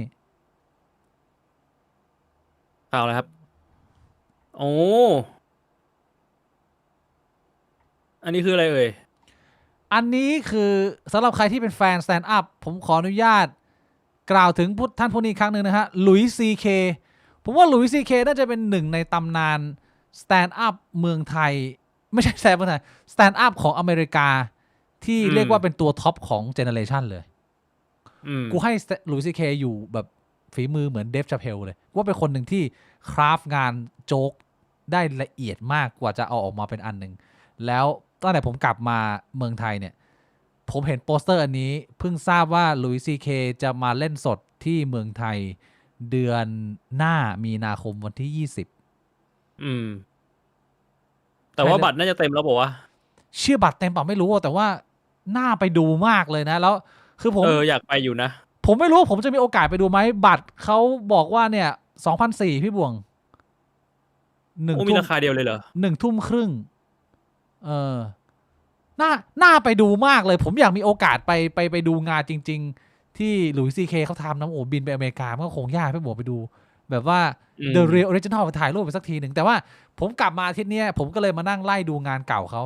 ที่ผมมีเซฟเก็บไว้ผมมีคอลเลกชันก็นั่งไล่ดูชิดคือดูกี่ทีอ่ะมันยอมรับว่าความเก่งของมันโหดมากไว้พี่บวกหรือซีเคและที่ผมเคยเล่าให้พี่บวกฟังหลังจากที่ใครที่ไม่ทราบนะคือคุณต้องนึกภาพว่าหลุยส์ซีเคก่อนปี2017เนี่ยเขาดังท็อปพุ่งทะยานมากพุ่งทะยานมาแรงแบบว่ามาแรงกว่าเดฟชาเพลในตอนนั้นอีกอะแต่ว่าตัวเองมีสแกนดัลตัวเองมีปัญหามาเจอดราม่าพี่บวงรู้ไหมดราม่าเขาทำอะไรรู้เขาทำอะไรเขาโทรคุยโทรศัพท์กับผู้หญิงแล้วเขาก็ว่าวไปด้วยชักว่าวไปด้วยขออนุญาตด้วยว่าขอโทษนะครับไม่ทราบว่าคุณสะดวกไหมครับถ้าผมจะขออนุญาตชักว่าวไปด้วยแล้วก็คุยกับคุณอันนี้ผู้หญิง รับไม่ได้ เรียกว่ากรี๊ดแตกก็เรียกว่าเฮ้ยเชี่ยคนเป็นระดับหลุยส์ซีเคเนี่ยจะมาขออนุญาตชักว่าวทำไมในขณะที่พูดคุยกันไปก็เลยเอาเรื่องนี้ไปฟ้องสำนักข่าวแล้วก็เลยเป็นข่าวตีมาโด่งดังทำให้มีกระแสcancel culture โจมตีไปที่หลุยส์ซีเคก็หายไปจากโลกสังคมเลยเพราะว่าเพิ่งได้รับรางวัลแกรมมี่อะไรเงี้ยแล้วก็แบบเชยแต่ว่าหายไปหลายปีอะหายไป 2-3 ปีเขาก็บอกเลยว่าเขาได้ไปเรียนรู้วิธีการที่จะกินข้าวคนเดียวยังไงโดยที่มีคนชูนิ้วกลางให้คุณตลอดเวลาอะไรวันนี้นี่คือ 2-3 ปีของเขาที่หายไปพี่บวงแล้วก็กลับมาทำโจ๊กพูดถึงเรื่องนี้ไปอีกครั้งหนึ่งว่าถ้าผมจะให้คำแนะนำคุณอะไรได้สักอย่างหนึ่งสำหรับการหายตัวของผมไปเมื่อ 3-4 ปีที่ผ่านมาเนี่ยผมอยากจะบอกเลยว่าถ้าคุณมีโอกาสไปสอบถามผู้หญิงคนไหนแล้วคุณถามเขาว่าผมขออนุญาตชักว่าวต่อหน้าคุณได้หรือไม่ถ้าผู้หญิงตอบว่าได้คุณอย่าเพิ่งทำคุณต้องเช็คเพิ่มเข้าไปอีก1 ชั้นเพราะว่าบางทีเนี่ยหลายครั้งเวลาผู้หญิงผู้ชายมี conversation กันเนี่ยผู้หญิงเป็นเพศหนึ่งที่มีบุคลิกในการที่จะแบบเรียกว่าตามน้ำแบบว่าไม่ตรงกับใจไม่ปฏิเสธไม่อยากให้บรรยากาศมันเสียก็คุยไปคุณขออะไรมาก็ทำแต่ว่าถ้าคุณขอเข้าไปแล้วเขาตอบว่าได้ค่ะคุณต้องคุยเพิ่มเติมเพื่อให้แน่ใจก่อนว่าเขาได้จริงๆเพราะถ้าเกิดว่าคำว่าได้นั้นมันไม่จริงเนี่ยคุณต้องมาเจอปัญหาแบบชีวิตผมมันก็เอามาเล่าเป็นโจ๊กงานในสแตนด์อัพล่าสุดไม่ใช่ล่าสุดอันที่เขากลับมาคัมแบ็กอันนี้คือลุยซีเคคือเหมือนเขาจะพูดไกลๆว่าจริงๆตอนเขาถามคือผู้หญิงก็อนุญาตผู้หญิงอนุญาตแล้วแล้วผู้หญิงไม่คิดว่ามึงพูดจริงนึกว่ามึงเป็นนักแสดงตลกนึกว่ามึงจะพูดเล่นแต่ว่าลุยซีเคคือควักเนื้อคือมาเวียงดุกเลยคือชอบเขาบอกว่าเขายอมรับแล้วผมอ่ะดีใจกับพวกคุณด้วยนะพวกคุณทั้งหลายเพราะว่าพวกคุณอ่ะมันก็เพอร์เวิร์ดไม่ต่างกับผมหรอกเราต่างก็มีมุมที่มันดูไม่ได้อ่ะถ้าเกิดว่ามึงนั่งเซลอยู่กับตัวเองที่บ้านต่อให้มึงเป็นประธานาธิบดีสภาพมึงชักว่าวมันก็ไม่ต่างกับพี่บวงหรอกนึกภาพไหมคือมันแบบภาพมันไม่ได้ดูสยดสยองน้อยไปกว่ากันอันนี้คือสิ่งที่ลุยซีเคเขาบอกมาก็ระมัดระวังนะฮะขอใครก็ต้องเช็คให้ชัวร์นิดนึงก็พี่บวงยังไม่เคยดูใช่ไหมอันนี้เขามาแก้มืออาจจะเคยดูแล้วลืมแล้วตอนนี้ออกมารัวๆเลยหลังจากที่คัมแบ็กมาแล้วได้รับกระแสตอบรับจากทางบ้านนะคือก็กูคิดว่าก็กลับมาฮอตอีกครั้งหนึ่งอ่ะเป็นคนหนึ่งที่สแตนด์อัพรุ่นใหม่ก็จะพูดเลยว่ามันมีสแตนด์อัพโผล่มามากมายใน Netflix ก็มีเยอะยิ่งตามขับนี่ไม่ต้องพูดถึงแต่ว่าคนหนึ่งในเจเนเรชันที่ว่าถ้าจัดเมื่อไหร่สแตนด์อัพที่ทำอยู่ในวงการทุกคนจะต้องแย่งกันไปดูคือหลุยส์ซีเคอะไรเงี้ยก็เรียกว่าสำหรับผมนะผมมองเขาเป็นเหมือนเป็นลูกศิษย์ของจอร์จคาร์ลินที่แบบว่ากระเถิบตัวเองตามมาเพราะว่าหลุยส์ซีเคก็ใช้เทคนิคเดียวกับจอร์จคาร์ลินล่าสุดเขาเพิ่งไปออกช่องของ Bad Friend ไปคุยกับบ๊อบบี้ลีมาแล้วบ๊อบบี้ลีก็อยู่ในสถานการณ์ที่กำลังจะทำแซนด์อัพอีก1 ครั้งหลังจากที่ตัวเองหนีมานานเพราะว่าบ๊อบบี้ลียอมรับเลยว่าตอนที่ทำแซนด์อัพยุคใหม่ๆคือเขาทำได้ไม่ดีเท่าเพื่อนแล้วเพื่อนดังกันไปหมดแล้วตัวเองก็เลยมีความเป็นปมกับตัวเองว่ากูเป็นคนที่ไม่ตลกกูทำแซนด์อัพไม่ได้หรอกคือเขาบอกว่าเขายอมรับเลยว่าเขาทนสภาพบอมมิ่งไม่ได้เขาเกลียดมันมากๆแล้วเขายอมที่จะหันหลังให้กับอุตสาหกรรมนี้แล้วมาทำอย่างอื่นเลยดีกว่าก็คือจะมีช่วงหนึ่งที่บ๊อบบี้ลีแบบติดเกมกับติดยาอยู่นานเพราะว่าเนี่ยไม่ประสบความสำเร็จแล้วตอนนี้บ๊อบบี้ลีประสบความสำเร็จในโลกพอดแคสต์แล้วทุกคนก็เชียร์ให้ว่าแบบไอเชี่ยมึงต้องกลับไปแล้วล่าสุดเนี่ยลุยส์ซีเคไปบ๊อบบี้ลีมันก็ขอคำแนะนำบอกว่าเชี่ยผมก็ประสบความสำเร็จในพอดแคสต์ผมนะแต่ว่าถ้าโลกสแตนด์อัพเนี่ยผมต้องขอเลยว่าขอคำแนะนำจาก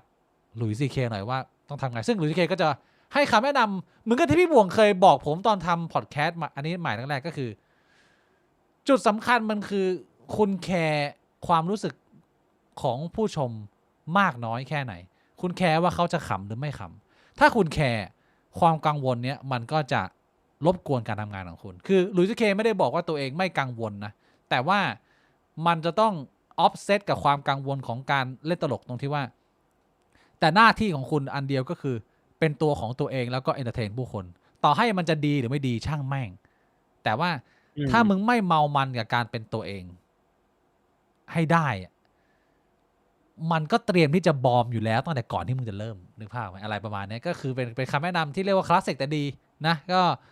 เอามาโปรโมทนะเผื่อมีโอกาสนะชวนพี่บ่วงใครเชี่ยไปชมงานปรมาจารย์หลุยส์ซีเคสักนิดนึงนะเดี๋ยวต้องไปดูอ่ะพี่บ่วงเช็คหน่อยนะว่ามีตั๋วว่างหรือเปล่าแต่อีกเดือนหนึ่งถ้าระดับหลุยส์ซีเคกูว่าแม่งเต็มแล้วมั้งไม่แน่นะพี่บ่วงคนดูเยอะเหรอคนไทยอ่ะไม่คือมันมีอยู่งานหนึ่งเป็นแบบสแตนด์อัพคอมเมดี้ที่ไปจัดที่ไทยเหมือนกัน แล้วก็ไม่ได้มีชื่อเสียงเยอะ ประมาณนี้เลยทำอะไรประมาณนี้เลยกูจำได้จะไปซื้อตั๋วไอ้แค่ตั๋วแม่งเต็มละจริงเหรอแสดงว่าอย่างนี้ก็เรียบร้อยแล้วดิหลุยส์ซีเคก็เรียบร้อยไปแล้วกูคิดว่าถ้าไปเช็คตอนนี้น่าจะเต็มละคือจริงๆกูว่าคนไทยน่าจะเป็นโดยเฉพาะในกรุงเทพอะเสพแนวสแตนด์อัพคอมเมดี้เป็นภาษาอังกฤษเยอะถ้ามีโอกาสเขาก็น่าจะใช่ไหมตั๋วหมดแล้วมีคนบอกตั๋วหมดแล้วเชี่ยต้องหาซื้อแบบมือสองอะ what the fuck ขอบคุณคุณบิบเบิลบีบีนะฮะดาวแดงผู้สนับสนุน13 เดือนของเราขอบคุณครับเรามาอัปเดตข่าวที่ก็เป็นข่าวใหญ่เหมือนกันแต่ดูเหมือนกระแสมันเริ่มซาไปแล้วคืออัปเดตต่อเนื่องมาจากไลฟ์ที่แล้วที่เราคุยเรื่องการเลือกตั้งปี69กันบ้างพี่บ่วงพี่บ่วงมีเห็นประเด็นไหนที่อยากจะพูดอะไรเพิ่มเติมไหมต่อจากคราวที่แล้วคือตอนนี้ยังงงอยู่เลยว่าสรุปแล้วแม่งจะต้องมีการนับใหม่มีการเลือกตั้งใหม่มีการรองรับสสแล้วหรือยังตอนนี้คือกกตเขารองรับสสหรือยังเนี่ยน่าจะเพิ่งประกาศคะแนนวันนี้ยังไม่รองรับสสนะน่าจะเร็วๆนี้ก็ยังไม่รองรับเหรอน่าจะยังแต่ว่าประกาศคะแนนครบแล้วล่าสุดที่ดูวันนี้เพิ่งประกาศก็คือสรุปแล้วก็เอาคะแนนที่นับเสร็จไปแล้วนั่นแหละเอาเซตนั้นมาแล้วหลังจากนี้ก็เป็นการต่อรองแล้วว่าจะจัดตั้งรัฐบาลยังไงแบบนั้นนะมันก็ดูเป็นทรงแบบนั้นคือเรียกว่ามันผ่านมาเนี่ยน่าจะร่วม2 อาทิตย์กว่าเกือบ3 อาทิตย์แล้วสำหรับการเลือกตั้งที่เมืองไทยที่ต่อจากไลฟ์คราวที่แล้วคือไลฟ์คราวที่แล้วเราคุยถึงหลากหลายประเด็นที่มันดูเป็นความผิดปกติของการเลือกตั้งนะพี่บวงแต่ว่าหลังจากเราลงไลฟ์ปุ๊บเนี่ยอีกประเด็นหนึ่งที่เป็นประเด็นระเบิดเลยก็คือประเด็นของบาร์โค้ดซึ่งตอนนั้นอ่ะมันยังไม่ออกมาในหน้าข่าวแล้วมันเพิ่งมาระเบิดพี่บวงเห็นเรื่องของบาร์โค้ดไหมเห็นพี่บวงคิดว่าเรื่องนี้พี่บวงตกผลึกหรือยังหลังจากดูข่าวหลายๆทางแล้วมันเป็นเรื่องข้อข่าวบาดตายเรื่องใหญ่ไหมหรือว่าก็เป็นเรื่องธรรมดามันก็เข้าใจผิดได้จริงๆอันนี้เนี่ยมันเป็นเรื่องที่ไม่ได้ซับซ้อนแล้วก็ไม่ต้องใช้เวลาในการตกผลึกเลยคือถ้าดูกันตามตรงเนี่ยยังไงมันต้องตัดสินว่าการเลือกตั้งเป็นโมฆะอยู่แล้วการที่มีบาร์โค้ดแล้วคุณสามารถสืบได้เพราะว่ามันขัดกับหลักรัฐธรรมนูญที่ว่าการเลือกตั้งมันต้องเป็นข้อมูลที่มันไม่มีใครตามได้ต่อให้มันจะตามยากแค่ไหนแต่คำว่าตามได้ก็คือตามได้เว้ยแล้วรัฐธรรมนูญมันไม่ได้กำหนดว่ามันต้องซับซ้อนพอให้ตามยากมันกำหนดแค่ว่าห้ามให้ตามได้แล้วมึงตามได้ไอ้เรื่องที่ว่าจะตามยากหรือง่ายมันไม่จำเป็นต้องมานั่งคุยกันแล้วก็หมายความว่าการเลือกตั้งครั้งที่ผ่านมานี่คือไร้ค่าเอาเงินทิ้งเปล่าเอาเวลาไปทิ้งกันเชี่ยส่วนใครที่บอกว่าแล้วแต่ดุลพินิจของศาลคือการที่คุณพูดแบบนั้นมันหมายความว่าแสดงว่ารัฐธรรมนูญไม่ใช่กฎหมายสูงสุดของประเทศไทยทำไมก็มันเขียนไว้ง่ายมากมันเหมือนรัฐธรรมนูญบอกว่า1+1ต้องเท่ากับ2เท่านั้นแต่ถ้าอยู่ๆมีศาลตัดสินว่าเฮ้ยจริงๆ1+1เท่ากับ3แล้วศาลสามารถตัดสินได้มีอำนาจเหนือกว่าเพราะว่าเป็นดุลพินิจของศาลอะไรคือความศักดิ์สิทธิ์ของรัฐธรรมนูญอะไรคือความสำคัญของรัฐธรรมนูญสุดท้ายมันก็อยู่ที่ปากศาลเดะไม่ได้อยู่ที่รัฐธรรมนูญเดะแล้วเราจะมานั่งคิดกันทำไมว่าจะแก้รัฐธรรมนูญหรือแบบต้องให้ความสำคัญว่ามันเป็นกฎหมายสูงสุดหรือมันก็คือกฎหมายสูงสุดแหละแต่สุดท้ายมันก็คือกฎหมายสูงสุดก็ยังอยู่ใต้ดุลพินิจของศาลอยู่ดีคือถ้าสมมุติว่าคุยกันว่าจริงๆแล้วมันทำงานแบบเนี้ยมันก็จบก็เอาแค่ว่าจริงๆกฎหมายไม่มีอำนาจหรอกอยู่ที่ว่าใครมีอำนาจแล้วคนมีอำนาจจะตัดสินขนาดว่ามึงเขียนมาขนาดนี้ดุลพินิจมึงยังบิดเบี้ยวตีลังกาได้ขนาดนี้มันก็จบแล้วปะคือตอนเนี้ยเรียกว่ามันไม่รู้เลยนะเว้ยพี่บอกว่าอนาคตจะเป็นยังไงก็คือถ้ามึงมองในฝั่งประชาชนหรือคนที่ทักท้วงกับ ความผิดปกติทุกรูปแบบทุกสเกลตั้งแต่ไม่ใช่แค่เรื่องของซื้อเสียงแต่เป็นการซื้อเจ้าหน้าที่หน่วยเลือกตั้งให้ไปปฏิบัติการโดยมิชอบอะไรเนี่ยคือตอนนี้มันมีการฟ้องเป็นพันเลยพี่บวงแล้วไอ้ประเด็นของQR code barcode ที่บัตรแบบใหม่เนี่ยก็โดนฟ้องเยอะมากแต่ทีนี้เนี่ยเราจะต้องเห็นภาพไหนที่ผมนึกได้ก็คือแน่นอนว่าถ้าเราตีความกันแบบที่เราเข้าใจกันในตอนนี้เนี่ยหลายๆคนก็พูดก็คือมันชัดเจนแล้วว่าบัตรมันไม่มีความเป็นความลับซึ่งมันอันนี้มันเป็นไปได้2กรณีที่ผมดูข่าวนะ1คือมึงตั้งใจทุจริตในการทำให้บัตรเนี่ยมัน track ไปที่ต้นขั้วได้อันนี้คือเรียกว่าเร็วแบบชั่วช้าสามัญถ้าทำด้วยจิตใจที่เจตนาแต่ว่ามันก็มีอีกซีนาริโอหนึ่งคือเป็นความช่วยซึ่งมึงต้องช่วยเลยแบบไหนอ่ะถึงขนาดที่ว่างานของมึงมันมีไม่เยอะแต่ว่ามึงก็รู้อยู่แล้วว่าองค์ประกอบในกระดาษมันมีแล้วว่ามันมีบาร์โค้ดมันมีคือไอ้เชี่ยมึงคุยกับทางโรงงานมึงก็ต้องรู้อยู่แล้วว่าไอ้นี่มันไม่ได้เป็นตัวเช็คไปที่สมุดไปที่เล่มไปที่หน่วยเลือกตั้งนะแต่ว่ามึง running number เลยอ่ะมึงไม่ซ้ำกันเลยอะไรเงี้ยไอ้เชี่ยความมันก็เป็นไปได้แต่ว่ามันต้องช่วยเลยแบบไหนมันถึงจะแบบว่าปล่อยให้มันเกิดได้พี่บิ๊กเอาง่ายๆอ่ะ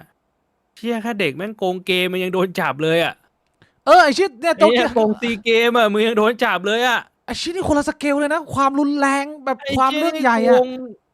โกงเลือกตั้งระดับประเทศอ่ะมันจะไม่มีใครโดนจับหรอวะคือเอาแค่เนี้ยมึงจะตีความยังไงอ่ะมึงแบบว่ามึงดูพินิจของศาลยังไงอ่ะมึงลองตีความมาดิทีนี้กูก็งงพอเราฟังคำพูดหรือคำแนะนำของหลายๆฝ่ายที่เป็นฝ่ายมีผู้มีอำนาจอย่างเช่นแล้วพูดชื่อเลยผมว่าทุกคนรู้จักก็คือท่านวิษณุเครืองามฝ่ายกฎหมายของรัฐบาลมาหลากหลายรุ่นนะก็เรียกว่าเป็นคนหนึ่งที่เป็นเหมือนพ่อหมอคนหนึ่งแล้วว่าที่ว่าทิศทางเขาพูดออกมาทางไหนเนี่ยเราพอจะเห็นแล้วว่ามันจะไปทางไหนเขาออกมาบอกว่าแบบนี้มันไม่ถูกต้องมันมีโอกาสที่การเลือกตั้งครั้งนี้จะเป็นโมฆะสูงแต่ว่า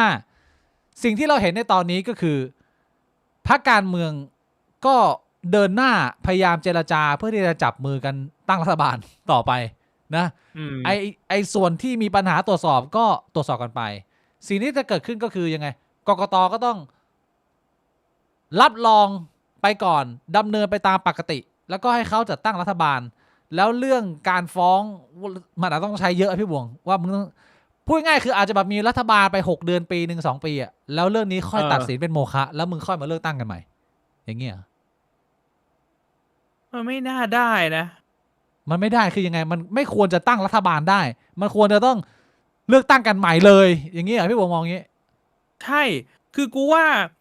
เอาจริงๆนะมันมานั่งคุยกันต่อได้ว่าไอ้ความยากง่ายในการเช็คไปถึงต้นขั้วว่าอันเนี้ยเป็นบัตรของใครแล้วมึงเลือกอะไรอ่ะ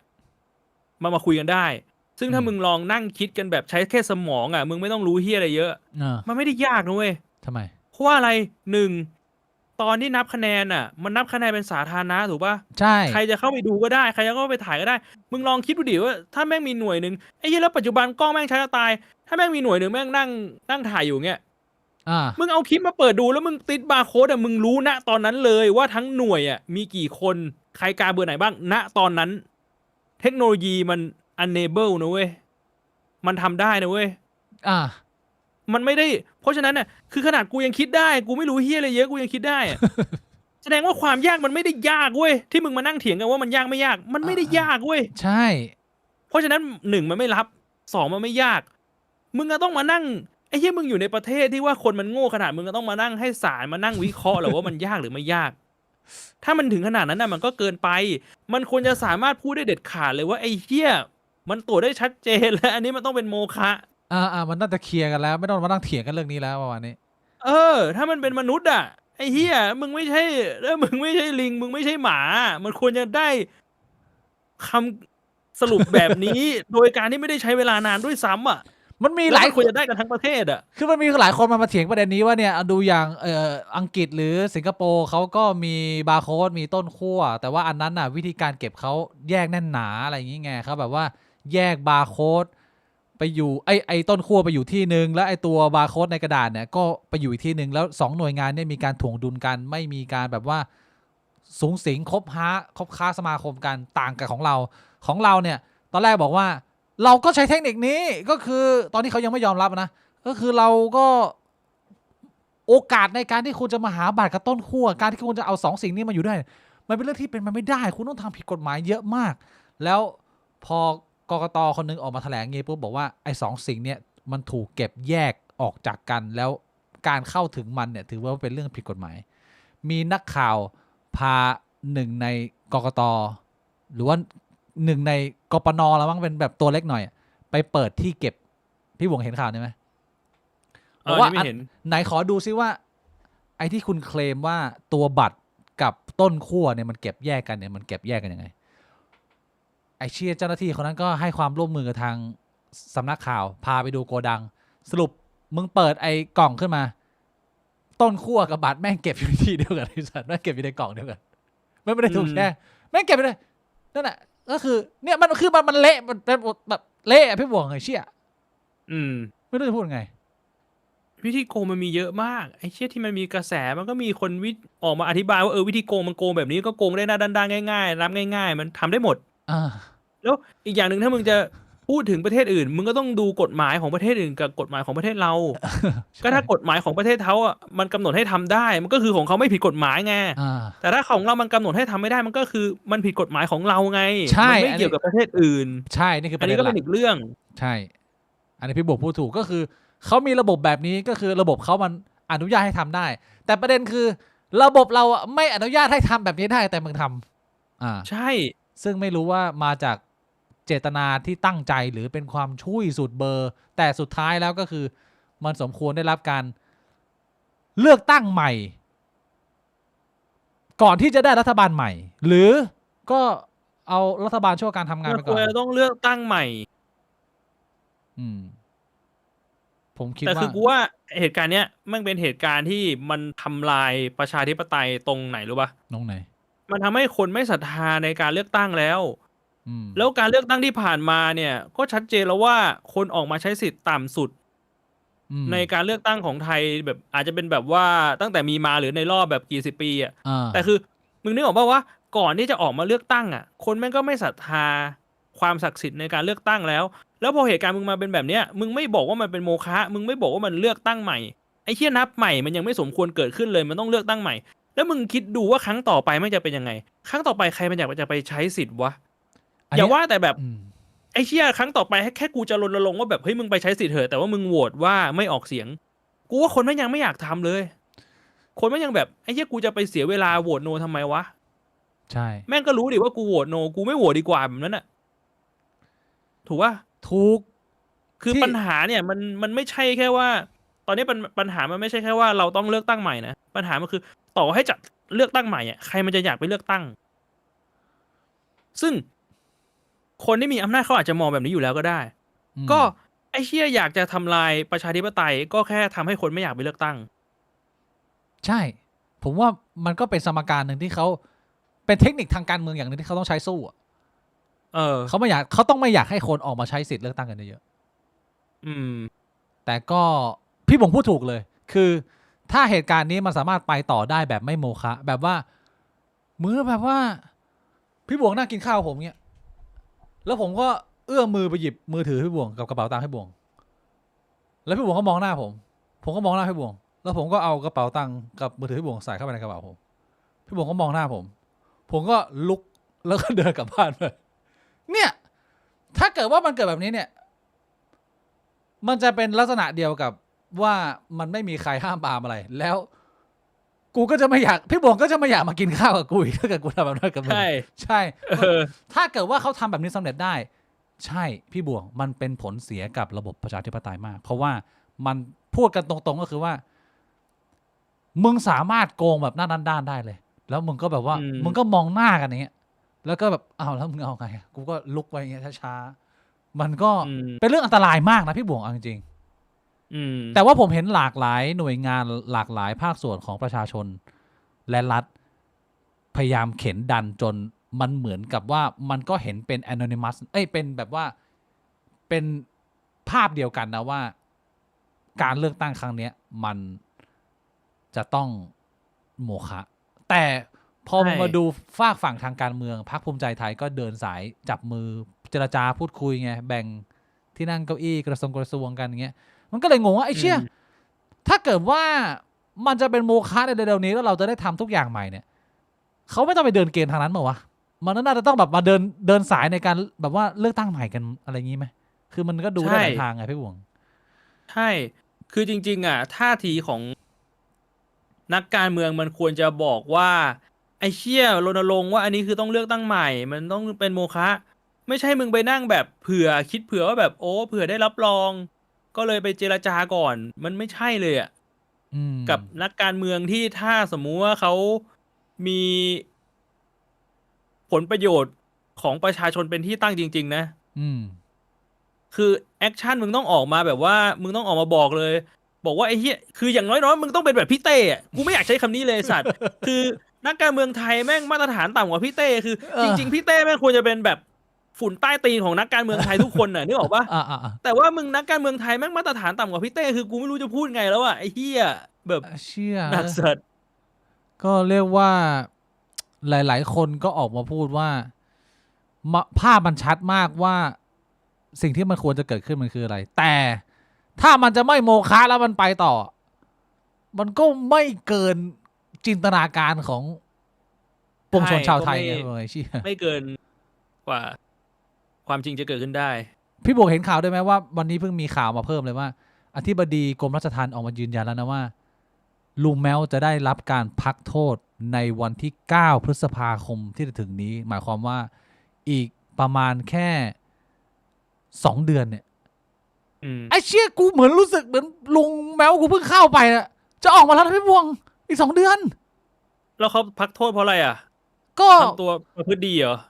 ใช้ชีวิตปกติเงื่อนไข1 ปีแต่ว่ามึงใช้ชีวิตอยู่ในเรือนจำแค่2 ใน 3ของ12 เดือนมันเท่าไหร่อ่ะมันไม่ได้มีเงื่อนไขเพิ่มคือเขาก็รับ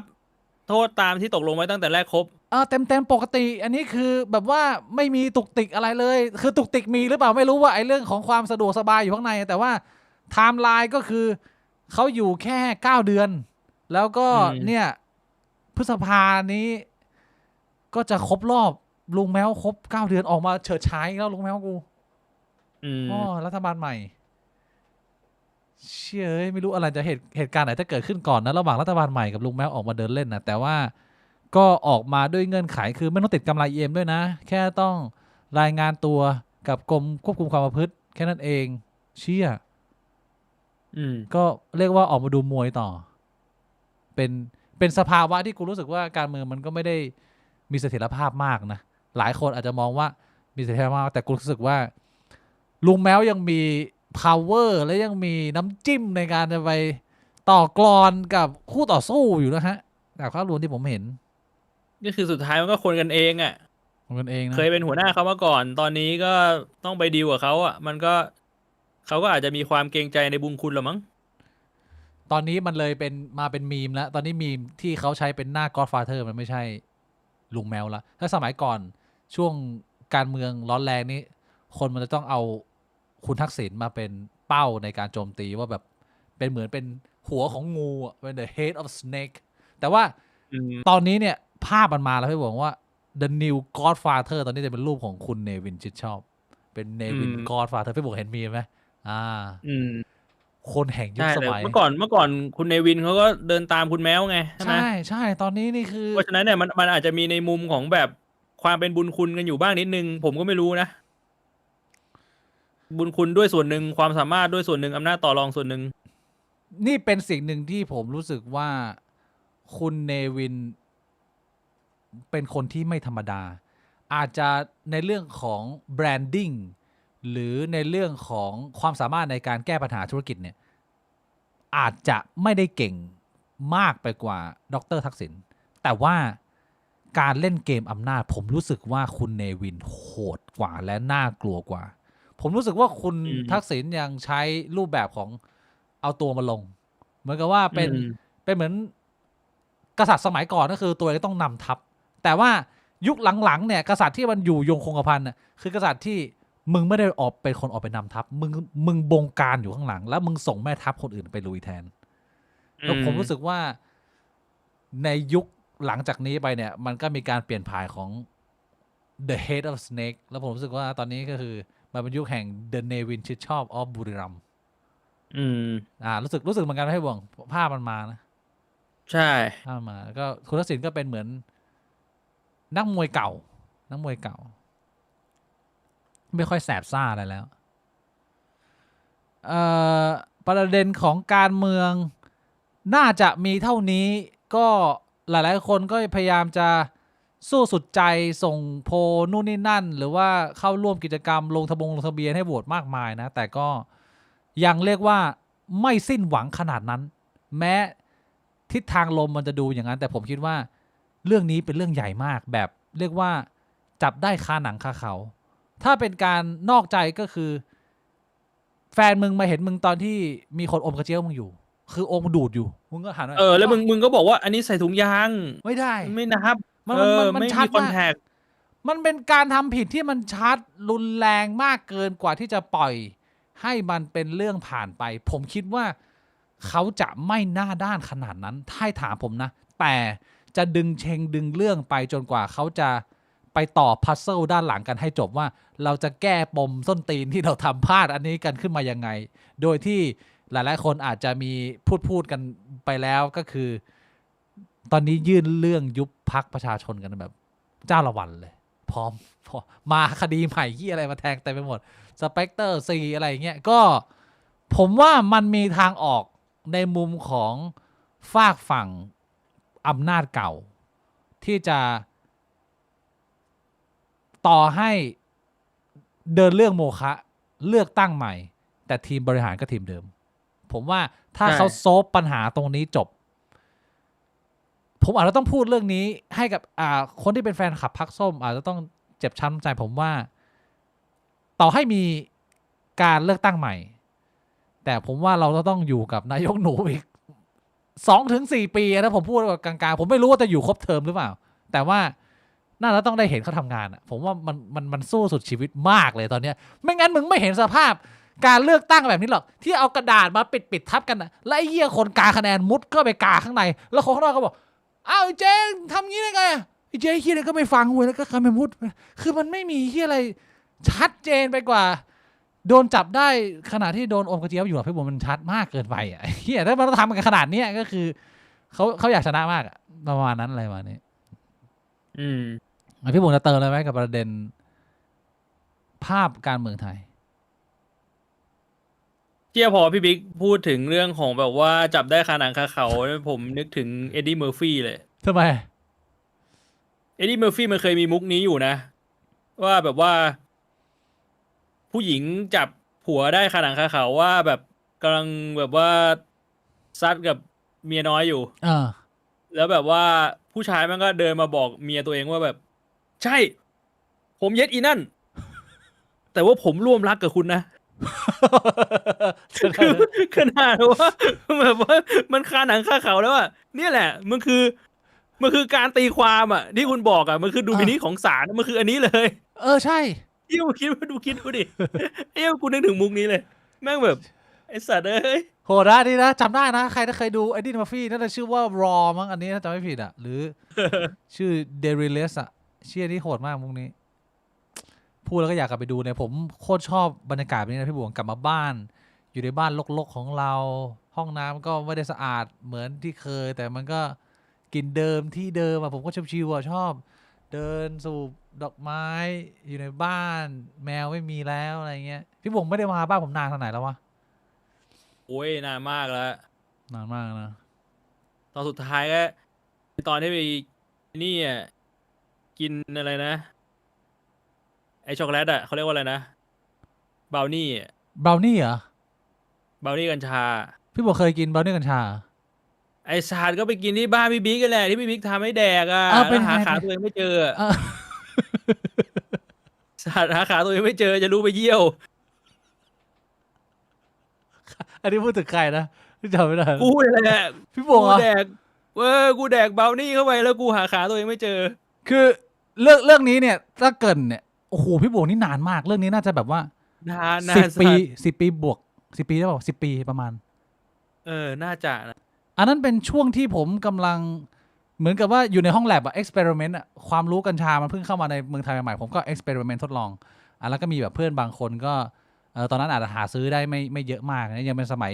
วีดยังเป็นแบบก้อนอิฐอยู่นะแล้วเพื่อนเขาบอกเฮ้ยเดี๋ยวไปรวมปาร์ตี้บ้านพี่บิ๊กนะพี่บิ๊กทำคุกกี้บราวนี่แจกเพื่อนหน่อยแล้วผมก็เป็นคนที่เราเรียกว่าแบบเป็นเซอร์วิสมายพี่บวงเราไม่ค่อยทำให้เพื่อนผิดหวังถ้าเกิดว่าคุณปล่อยให้คนโฮปาร์ตี้เป็นวาลูโตะแล้วเนี่ยผมพูดเลยว่าทุกคนต้องไปถึงฝั่งฝันจากที่ผมทำบราวนี่โดยการใช้โดสประมาณนี้สมมติว่าเรียกว่าอัตราส่วน1เนี่ยพอผมกลัวว่าเพื่อนๆผมจะแบบว่า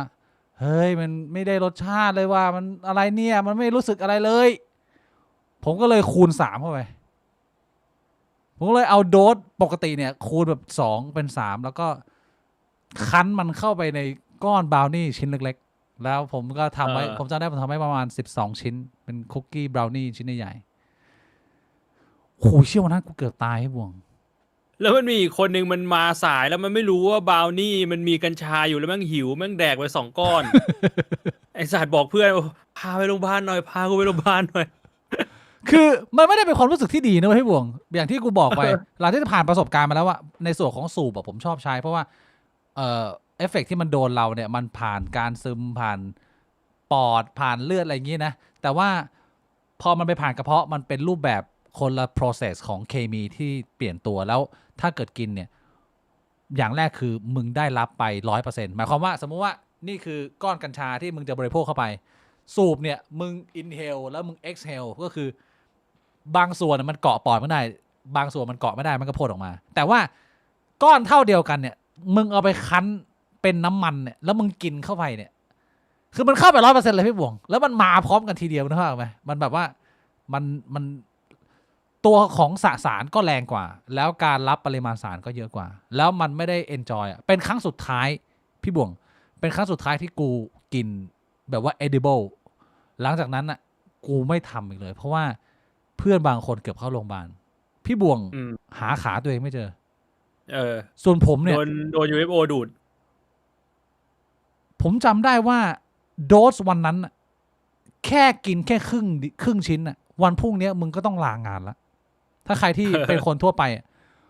ผมกินเข้าไป5 ชิ้นพี่บวง กูจำได้ว่าตอนที่เราเอาไอ้เฮียคุกกี้นี่มาชนกันแล้วแบบเชียร์อะไรเงี้ยทุกคนกินเข้าไปคนละนิดคนละหน่อยเนี่ยแล้วก็นั่งเล่นไพ่กันลิ้นยังไม่ออกเนี่ยก็ยังเฮฮาอยู่กูก็นั่งแล้วกูมีทั้งกินแล้วก็มีทั้งสูบด้วยพี่บวงก็นั่งเล่นไพ่ปกติเพราะพอแม่งมาปุ๊บกูจำได้ว่าตอนนั้นกูไม่ได้คุยกับใครเลยพี่บวงกูลุกแล้วกูขึ้นมาห้องนอนเลยกูไม่ได้บอกเพื่อนเลยนะว่ากูหายไปไหนกูแค่แบบว่าในใจกูคิดว่ากูไม่สามารถมีชีวิตต่อไปได้แล้วกูรู้สึกว่าร่างกายกูมันจะหยุดหายใจแล้วกูไม่สามารถปล่อยให้ร่างกายมันออโตเมติกหายใจทั่วไปได้กูต้องแบบว่าบอกตัวเองแบบหายใจเข้าหายใจออกต้องพูดอย่างเงี้ยกับตัวเองต้องบอกให้ตัวเองตื่นว่ามึงอย่าลืมนะว่ามึงต้องหายใจเข้าและหายใจออกพี่บวงแล้วกูขึ้นมานอนอยู่บนเตียงตัวเองแล้วก็รู้สึกว่าแบบเหมือนโดนดูดเข้ามาในกาแล็กซี่แบบหลุมดำแล้วก็ต้องบอกให้ตัวเองหายใจเข้าหายใจออกเงี้ยถ้าไม่บอกตายแล้วก็ตื่นมาอีกทีหนึ่งก็คือทุกคนนอนสลบสลืออยู่ในบ้านข้างใต้ก็อันตรายพี่บวงคนไม่ควรจะไปลองอันนี้มันคือทำแบบไม่มีความรู้มันจะเป็นแบบนี้ไงพี่บวง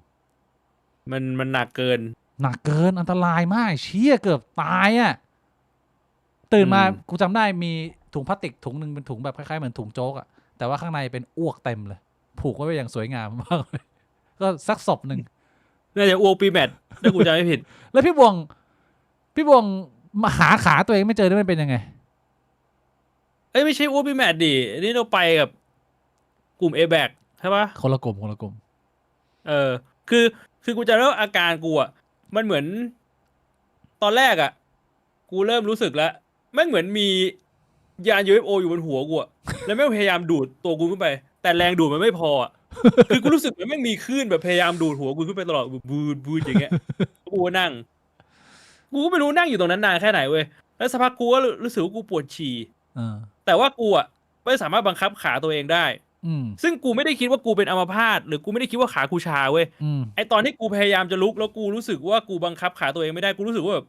เฮ้ยขากูไปไหนวะแล้วกูก็มองหาขากูแล้วคนที่นั่งข้างกูจำไม่ได้แล้วกูนั่งข้างใครกูถามมึงเห็นขากูบอกว่าอะไรอย่างเงี้ยคือเหมือนแบบ โลจิกในหัวมันไม่มีอ่ะตอนนั้นอ่ะเออ มันไม่ได้เป็นอาการแพนิคมันไม่ได้เป็นอาการกลัวว่าเราบังคับร่างกายตัวเองไม่ได้แล้วแต่เราเข้าใจจริงๆว่าขาเราไม่ได้อยู่กับเรา เปรียบเทียบความรู้สึกของการเมากัญชากับเหล้าเนี่ยสำหรับพี่บวงมันต่างหรือมันเหมือนกันตรงไหนไหมต่างกันเยอะ คือแต่แน่นอนอันนี้ร่างกายคนเรามันก็ต่างกันออกไปนะอีกอย่างหนึ่งอ่ะแค่กินกับสูบกัญชามันก็ต่างกันใช่ตอนผมสูบกัญชากับตอนผมกินกัญชาเข้าไปเนี่ย ตอนมันเมามันก็ต่างกันอีกโอ้พี่บวงแยกออกต่างกัน แต่สำหรับผมอ่ะผมไม่ชอบทั้งสูบกัญชาแล้วก็กินเหล้าแต่ตอนกินบราวนี่อ่ะมันไม่ใช่ความรู้สึกชอบนะแต่มันไม่มีความรู้สึกไม่ชอบ ผมรู้สึกเฉยๆคือถามว่าถ้าจะให้ทำอีกไหมก็ไม่ได้อยากจะทำไม่ได้รู้สึกชอบ แต่ไม่ได้รังเกียจแต่ว่าอาการเมาหรือเวลาผมสูบกัญชาผมไม่ชอบ เพราะว่าอย่างแรกเลยอ่ะมันทำให้ผมปวดหัวมันจะมีความปวดหัวนิดๆมันไม่ค่อยรุนแรงเท่าไหร่แต่มันเป็นความรู้สึกที่มันไม่สบายตัวแล้วก็อย่างที่สองคือกัญชามันจะทำให้ทุกอย่างมันช้าขึ้นสำหรับผมผมรู้สึกทุกอย่างมันช้าขึ้นตลอดเวลาแบบคำพูดคนมันก็ช้าขึ้นอะไรเงี้ยแล้วมันหงุดหงิดในขณะที่เหล้าก็คือแบบความสามารถในการควบคุมตัวเองมันก็มีไม่เต็มร้อยใช่ไหมแล้วก็อีกอย่างหนึ่งที่เหมือนกันก็คือ พอสูบกัญชาหรือพอกินเหล้าแล้ววันต่อมามันก็จะไม่มีแรงเหมือนร่างกายมันโดนสูบวิญญาณแบบอันนี้คือสิ่งที่ก็ไม่ชอบเหมือนกันใช่เรียกว่าโชคดีนะฮะที่อยู่รอดปลอดภัยมานะฮะสมัยเด็กๆก็เรียกว่าคือถ้าเกิดว่าไปเมืองนอกเนี่ยแล้วมันเป็นสินค้าถูกกฎหมายอ่ะคือเขาคำนวณโดสเขาแบบว่าผ่านการ study research มาเยอะมากแล้วมันกลายเป็นว่ามันเป็นความรู้สึกที่ดีเว้ยหลายๆคนจำนวนมากเป็นผู้สูงอายุก็มีใช้ edible ที่แบบว่าสั่งจ่ายโดยแพทย์แล้วเขาไม่ได้เป็นคนสูบบุหรี่ไม่ได้เป็นคนกินเหล้าเลยแต่ว่าเขาก็ enjoy เพลิดเพลินกับฤทธิ์อ่อนๆของ edible ได้ถ้ามันไม่ได้แบบใช่เป็นโดสยาพิษเหมือนของกูมันเป็นโดสยาพิษไงผมรู้สึกว่ากัญชาถ้าจะให้มีความสุขใช้แบบว่าเพื่อสถานการณ์จริงๆมันคือเลเวลแรกของโดสก็คือตอนนั้นเนี่ยอาการเมามันจะยังไม่มามันจะยังไม่มึนๆทุกอย่างมันจะยังไม่ช้าแล้วถ้าสมมุติว่าคุณปรับให้โดสของคุณมันอยู่ในระดับนั้นได้ผมว่ามันดีก็คือมันเป็นตัวขยายต่อมความรู้สึกของคุณใช่ไหมคือเวลาคุณฟังเพลงเพลงมันก็จะเพราะขึ้นเวลาคุณกินข้าวมันจะอร่อยขึ้นผมก็อธิบายไม่ถูกว่าแม่งทำอย่างนั้นได้ยังไงแต่ว่าจากคนที่ใช้เคยลองมันเป็นอย่างนั้นจริงแบบว่าแบบดูหนังสีสันเนี่ยสดใสเราจะเอนจอยแต่ว่าส่วนใหญ่ถ้าสมมติโดสมันเยอะคุณจะอยู่ในห่วงเวลานั้นแค่แป๊บเดียวแล้วทุกอย่างมันจะเริ่มช้าแล้วมันก็สำหรับผมมันจะเริ่มไม่สนุกแล้วมันจะเริ่มเหม่อแล้วมันก็จะแบบนั่งอยู่กับตัวเองอยู่กับความคิดตัวเองมันไม่แบบว่าไม่รับรู้สิ่งรอบภายนอกแต่ว่าอันประสบการณ์นี้สำหรับใครที่ไม่มีประสบการณ์เนี่ยผมพูดได้เลยว่ามันเป็นสิ่งที่ผมชอบมากๆตอนที่ผมเริ่มใหม่ๆคือความสามารถในการฟังเพลงดูหนังหรือว่าไปเที่ยวมิวเซียมคือตอนสมัยเด็กๆกับพี่วงกูเคยงงว่ามิวเซียมไปกันตำหาเลยวะแม่งโคตรน่าเบื่อเลยไม่เห็นมีประโยชน์หาเลยมันเป็นกิจกรรมที่ดูเหมือนเป็นกิจกรรมของคนมีตังหรือคนมีคลาสหรือคนมีเทสที่กูไปแล้วกูเบื่อเพราะว่ากูไม่ได้เป็นเด็กกูไม่เก็ตกูไม่ได้เป็นคนสายศิลปะกูไม่ได้ชื่นชมอะไรอย่างเงี้ยแต่กูเพิ่งมาเข้าใจอันเนี้ยผ่านกัญชา2เหตุการณ์อีกอันหนึ่งที่กูไม่เข้าใจคือคนที่ชอบไปเที่ยวป่าแล้วไปยืนอยู่บนหน้าผาแล้วก็มองมาถึงวิวสวยๆคนบางคนเวลาเขาไปเที่ยวนะพี่บวงเขามองวิวนั้นเป็นชั่วโมงนะนั่งมองภาพมองเนี้ยมองขึ้นไปยืนอยู่จุดสูงๆแล้วมึงก็กวาดตาไปทางซ้ายกวาดตาไปทางขวาบางคนแม่งมองได้เป็นชั่วโมงเลยเนี่ยกูไม่เข้าใจว่ามึงทำแบบนั้นไปทำไมวะตอนเด็กแล้วก็อันนี้การที่2คือเข้ามิวเซียมแล้วพอผมได้รู้จักกัญชาแล้วเนี่ยแล้วผมเริ่มใช้กัญชาในการท่องเที่ยวเนี่ยโอ้โหมันเข้าใจเลยพี่บอกว่าทำไมมันต้องมีบรรยากาศที่เป็นบรรยากาศท่องเที่ยวอยู่ในธรรมชาติที่สวยสดงดงามอยู่ในป่าเขาเพราะว่าจินตนาการมันแล่นแล้วมันแบบมันประกอบทุกอย่างแล้วพอบรรยากาศมันดีมันเป็นช่วงเวลาที่มึงได้อยู่กับตัวเองแบบสุนทรีที่สุดอันนี้คือคำอธิบายของกูนะส่วนอีกอันหนึ่งคือสมัยก่อนใช้แต่กัญชาห่วยเอฟเฟกต์ก็แย่ไม่ได้มีความไบรท์ส่วนใหญ่ก็มีแบบปวดหัวปวดท้องอะไรเงี้ยแล้วตอนนั้นผมมีโอกาสได้ไปทำงานสถานทูตแล้วได้บินไปทำงานที่อัมสเตอร์ดัมครั้งแรก ที่อัมสเตอร์ดัมมันจะมีมิวเซียมดังระดับโลกอยู่หลายอันมากมันถึงดังเป็นอัมสเตอร์ดัมไงแต่2อันที่ผมจำแล้วไม่เคยลืมเลยคือพิพิธภัณฑ์โดยเฉพาะของแวนโกะตั้งอยู่กลางเมืองเลยใครไปอัมสเตอร์ดัมนะมึงไม่พลาดนี้ไม่ได้เพราะคืองานทั้งหมดของแวนโกะบนโลกนี้ที่ยังแบบว่าถูกเก็บรักษาอย่างดีแล้วถูกเอามาแบบสตั๊ดดี้ในเชิงลึกคือมีการเอารูปมาผ่าครึ่งแล้วมึงมาดูเลยว่าคลื่นสีที่มันแต้มเป็นแบบนั้นน่ะมันหนาขนาดไหนมันมีวิธีการกว้านก้อนสียังไงเก้าอี้ตัวแรกที่แวนโกะเคยนั่งสภาพแบบเก่ามากอะไรเงี้ยก่อนกูเข้าแวนโกะไปกูแวะไปที่ร้าน coffee shop ใช้คำว่า coffee shop แต่ว่าไม่ได้ขายกาแฟถ้ากาแฟจะเป็นคือที่นู่นคอฟฟี่ช็อปขายกัญชาแต่ว่าถ้าร้านกัญชาขายกาแฟไม่แต่ถ้าร้านกาแฟจะเขียนว่าคาเฟ่แต่ถ้าเขียนว่า coffee shop เนี่ยคือร้านกัญชาอันนั้นคือในยุคที่มันยังไม่มาเมืองไทยนี่ผมพูดถึงว่าสมัยก่อนตอนที่ผมไปใหม่ๆแล้วก่อนที่ผมจะไปพิพิธภัณฑ์แวนโกะพี่บวงคือตอนนั้นผมไปคนเดียวผมมีเวลาอยู่อัมสเตอร์ดัม7 วันไม่ค่อยได้มีโอกาสเดินทางออกมานอกประเทศโดยเฉพาะมายุโรปเองเป็นครั้งแรกแต่ว่าครั้งนี้มาด้วยความตั้งใจ2 อย่างอันแรกคือจะตามเก็บแผนที่คอฟฟี่ช็อปตามจอร์จคลูนีและสนูปด็อกทั้งหมดเลยสนูปด็อกกับจอร์จคลูนีเคยมาแวะร้านไหนกูไปทำการบ้านมาแล้วกูเดินแมปแบบว่าปักแมปในแผนที่ด้วยนะสมัยนั้นอะปักแมปเดินตามเลยว่าแต่ละร้านมันชื่ออะไรมีเมนูอะไรดังแล้วผมก็ซื้อมาเต็มเลยแล้วผมก็อีกอันหนึ่งที่อยากไปดูคือพิพิธภัณฑ์ใหญ่ๆซึ่งอีก4 อันเนี่ยผมไม่พูดถึงผมพูดถึง2 อันที่ดังๆอันนึงคือ Reich Museum มันสะกดยากมากเลยแต่ว่ามันอ่านว่า Reich Museum เป็นพิพิธภัณฑ์ที่รวมงานศิลปะทุกแขนงแล้วใหญ่เป็นเหมือนมหาลัยหนึ่งไม่บ่วงค่าเข้าก็แพงแต่ว่าสิ่งที่มีให้ดูเยอะมากหลากหลายรูปแบบไม่ว่าจะเป็นสถาปัตยกรรมขนาดใหญ่หรือเป็นงานปั้นงานเขียนงานเพ้นท์อะไรเงี้ยแล้วแต่ละอันคือแม่งว้าวแม่งแฟนตาซีแม่ง Pirates of the Caribbean มากอันนี้คือดีมากแต่อันนี้ที่ผมชอบคือแวนโกะแล้วก่อนที่ผมจะเข้าไปในแวนโกะเนี่ยตอนนั้นผมยังไม่รู้จักแวนโกะผมเคยได้ยินและรู้ว่ามันเป็นที่ที่ดังแต่ผมไม่รู้ว่าผู้ชายคนนี้มีประวัติความเป็นมาอย่างไรแล้วงานของเขามันกอดขนาดไหนผมอัดกัญชาเข้าไปตอนนั้นก็คือเป็นตัวแรงอ่ะ1 จอยเต็มแล้วก็ไม่ได้แข็งแรงมากอัดเข้าไปแล้วก็ซื้อบัตรเข้าไปในแวนโกะแล้วมันจะมีประมาณ 4-5 ชั้นพี่บวงกูอยู่ในนั้นเกือบ6 ชั่วโมงพี่บวงเพราะว่าหัวมันหลุดเข้าไปแล้วเว้ยมันหลุดเข้าไปกับโลกจินตนาการแล้วพอกูไปหยุดที่แต่ละชิ้นอ่ะเราก็ค่อยๆแปลแต่ระหว่างที่เรานั่งอ่านคำแปลของภาพนี้ไปอ่ะคือเหมือนแบบมหรสพในหัวมันเล่นไปด้วยพี่บวงคือแบบมันมากเลยแล้วมันกลายเป็นว่าเรื่องราวของไอ้เชี่ยแวนโกะกูเนี่ยกับหัวกูที่เมาดอกไม้อยู่เนี่ยมันทำให้กูได้สุดยอดความรู้สึกและประสบการณ์หลังจากที่เดินออกมาบอกว้าวแวนโกะ you are god bro แล้วงานเขาสวยมากงานเขาดีมากยิ่งมึงดูแล้วมึงเข้าใจขึ้นไปเรื่อยๆอย่างเงี้ยมันแบบไอ้เชี่ยการที่คนเรามายืนงานมิวเซียมอ่ะมันไม่ได้มาชมความสวยงามของงานอย่างเดียวแต่มันมาดูเรื่องราวแล้วกว่าที่คนนั้นมันจะมาทำได้แบบนี้งานนี้มัน impact อะไรบ้างมันทำให้เกิดการต่อรองราคาช่วยชีวิตคนหรือว่าอะไรอย่างเงี้ยไอ้เชื่อคือเราได้เข้าใจแล้วว่าอ๋อการเสพศิลปะหรือการเสพธรรมชาติเนี่ยมันมีมิติอีกมากมายที่อยู่กับการที่มึงยืนมองแล้วก็คิดแล้วกูอาจจะเป็นเด็กที่เหมือนกับสมองทางด้านศิลปะอาจจะไม่เติบโตให้บ่วงมันแบบมันเล็กมากแล้วเหมือนไอ้เชี่ยกัญชามาเปิดโหมดทางนี้ให้กูทำให้กูโอ้โหอิบเอ็นโลกใบนี้ได้อย่างลึกซึ้งมากขึ้นอันนี้คือเป็นพาร์ทที่เป็นพาร์ทประทับใจของผมแล้วกันที่ทำให้ผมคอนเน็กตัวตนธรรมชาติสิ่งแวดล้อมแล้วก็งานศิลปะได้มากขึ้นแต่คือไม่ได้เชียร์ให้ใช้นะแต่กำลังจะรีวิวว่ามันเป็นแบบนี้รีวิวคืออันนี้อยากจะบอกว่ามันเป็นประสบการณ์ของเราที่มันอาจจะเป็นด้านดีแต่เราอาจจะไม่ได้พูดถึงด้านแย่ที่เจอหรือพูดไม่หมดแล้วก็จริงๆแล้วเนี่ยคือสำหรับผมผมไม่ได้จะบอกว่าคุณต้องลองหรือคุณไม่ต้องลองนะชีวิตใครมันก็ชีวิตมันแต่ว่าอยากจะพูดเตือนว่า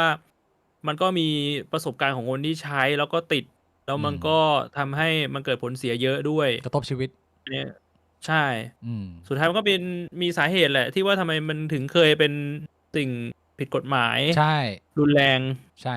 อันนี้ไม่ปฏิเสธข่าวสุดท้ายที่จะมาชวนอัปเดตเพิ่มเติมจาก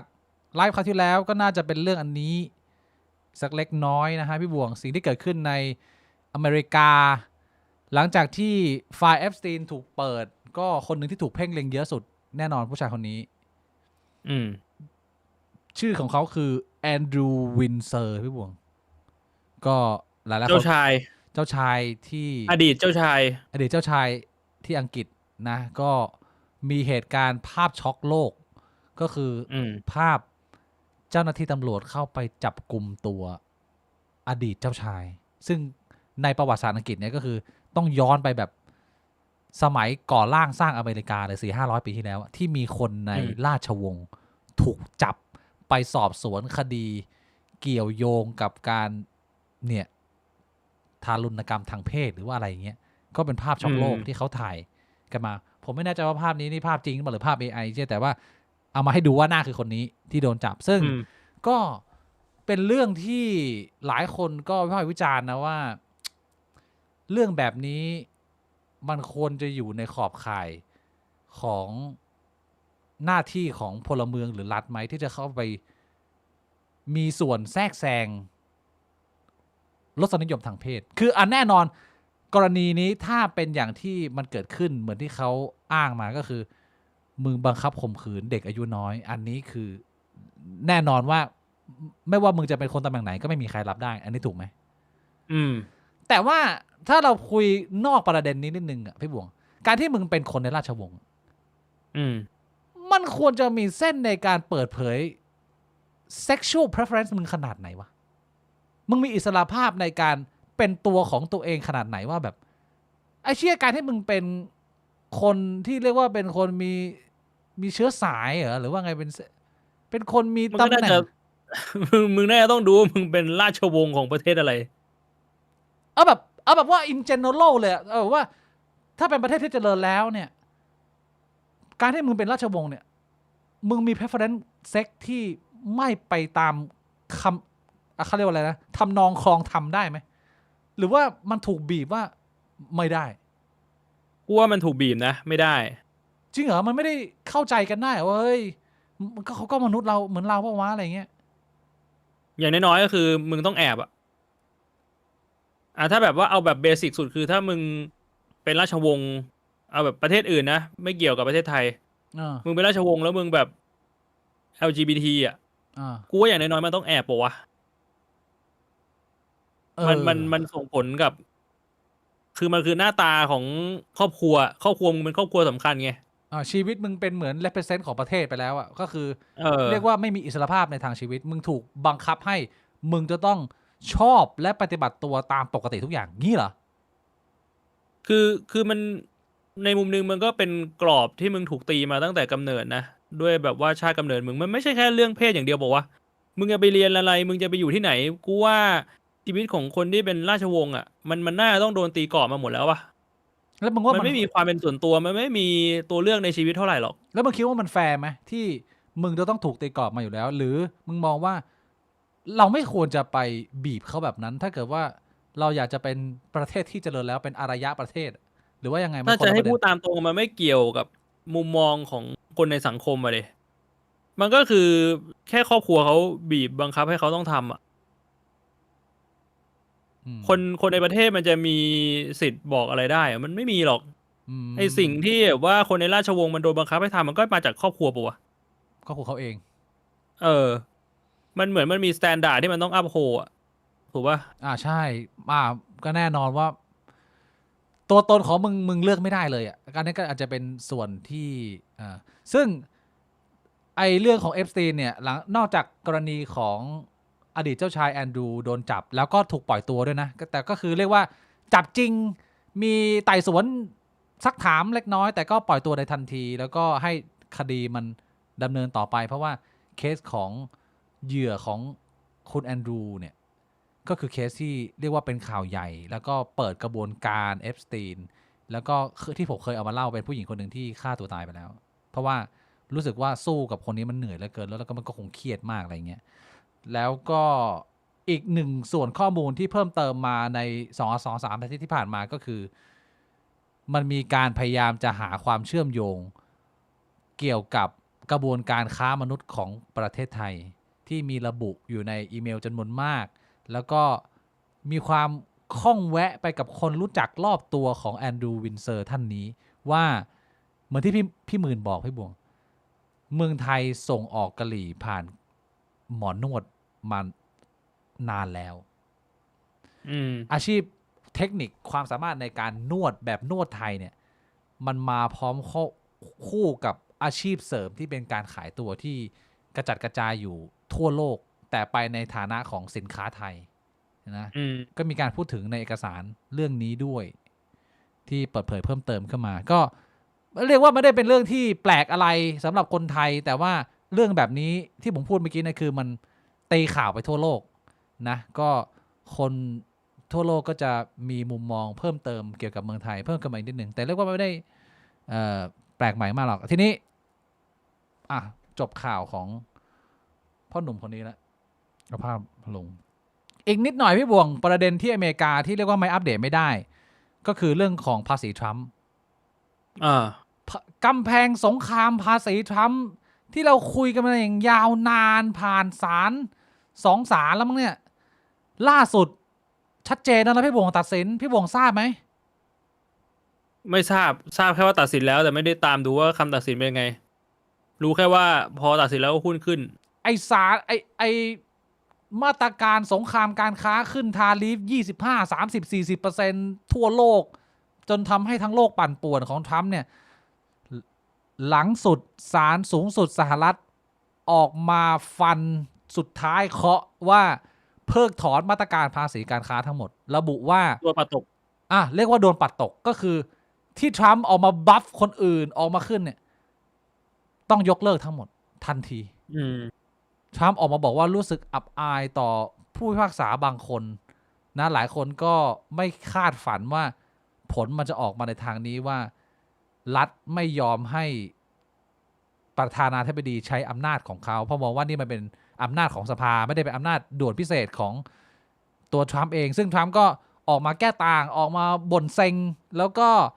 ออกมาใช้มาตรการอื่นๆยิบย่อยเพิ่มอีก 10% เข้าไปเรียกว่าเหมือนแก้หน้ากู้หน้าเล็กน้อยแต่ว่าโดยรวมก็น่าจะเป็นบรรยากาศที่ดีนะพี่บวงมีความคิดเห็นยังไงไหมกับไอมาตรการตรงนี้ที่เอาขึ้นมาบลัฟจนทุกคนเขาหัวหมุนกันหมดต้องมานั่งปรับกลยุทธ์ส่งเข้านำออกของประเทศไทยแล้วสุดท้ายกลับไปรีเซ็ตใหม่สุดท้ายใครได้ประโยชน์ก็สำหรับผมอย่างที่บอกแหละผมก็ไม่ค่อยสนอะไรเท่าไหร่อยู่แล้วตราบใดที่หุ้นมันขึ้นก็พอนะทุกอย่างมันเขียวก็ยิ้มแล้วพี่บวงก็ยิ้มในมุมของการค้าพ่อค้าเนี่ยผมถามนี่ก็เรียกว่าแฮปปี้กันนะสำหรับพ่อค้าที่อยู่นอกประเทศเพราะว่าต้องพูดเลยว่าไอ้นโยบายแบบนี้มันเป็นนโยบายห่ามที่มีประโยชน์กับอเมริกาแต่ว่าเป็นผลเสียกับพันธมิตรคู่ค้าอื่นทั่วโลกซึ่งถ้าเรามองเราในมุมของคนข้างนอกเราก็ต้องมองว่าไอ้ชีพมันไม่ดีแต่ว่ามองในมุมของคนอเมริกันก็แบบไอ้เชี่ยที่กูบัฟไปทั้งหมดก็ไงกลับไปเหมือนเดิมแล้วอะไรอย่างเงี้ยมันก็เสียดุลในการเจรจาต่อรองในระดับหนึ่งนะฮะแต่เรียกว่าจบแล้วก็ดีนะก็แบบว่าเหมือนกับว่ามันมีการถ่วงดุลอ่ะคนไต้หวันเนี่ยเขาก็จะมีโค้ดอย่างที่ผมเคยเล่าไปหลายครั้งแล้วในโลกของประชาธิปไตยเนี่ยเรามีความเข้าใจเหมือนกันอยู่อย่างหนึ่งว่า absolute power is absolute corrupt การที่มึงเอาอำนาจไปให้มนุษย์หรือคนกลุ่มหนึ่งมากๆโดยที่มึงไม่สร้างระบบถ่วงดุลที่ดีเนี่ยมันไม่มีมนุษย์คนไหนเนี่ยแม่งดีจนมันสามารถส่งต่อความดีนั้นไปได้เรื่อยแล้วระบบไม่พังไปกว่าที่ความบกพร่องของความเป็นมนุษย์มันจะใช้อำนาจไปในทางที่ผิดก็เรียกว่าเป็นระบบตรวจสอบถ่วงดุลที่ดีนะ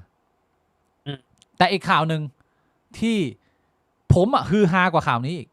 ผมฮือฮากว่าทุกข่าวเลยผมไม่รู้ว่าทรัมป์เอาออกมาแก้เขินหรือเปล่าจากเหตุการณ์ที่โดนศาลสูงสหรัฐปัดตกนโยบายขึ้นภาษีกำแพงภาษีตัวเองเนี่ยอาทิตย์นี้ทรัมป์ออกมาบอกว่าเขาได้ทำการสั่งการให้กระทรวงกลาโหมเนี่ยเริ่มกระบวนการในการเปิดเผยเอกสารลับอีกชิ้นหนึ่งที่เขายังไม่ได้เปิด มีเอกสารลับอีกแล้วเหรอก็ผมเคยเล่าให้หลายๆท่านฟังไปว่า ตอนที่หาเสียงไปออกโจโรแกนเนี่ย2 อันที่คนขอมากๆหนึ่งคือ Epstein File อีกอันหนึ่งคือ UAP หรือ UFO อาทิตย์นี้ทรัมป์บอกว่าสั่งการกลาโหมแล้ว ภายในไม่กี่สัปดาห์ข้างหน้าเนี่ยเขาจะเอาเรื่องนี้มาเปิดแล้วว่า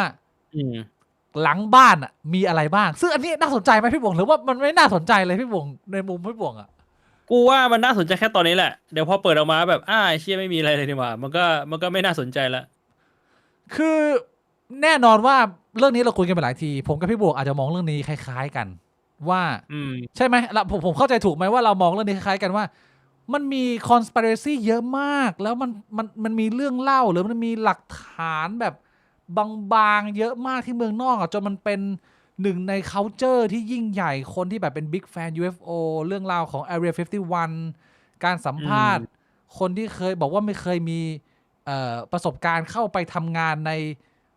ฐานทัพอเมริกันลับที่ Area 51 ให้สัมภาษณ์ช่องโจโรแกนแล้วกลายเป็นตอนที่คนดูเยอะที่สุดคือเรื่องนี้กูเห็นไฮป์มันแล้วกูตื่นเต้นกับมันมากกูนั่งฟังพอดแคสต์ตัวเต็มกูได้รู้ว่าคนที่มันเชื่อว่ามีไอ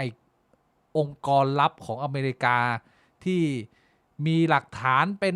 เนื้อเยื่อเลยเป็นยานลบเลยอะไรเงี้ยเจ็ดแม่งเอ้ยต่อให้กูฟังมาเยอะขนาดไหนกูก็ยังมองไปในทางที่ว่าเรายังไม่เคย have a real contact physical real contact กับสิ่งมีชีวิต intelligence นอกโลกเลยทุกอย่างน่าจะเป็นแค่ conspiracy แต่ก็พี่บอกไม่มีอีกใจหนึ่งแบบว่าเฮ้ยสมมติว่าแม่งเปิดปุ๊บแม่งเรื่องใหญ่เลยแม่งของจริงพี่บงไอเชี่ยแม่งมีแบบว่าหลักฐานของ intelligence เคยตกเข้ามาแล้วเราจริงๆไอเชี่ยนี่เรื่องใหญ่มากนะพี่บวงกูแบบกูโกนหมอยเฉลิมฉลองเลยอะผมว่าไม่น่านะมันไม่มีทางเป็นไปได้นะเป็นไปได้ยากนะเชี่ยน่าจะมีโอกาสเป็นไปได้น้อยมากก็เรียกว่าเอาขึ้นมางวดนี้เนี่ยถ้าเกิดว่าทรัมป์เปิดแล้วมันหลักฐานมันแห้งๆหมดเป็นแค่ภาพถ่ายจากเครื่องบินไกลๆแล้วเห็นจุดที่อะไรวิ่งแล้วก็มีการหักหลบพี่โบเคยดูใช่ไหมที่มันจะแบบตอนแรกมันวิ่งเร็วๆอยู่ที่เป็นหลักฐานที่เรียกว่าถกเถียงกันเยอะที่สุดแล้วก็ผ่านสายตานักวิทยาศาสตร์จำนวนมากอย่างนิวเดอะกราสก็เคยเข้าไปตรวจเช็คหลักฐานชิ้นนี้ด้วยเนี่ยก็คือเป็นเครื่องบินลบเขาจับภาพจุดหนึ่งวิ่งอยู่เหนือทะเลไกลๆแล้วมันสามารถหักหลบซิกแซกได้แบบว่าเครื่องบินธรรมดามันทำไม่ได้อะฟิสิกส์ธรรมดามันไม่ควรจะเลี้ยวแบบนี้ได้อะไรเงี้ยซึ่งมันก็มีหลากหลายคำอธิบายออกมาเรียกว่ามันไม่คาหนังคาเขามันไม่ชัดเจนเหมือนในหลายเคสที่เขาอ้างว่าแบบเชี่ยกูเคยเข้าไปทำในโรงงานกูเคยได้ถูกรีคูดจากรัฐบาลเหมือนกับเป็นหน่วยลับแบบ MIB ไอ้เหี้ยเข้าไปแล้วต้องเซ็นว่าห้ามเปิดเผยข้อมูลเข้าไปนั่งในยานมาแล้วยานเล็กกว่ามนุษย์ประมาณ3ส่วน1 ต่อ 3ส่วนอะไรประมาณนี้มีเล่าไปเยอะใครไปกดดูนะแต่ก็พี่ผมคิดว่าเปิดมาก็เรียกว่าจะได้จบไปนะชัดๆไปใช่ไม่มีอะไรมากหรอกกูว่าผมก็คิดอย่างนั้นนะแต่ว่าโอ้โหเมืองนอกนี่ไฮป์แตกเลยว่ะมันมาจากไอ้นี่เลยไอ้สัมภาษณ์ของโอบามาใช่ไหมใช่โอบามามันมีคลิปโอบามาสัมภาษณ์หลุดออกมาที่แบบว่ามีคนถามคนที่สัมภาษณ์เขาสัมภาษณ์โอบามาว่าแบบแล้วเรื่องไอเอเลี่ยนใน UFO อะไรเนี่ยมีจริงไหมโอบามาก็บอกว่าก็น่าจะมีจริงนะแต่ว่าผมไม่รู้อย่างน้อยๆก็คือในไฟล์ไม่มีอะไรอย่างงี้ป่ะโอบามาพูดใช่ประมาณนั้นก็เรียกว่าแบบว่าพูดไปในทาง positive ว่ามีแต่ว่าเขาไม่ยืนยันนะมันก็เลยผมก็เลยไฮป์ยิ่งแตกเลยเพราะว่าสำหรับผมเนี่ยไอ้เรื่องพระเจ้าเรื่องผีเนี่ยจะพิสูจน์ได้ไม่ได้ไม่รู้มันก็มี2ฉากทัศน์นะว่าถ้าเกิดว่ามันพิสูจน์ได้ไม่ได้ว่าไม่มีเนี่ยมันก็คือโลกปกติที่เราเข้าใจอยู่แต่ถ้ามีเนี่ยมันก็เปลี่ยนฉากทัศน์ชีวิตเราไปในระดับหนึ่งแต่ว่าไอ้โลกของเอเลี่ยนมันส่ง impact กับกูเยอะรุนแรงอยู่พอสมควรนะพี่บวงเพราะว่ากูยังมีภาพว่าเรายังเป็น intelligence ในระยะอันไกลโพ้นรอบๆเนี่ยเราก็มาได้ไกลมากที่มันดูยากมากแล้วมันจะมีเหี้ยความบังเอิญอีกหนึ่งพื้นที่ที่แม่งแบบมีอารยธรรม เป็นจริงเป็นจังอะไรอย่างเงี้ยโอ้ถ้ามันมีมันแบบมันจะชิปชีวิตกูเลยนะพี่บวงเอาอันนี้พูดสมมุติว่ากลาโหมอ่ะแม่งเอาเอเลี่ยนมาให้ดูระบบอันนี้ของจริงแล้วนิวเดลการสันพูดในรายการแข่งนะว่า bro อันนี้ของจริงนะไอเชี่ยมันจะเปลี่ยนสิ่งที่กูจะสนใจในชีวิตกูในข้างหน้าไปอีก20 ปีเลยเฮีย หรอกูรู้สึกเฉยๆนะพี่บอกเฉยๆเหรอถ้าเกิดว่าเรามีอีกเผ่าพันธุ์หนึ่งที่แบบว่าแม่งฉลาดมากกว่าเราแล้วแม่งมาเยี่ยมเราแล้วมันไม่โอเพนโลกของการแบบว่าเช็ดแม่ตื่นต่อเสียสารไม่รู้ดิ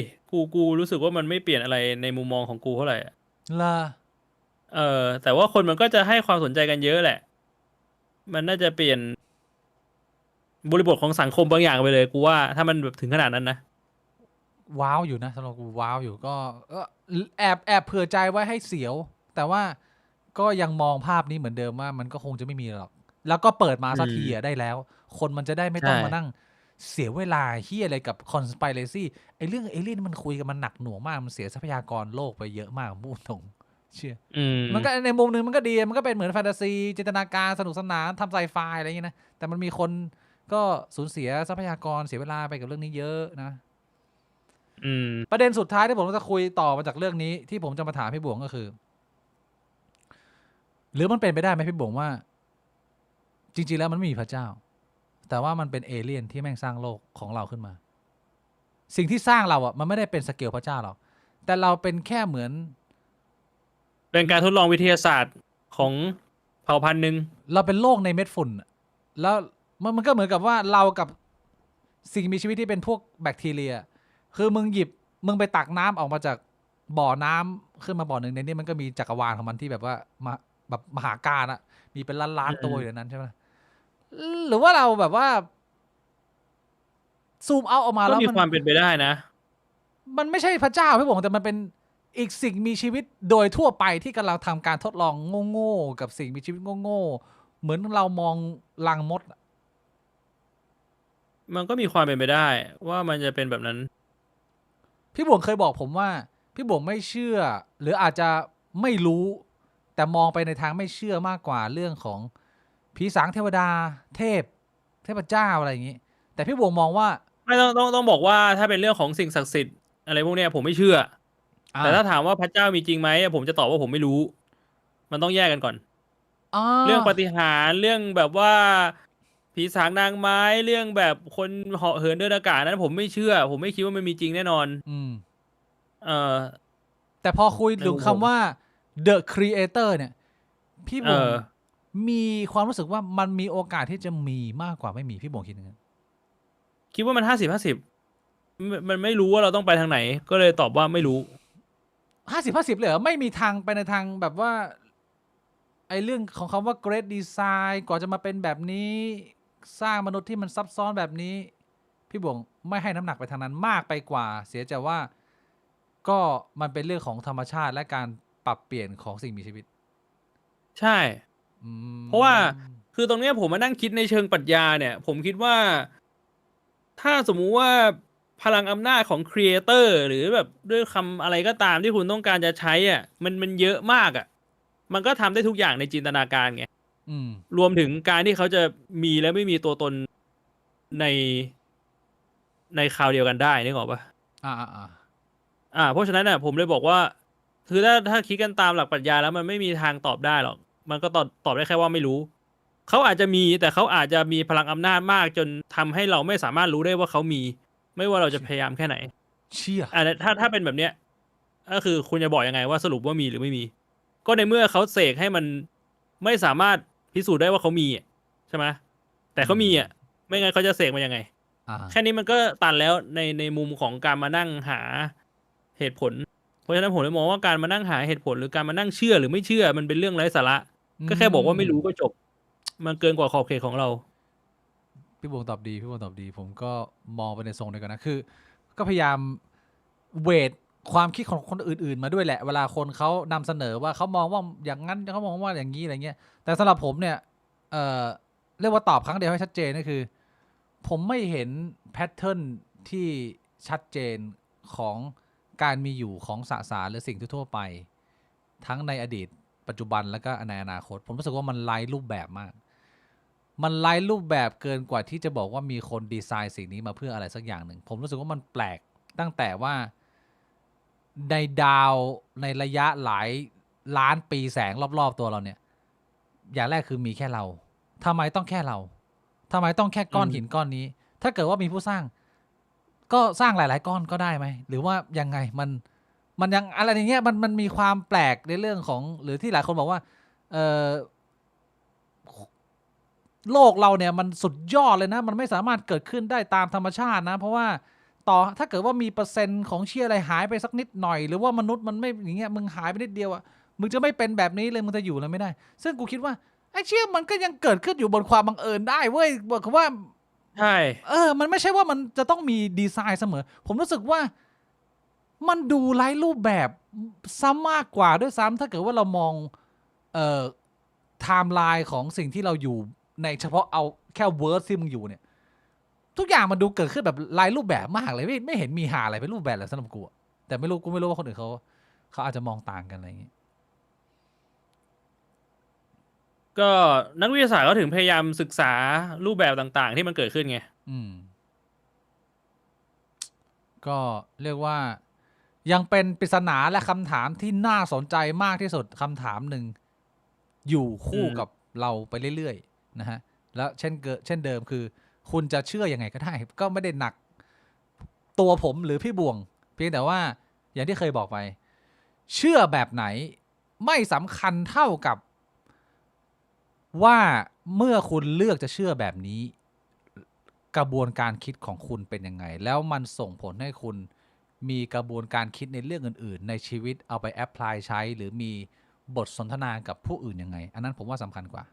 นะฮะเรียกว่ามาพูดคุยกันพอของปากของคอพี่บวงครับพี่บวงมีอะไรจะอัปเดตเพิ่มเติมไหมสำหรับห่างหายผมไป2 อาทิตย์เอาจริงถ้าอาจจะอัปเดตนะไอเรื่องครีเอเตอร์หรือผู้สร้างเนี่ยผมก็อยากจะพูดตรงนี้นิดนึงแต่ว่าไม่ได้พูดในเชิงของความเชื่อหรือศาสนาไหนแต่ว่าถ้าพูดในเชิงของวิทยาศาสตร์เนี่ยหลังๆเนี่ยคือถ้ามานั่งดูแบบคลิป YouTube ที่แบบว่าคนที่แบบเขาเน้นทำช่องให้ความรู้เกี่ยวกับพวกวิทยาศาสตร์ต่างๆรวมถึงปัจจุบันนักวิทยาศาสตร์แนวหน้าเขากำลังศึกษาเกี่ยวกับอะไรแล้วเขาค้นพบอะไรมีทฤษฎีอะไรใหม่ๆคือถ้าสมมุติว่าเสพเรื่องนี้มาได้ประมาณสักปี2 ปีอ่ะพี่เบกกี้รู้สึกว่าปัจจุบันเนี่ยไอ้เนี่ยมันเหมือนเราอยู่ในแฟนตาซีอ่ะมันเหมือนว่าเรื่องราวที่มันค้นพบมันตั้งคำถามมันเป็นทฤษฎีมันรอการพิสูจน์เนี่ยแม่งแบบแม่งมันลึกลับซับซ้อนเข้าไปเรื่อยๆจนเป็นโลกแฟนตาซีไปแล้วอ่ะแบบไอ้พวกdark energy พวก dark matter เรื่องการสร้างwhite hole อะไรอย่างเงี้ยการแบบเคลื่อนที่เร็วกว่าแสงอะไรแบบเนี้ยหรือว่าแม้แต่เรื่องของมิติเวลาพี่เคยได้ยินไหมไอ้เรื่องที่ว่าแสงไม่มีเวลาแสงมันเป็นโฟตอนใช่ปะแล้วแสงอ่ะในถ้าเรามองในมุมมองของแสงอ่ะมันไม่มีเวลานะเว้ยก็คือตั้งแต่มันออกจากดวงอาทิตย์อ่ะเดินทางมาถึงโลกอ่ะในมุมของเราอ่ะถ้าเราวัดเราบอกว่าแสงใช้เวลาเดินทาง8 นาทีใช่ปะแต่ว่าถ้าในมุมมองของแสงอ่ะตั้งแต่มันออกจากดวงอาทิตย์มาถึงกระทบมาถึงตัวเราอ่ะคือเวลามันไม่ได้ผ่านไปอันนี้มันเป็นไม่ใช่ทฤษฎีของวิทยาศาสตร์อันนี้ก็คือพิสูจน์แล้วในหลักการวิทยาศาสตร์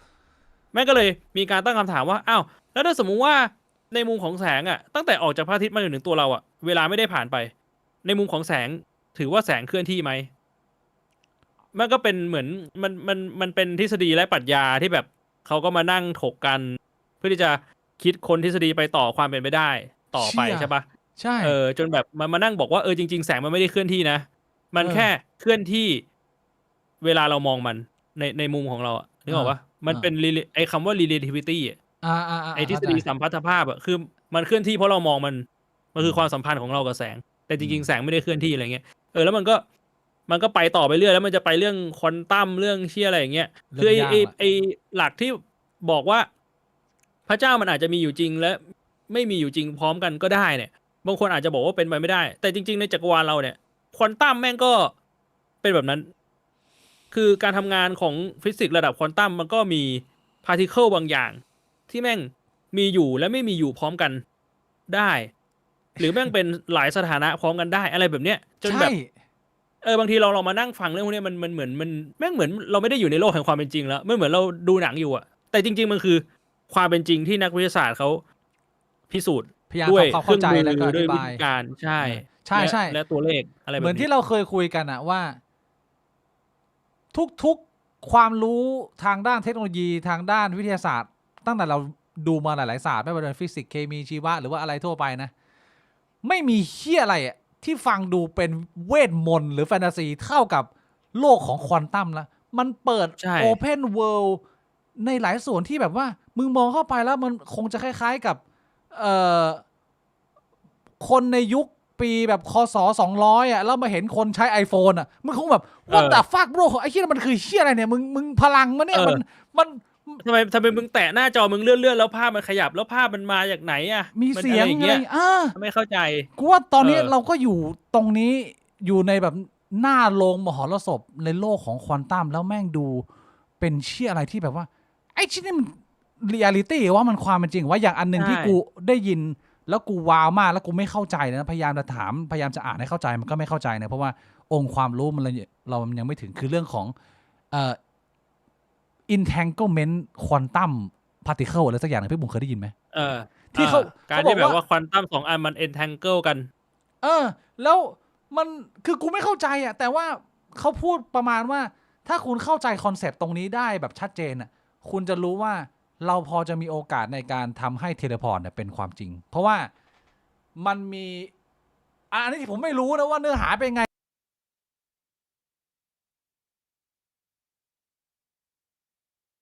เฮ้ยทำไมเสียงวิกหายวะฮัลโหลเสียงวิกหายเสียงหายเสียงมาแล้วมาแล้วคือไอ้เรื่องเนี้ยผมอธิบายแบบในมุมที่ว่าผมไม่เข้าใจไงคือมันมีสสาร2ตัวที่มันมีความผูกพันซึ่งกันและกันแล้วอะไรที่เกิดขึ้นในสสารตัวนี้ไอ้สสารนี้จะเกิดขึ้นไปด้วยมันมีความเชื่อมโยงกันแม้มันจะถูกแยกออกไปต่างสถานที่กันนะแต่เหมือนกับประมาณว่าถ้ามึงปิดสวิตช์อันนี้ปิดด้วยเป็นการเหมือนกับว่าควบคุม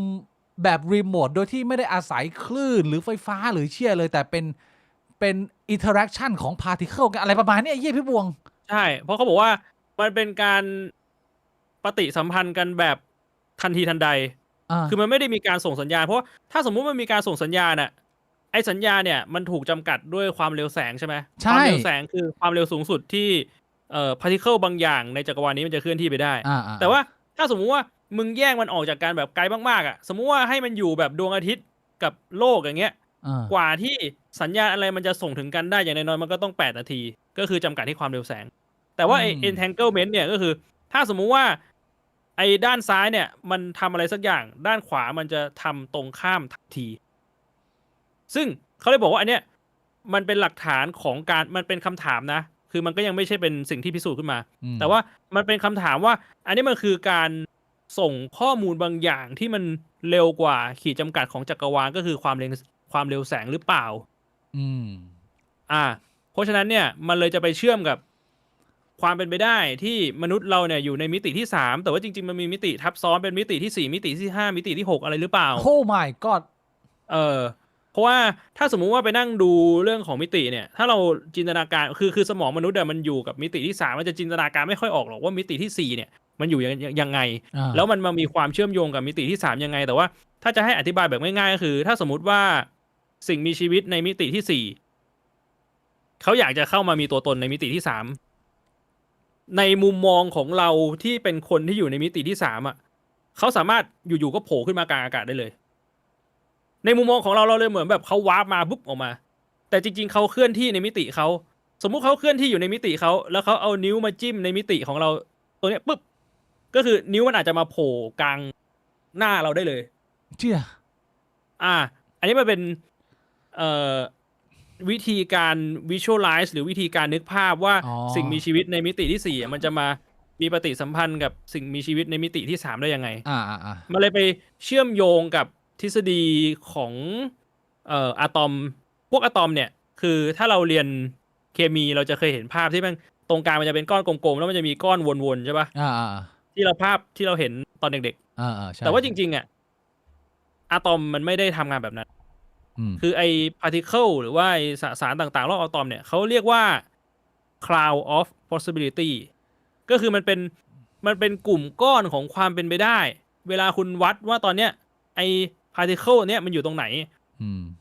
คือมันจะมีโอกาสว่ามันจะไปโผล่ตรงด้านซ้ายด้านขวาด้านบนด้านล่างนะแล้วอยู่ๆมันจะหายไปมันก็เลยมีการตั้งทฤษฎีว่าไอ้ที่มันหายไปอ่ะจริงๆมันไม่ได้หายไปแต่ว่ามันอยู่ในมิติที่ 4แล้วมันมาโผล่ในมิติที่ 3แค่ว่าตอนที่เราวัดแล้วมันมาโผล่แบบนี้ไหมเนี่ยมันก็เลยเป็นสิ่งที่พอมันเป็นทฤษฎีที่คนมันตั้งอ่ะแล้วมันยังพิสูจน์กันได้แบบไม่100%อ่ะมันเลยเหมือนเราอยู่ในช่วงแฟนตาซีแล้วเรากำลังจะเบรกทูหรือเปล่าเราไม่รู้ว่าเราจะเบรกทูหรือเปล่าเชี่ยว่าสิ่งหนึ่งที่มันค่อนข้างชัดเจนนี่มันเป็นคอนเซปต์ที่ง่ายแล้วก็พิสูจน์ได้เห็นว่าเรายังไม่ได้เข้าใจฟิสิกส์แบบ 100% ก็คือเรื่องของควอนตัม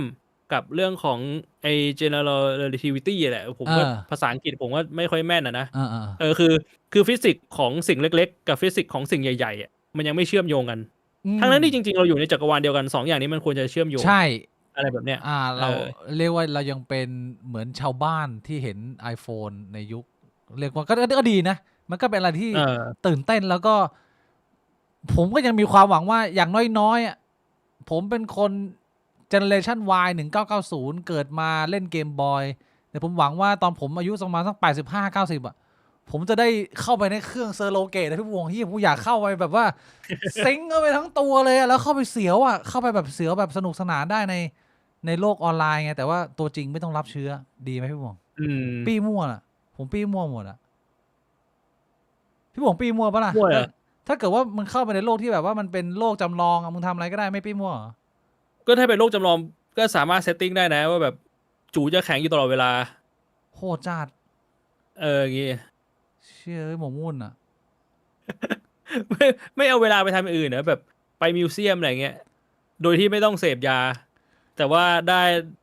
แบบการเสพสุนทรีย์ของสมองที่แบบว่าเหมือนมียาเสพติดอยู่ด้วยคือมันเป็นสิ่งเดียวที่กูรู้สึกเสียดายที่จะตายไปก่อนจากโลกนี้ไปคือกู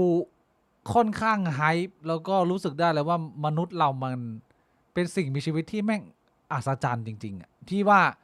มึงเริ่มจากดมตูดกันฆ่ากันเองจนมาแบบตอนนี้มึงพยายามมาเข้าใจว่าไอ้เชี่ยอิเล็กตรอนเนี่ยมึงวิ่งแบบไหนหรือมึงว้าไปอีกแบบวิติหนึ่งคือแบบเฮ้ยมนุษย์เรามันมาได้เร็วมากแล้วเว้ยแล้วจากไอ้คำถามตอนนั้นน่ะก็ไม่ได้ไกลมากนะพี่บวงก็คือแบบเป็นพวกแบบต้นปี1900ที่ช่วงที่นักวิทยาศาสตร์รัสเซียอเมริกาอังกฤษเยอรมันเก่งๆมันเริ่มออกมาตั้งไอ้เหี้ยพุทธศาสนาแบบนี้นี่คือแบบเมื่อ100 ปีที่แล้วอะแต่ว่ามึงดูวันนี้ดิมึงดูสภาพกกต.เรายังเป็นอย่างนี้อยู่เลยมันดูโอ้โหชีวิตประเทศเราและไอ้เรื่องที่เราพูดถึงมันก็ยังเป็นทฤษฎีมันก็ยังเป็นอะไรที่มันดูจับต้องไม่ได้ดูไกลตัวเนาะแต่ว่าถ้าเราพูดถึงเทคโนโลยีอื่นๆรอบตัวเราที่แม่งพัฒนาแล้วเราเห็นน่ะอย่างแบบไอ้พี่บิ๊กเห็นมาที่จีนแม่งโคหุ่นยนต์กายกรรมผมดูละไอ้เชี่ยคือแบบปี2 ปีก่อนหน้าหุ่นยนต์แม่งยังแบบเงื้องะแม่งยังไม่มีความแม่นยำไอ้เหี้ยปัจจุบันแม่งมันกระโดดกายกรรมแล้วหุ่นยนต์นุ้ยอะไรแบบเนี้ยหรือว่าแบบมองในมุมของเทคโนโลยีแบตเตอรี่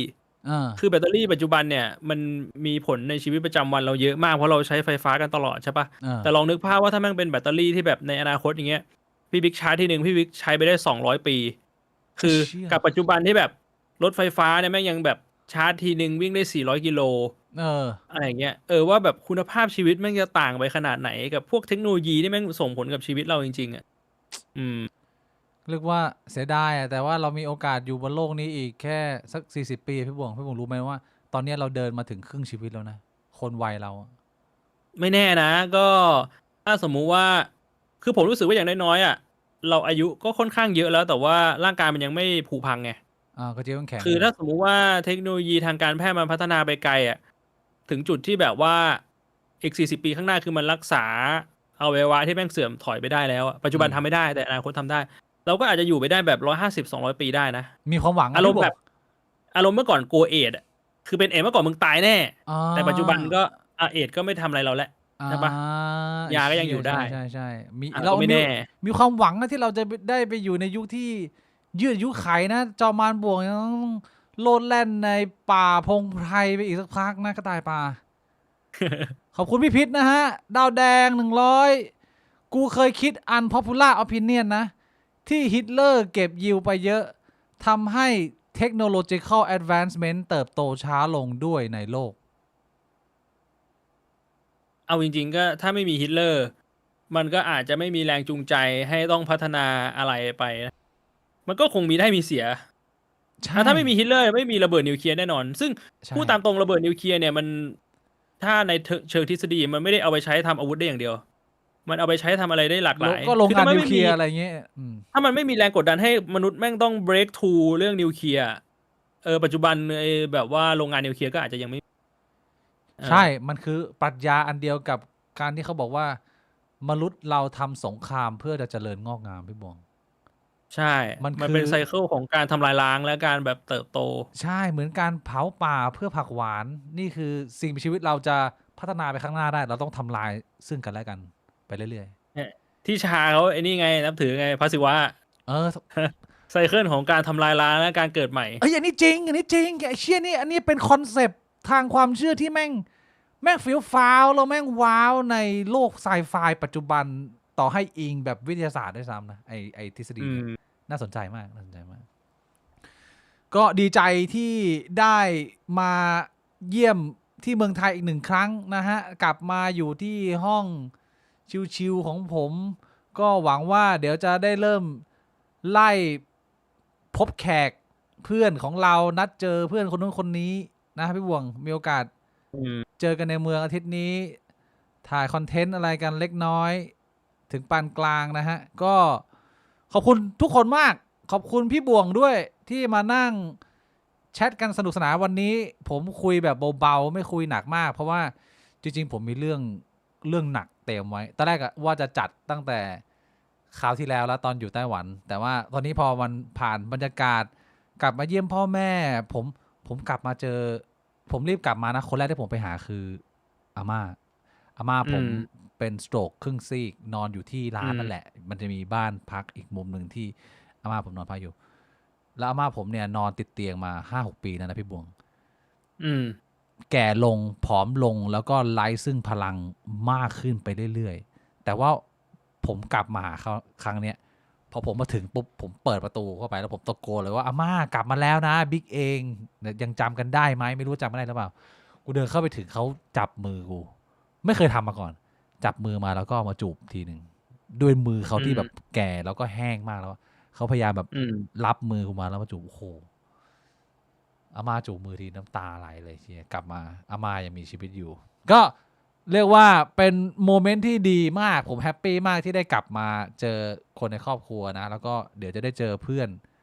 ก็ไม่อยากจะคุยหัวข้อหนักๆแต่ว่าวันนี้ผมมาเซตเทิลแล้วอาทิตย์หน้าเนี่ยเดี๋ยวผมจะชวนพี่บุ๋มคุยหัวข้อหนักๆหน่อยแต่ว่าวันนี้นะขนาดนี้พอแล้วแฮปปี้ดีใจให้พูดคุยได้พูดถึงนะเจอกันไอ้วันที่28เนี้ยมันมีมีตติ้งของคอเย็นก็เลยจะถามพี่บิ๊กว่าถ้าพี่บิ๊กสนใจก็ไปมีตติ้งได้มีตติ้งมันน่าจะเริ่มประมาณ2 บ่าย 3อะไรอย่างเงี้ยมั้งมีตติ้งคือยังไงพี่วงลักษณะมันเป็นยังไงคือมันเป็นงานมีตติ้งเลยที่แบบว่าเตรียมงานกันมานานแล้วก็ในงานก็น่าจะมีคนเข้ามาร่วมงานประมาณ100 กว่าคนละมั้งว้าวแล้วก็แบบว่ามีกิจกรรมเล่นกันอ่ะแก๊งคอเย็นไปเป็นมีตติ้งของแก๊งคอเย็นเลยเคยทำมาก่อนว่าไม่เลยนี่เป็นมีตติ้งแฟนคลับครั้งแรกเป็นแฟนมีตเหรอหรือยังไงนี่มันเป็นแฟนมีตแบบออฟฟิเชียลเรียกว่าแบบออฟฟิเชียลแบบทางการครั้งแรกแล้วกันจัดเป็นกิจลักษณะมีแบบว่าลุ้นตั๋วเข้างานอะไรอย่างเงี้ยเฮ้ยอย่างงี้ถ้าเกิดพี่บวงชวนงี้ผมก็พลาดไม่ได้ผมก็ต้องไปอยู่แล้วพี่บวงไปร่วมแจมได้ไปร่วมแจมได้เหรอต้องเตรียมตัวอะไรไปไหมต้องแบบโกนหมอยไปไม่ต้องหรอกก็ไปแบบใส่เสื้อผ้าปกติไม่ต้องแก้ผ้าคนก็ไม่เห็นแล้วว่าแบบตอนนี้หมอยมันถูกโกนไปหรือยังโอเคงั้นถ้าเกิดว่าผมไม่พลาดนะใครที่ไปงานแฟนมีตคอเย็นออฟฟิเชียลครั้งแรกนะเดี๋ยวผมไปแจมด้วยนะฮะก็อย่างที่บอกไปถ้าเกิดว่าเป็นน้องผู้หญิงสามารถเดินมาขอดูกระเจียวได้ผมไม่ตะกิดตะขวงใจ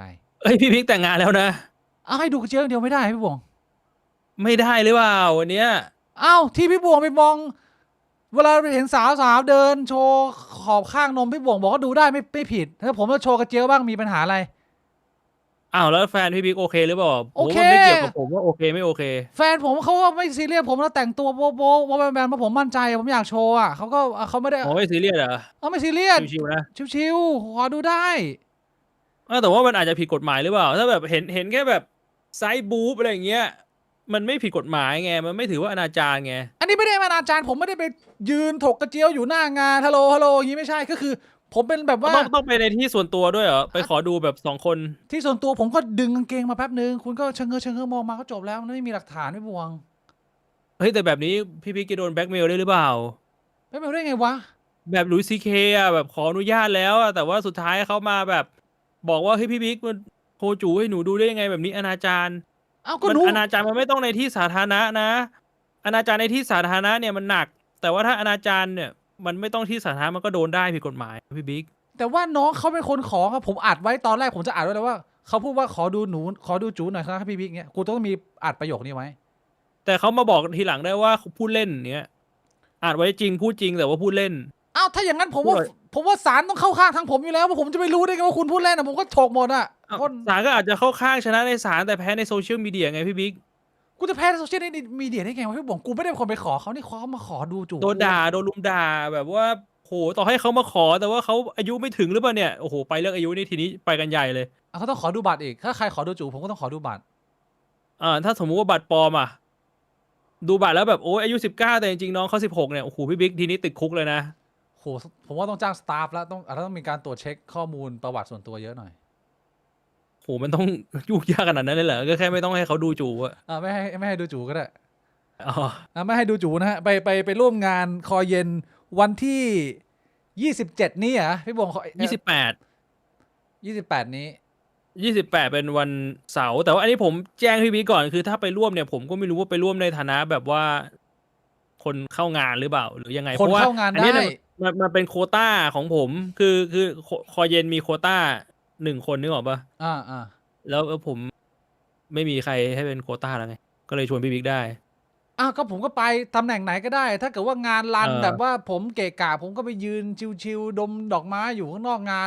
ผมอยู่คนเดียวได้พี่บอกไม่ต้องห่วงผมอยู่ได้เดี๋ยวเสร็จงานก็แบบไปนั่งหาอะไรกินกันโอเคเอาไว้ไปเจอทุกท่านดีใจเลยมาก็ได้ร่วมงานได้ไปเจอหลายๆคนแน่นอนโอเคงั้นเราตัดเข้า Q&A นะฮะทักทายคนทางบ้านพ่อแม่พี่น้องเมืองไทยไม่ได้เจอกัน2 อาทิตย์มีอะไรจะพูดคุยสอบถามจัดมาได้เลยฮะครับผม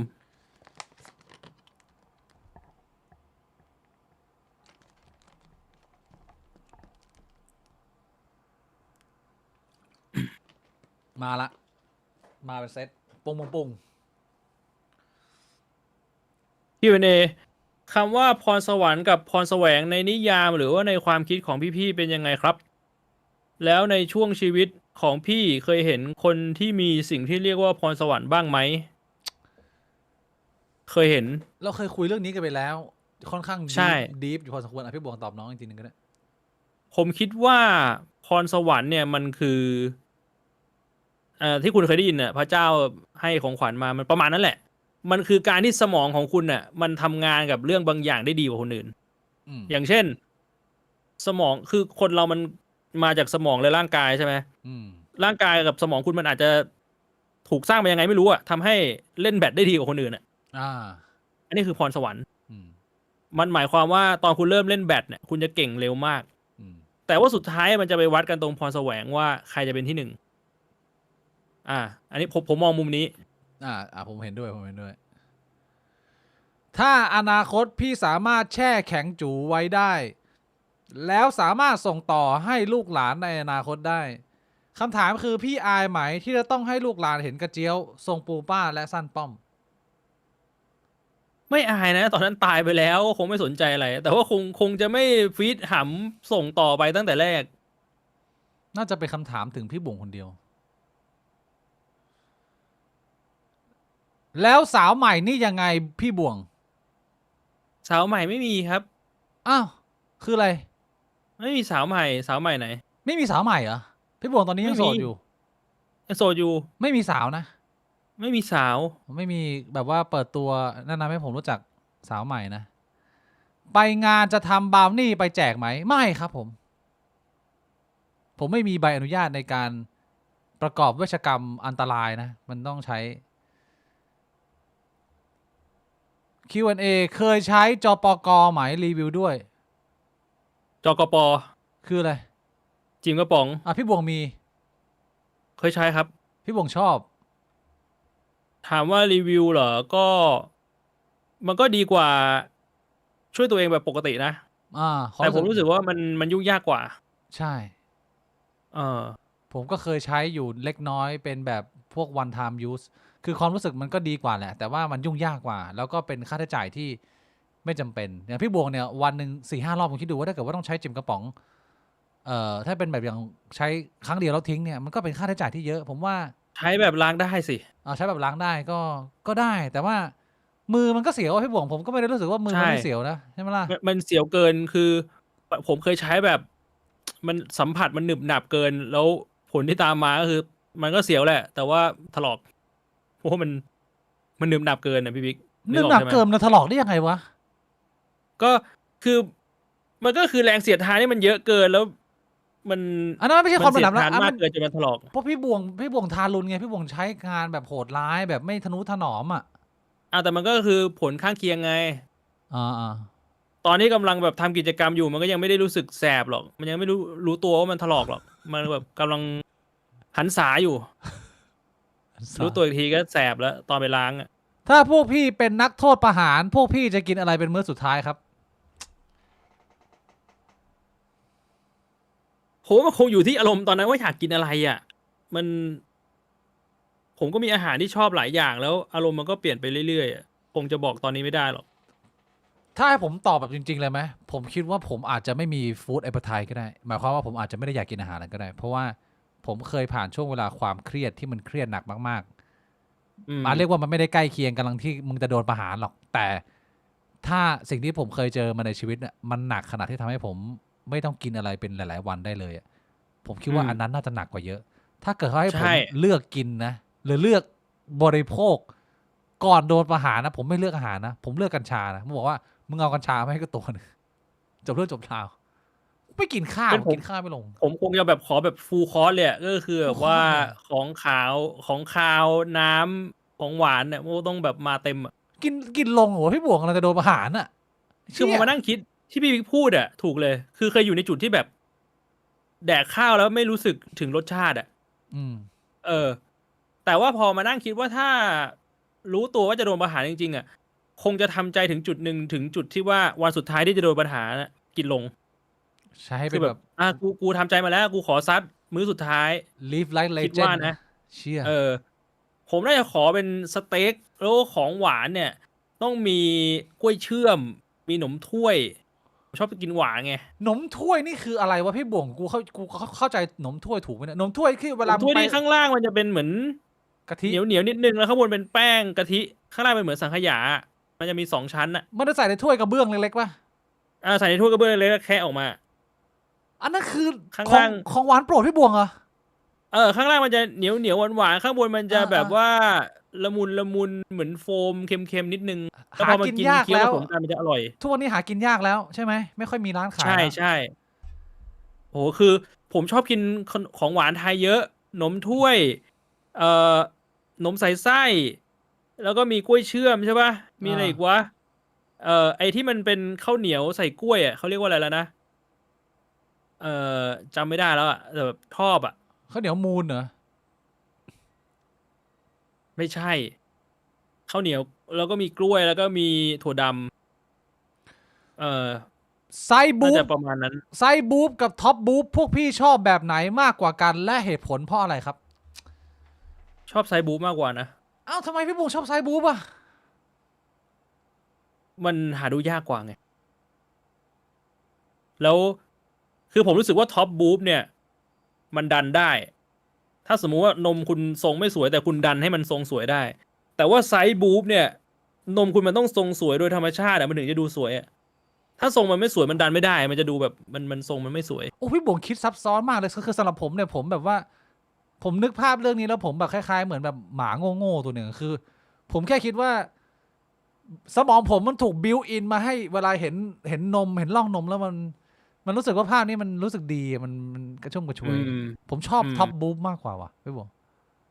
แต่ว่าถ้าแบบว่าเป็นนิรันดร์เลยก็คือต้องอันเดอร์บูฟ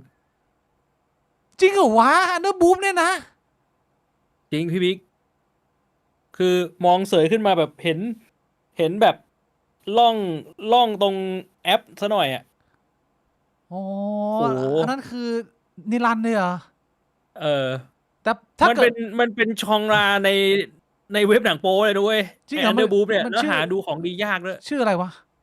ก็พิมพ์อันเดอร์บูฟไปอ่ะอันเดอร์บู๊เหรอเออพี่บวงตอนนี้กำลังอยู่ในโลกอันเดอร์บู๊เหรอไม่ใช่อยู่ในโลกหรอกมันก็ถือว่าเป็นของดีที่แบบนานๆจะเจอทีแต่ว่าถ้าเกิดว่าเอาให้แบบถูกใจผมอะแต่ว่ามันจะหาดูไม่ค่อยมีในโลกความเป็นจริงไงคือที่เราเห็นเยอะสุดคือเป็นท็อปบุ๊บลองลงมาเป็นไซด์บุ๊บถ้าเป็นแรนี่คือเป็นอันเดอร์บุ๊บของผมเนี่ยเป็นเซนเตอร์บุ๊บคือยังไงวะคือต้องมองตรงๆอย่างนี้มาคือปิดหมดเลยแต่ที่เปิดอะคือหัวนมอย่างเดียวผมไม่ค่อยชอบแบบนั้นฮะก็คือเหมือนเอาเสื้อมาเนี่ยหัวนมแล้วผมตัดแต่ตรงหัวนมก็คือปิดทุกอย่างเลยไซด์บุ๊บพี่อะไรไม่เห็นแต่เห็นหัวนมอย่างเดียวแบบนี้ผมชอบแต่ว่าไม่ค่อยมีใครเล่นทรงนี้กันมันก็แล้วแต่รสนิยมเนาะแล้วแต่คนชอบก่อนที่จะมาพบกันที่งานแฟนมีตคอเย็นนะมีคำถามอะไรเพิ่มเติมไหมฮะผู้ชายที่ชอบผู้หญิงหุ่นเหมือนผู้ชายตัวบางนมแบนมีแนวโน้มเป็นเกย์ไหมครับไม่นะผมว่าไม่เกี่ยวนะผมว่าสรีระของผู้ชายกับผู้หญิงมันก็ต่างกันอยู่ดีผู้หญิงมันก็ยังมีส่วนเว้าส่วนโค้ง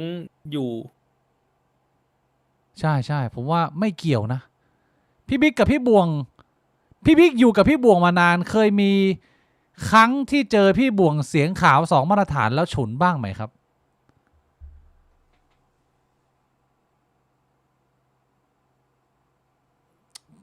ผมไม่เคยเจอผมต้องตอบว่าพี่บวงไม่มีเสียงขาวแต่ถ้าเกิดว่าพี่บวงเจอสาวที่พี่บวงชอบเนี่ยอาการออกไอ้เชี่ยยิ้มใช่เหรอยิ้มหน้ามนตัวเลยพี่บวงก็จะพี่เคยเห็นเหรอร่างจอมมารที่เรียกว่าแบบ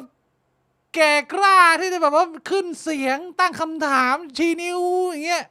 ไม่มีก็จะแบบเป็นเหมือนหมีโง่ๆตัวนึงที่แบบว่าแบบเขินอายอะไรอย่างเงี้ยก็จะแบบทรงแบบดูออกคือพี่บวงไม่มีเสียง2แต่พี่บวงจะอาการออกเก็บอาการไม่ไหวเก็บอาการไม่ไหวเคยอันนี้เห็นบ่อยตั้งแต่เรียนมหาลัยแล้วผมก็วิทเนสมาไม่ต่ำกว่า2-3 คนผมยังนึกชื่อออกเลยตอนเนี้ยใช่ไหมล่ะผมพูดถูกไหมพี่บวงไม่มีเสียง2แต่ว่าพี่บวงอาการออกใช่ผมก็ไม่คิดว่าตัวเองไม่มีนะเสียง2ไม่มีเสียง2แล้วช่วงที่พี่ช่วยตัวเองทีแล้วต้องดูพรทุกครั้งตอนที่ทำการดูพรมีผลต่อสภาพจิตใจของพี่บวงยังไงบ้างครับโดยเฉพาะพี่บวงที่ทำเป็นกิจวัตรอันนี้คำถามพี่บวงเอาตรงๆหลังๆมาผมเริ่มรู้สึกแล้วว่าผมควรจะต้องลดหรือว่าละเลิกตรงนี้ไปมันเริ่มส่งผลกระทบกับผม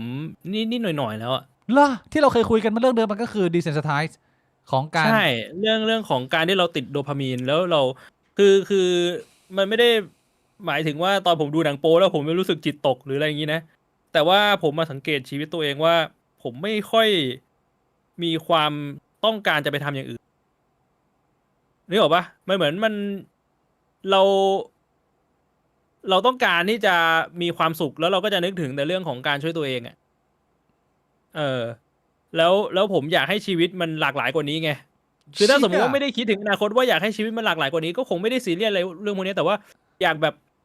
ยากมีความอยากไปออกกำลังกายบ้างซึ่ง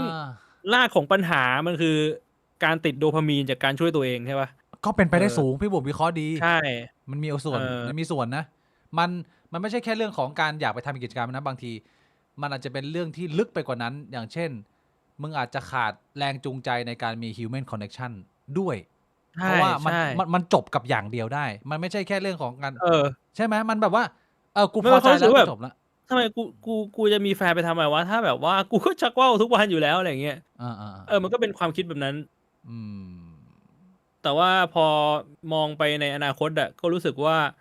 มันไม่ใช่พฤติกรรมที่มัน sustainable อะ มันไม่ใช่พฤติกรรมที่มันจะส่งผลดีกับเราในระยะยาว อืม ผมเลยคิดว่าตรงนี้แม่งควรจะต้องพยายามปรับ แล้วผมอยากจะบอกว่าเดือนนี้ที่ผ่านมาผมพยายามปรับมากพี่บิ๊ก เวิร์ก แต่ ไหม ว่ามันก็พ่ายแพ้มันยังไม่สามารถเอาชนะได้ พ่ายแพ้ให้กับยาม แบบ ค่ำ เสียงใน คื หั น ว แล้วก็มือทางซ้ายมือซ้ายนะ มือซ้ายเพื่อนรัก เออ เชื่อ ก็ต้องรอดูกันต่อไปว่าความพยายามจะเป็นไง ผมก็ดีใจนะได้กลับมาที่ห้องนอนตัวเอง ห้องที่เรารู้สึกว่าเป็น the most private room of my life อะเพราะว่าผมคิดว่าบ้านผมที่ไต้หวันผมก็ไม่ได้รู้สึกว่ามันเป็นเหมือนห้องลับของเราขนาดเนี้ยผมกลับมาผมก็ชักว่าวก็สบายนะรู้สึกแบบเชี่ยอบอุ่นอะในห้องของเรามอง อืม มันก็ความรู้สึกมันดีอะ อืม จ่ายไป2 อีกสัก2-3คำถามนะฮะ ผมจับได้ว่าคนภายในคอนโดสตอกเกอร์ผม โดยจะโดนแอบตามเมื่อเจอกัน ตอนนี้จับได้2 ครั้งแล้ว ควรจะทำยังไงดีครับสตอกเกอร์เป็นผู้ชาย